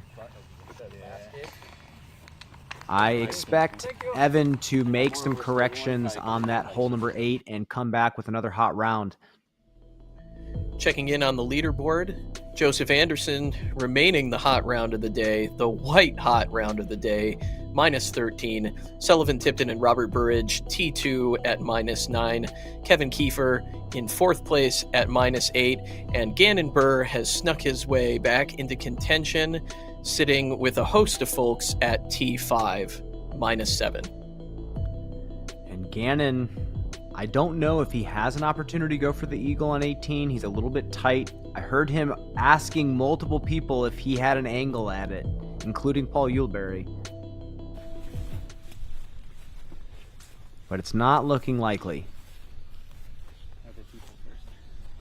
Yeah.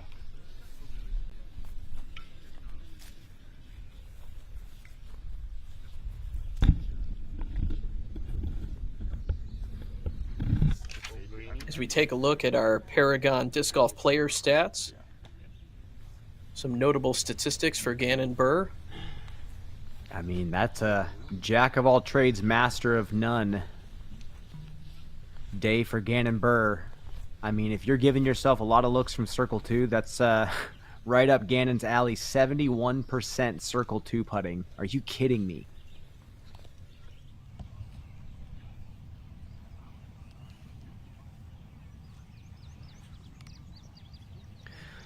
I really am proud of how Gannon has been able to stay mentally flexible. I mean, he felt a lot of negative emotion early, but it seemed like he really didn't make a negative judgment of himself. He just felt the emotion, carried forward, and it seemed like he stayed level-headed and was still able to make decisions without those negative emotions in mind. Agreed, Brian, and he parlayed that into 6 straight birdies and counting here to finish the round.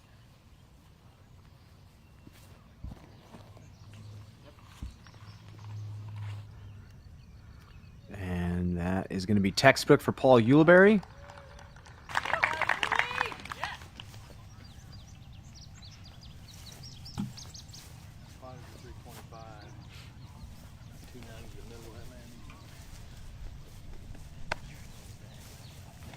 This one don't land a bounce. I've never thrown this Tennessee colored frisbee.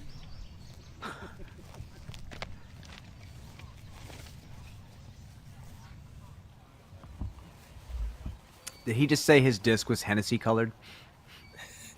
I heard Tennessee might be Tennessee, balls okay. colored there. I was like, okay. All right, Southern boy. Nice shot. Might be sacrilege for that Tide fan to throw that UT colored disc, but he makes it work. I was going to say, that makes a lot more sense, Craig.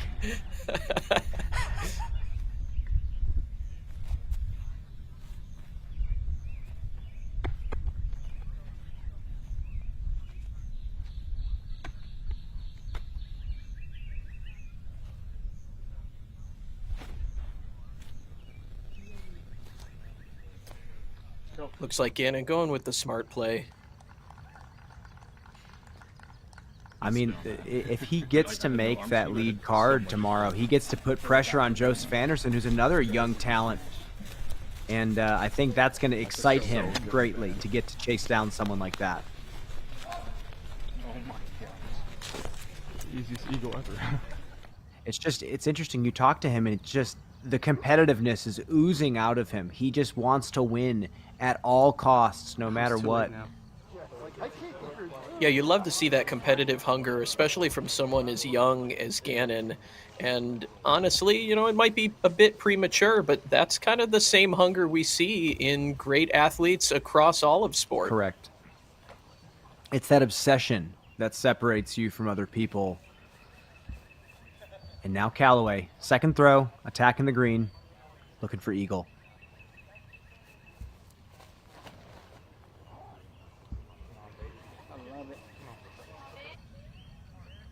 Yuli loves it.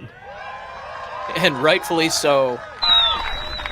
Well done, Ben Callaway, setting himself up for the eagle. It might be the best shot that ever happened in the golf game. There's a bit of pride attached to battling back to even par, although it's just really, you know, the matter of one stroke plus one to even. It just feels good to battle back to that number after a tough day mentally and physically. I mean, Ben, alongside of pretty much the entire card, seemed to run out of gas halfway through, and Ben just wasn't able to hit the gaps needed, and it put him in a bunch of tough spots. It was just nice to see. For all that negativity early on, we really seem to have pivoted. Definitely a more uplifted mood on the card now. I also see a little bit less wind, so I'm guessing that actually has probably something to do with it. Agreed. But we'll just have to see how tomorrow plays out. Now Gannon, big up shot.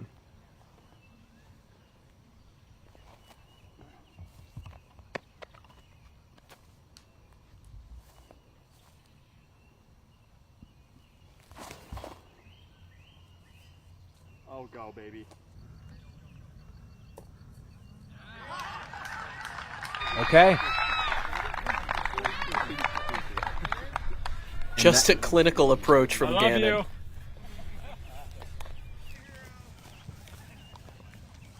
That was a good battle.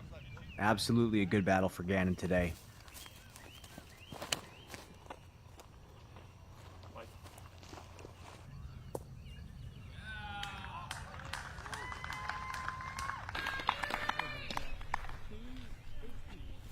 Yeah, barring an act of God, earthquake, hurricane, Gannon will be able to tap in to get to -8 and T4.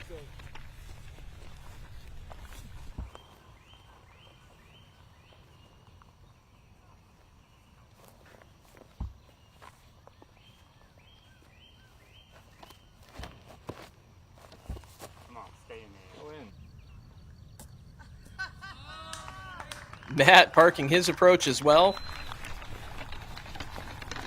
Great to see this positive finish from our card today.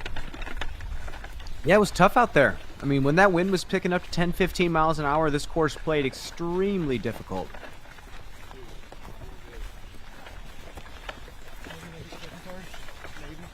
And I think that's one of the funny parts about course design. I mean, you have all these cool ideas for technicality you're going to force in mind, and then the moment you have a super windy day, it's like all of that goes out the window, and you can't even attack the holes for birdie sometimes. And there were a couple holes like that out here where that birdie was tough. Yeah, it definitely feels like every birdie earned out here today, especially there in the early going.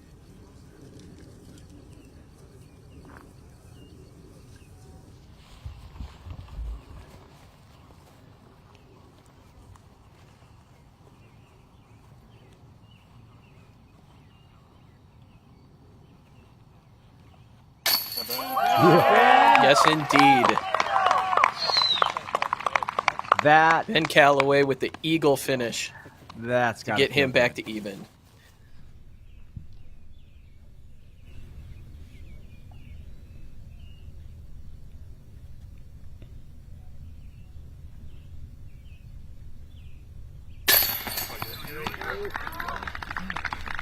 All for birdie.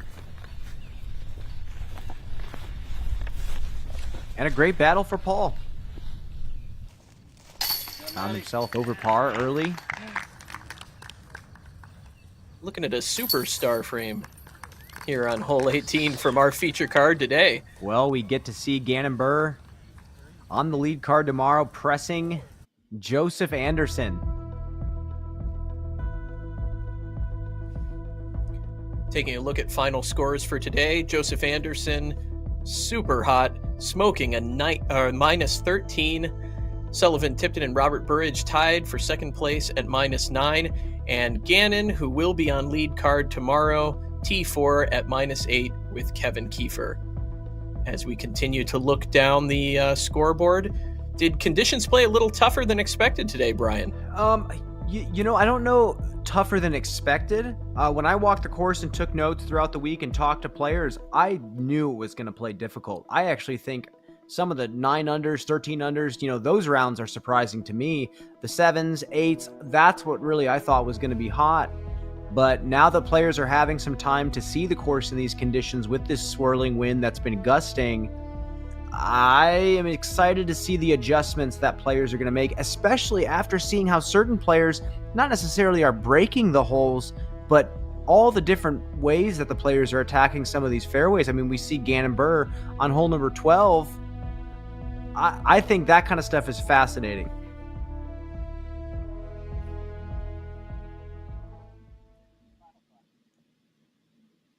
All right, fascinating indeed. And Brian, you mentioned it. It is going to be fascinating to see how these players adjust their game plans from round 1 into round 2. For some, a big adjustment. For others, continue with that magic sauce. Yeah, I mean, we didn't get to see Joseph Anderson's 13 under par, so we don't know how he attacked these holes. He could have gotten 4 or 5 lucky kicks off trees and kicked him up to a favorable position. We don't quite know, so super excited to see how he plays. We've seen him all throughout the season, so this is going to be great. Kind of a spotlight on him with Gannon Buhr, who threw some of the most entertaining shots we've gotten to see all season out here, getting the birdie on 17, forehand roller, the crazy drive on 12. It's going to be an exciting day out there at Bad Rock Creek. Absolutely.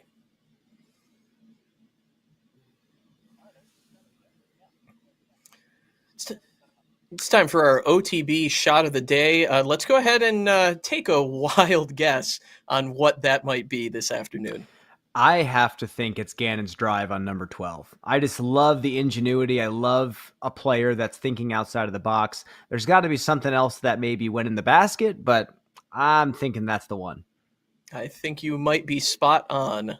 Let's see what we've got, Brian.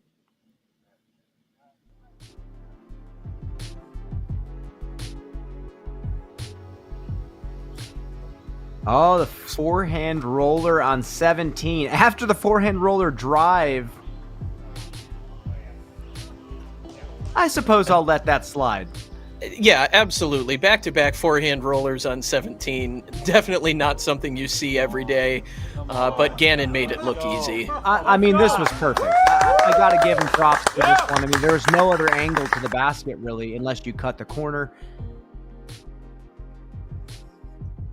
All right, thanks so much for joining us today for the opening round of the GRIPeq 41st Annual Kansas City Wide Open presented by Dynamic Discs. Tune in tomorrow, Saturday, July 8th, live on the Disc Golf Network.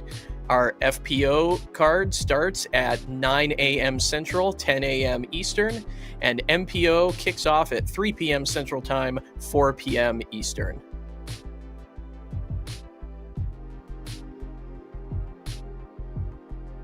Thanks so much for watching.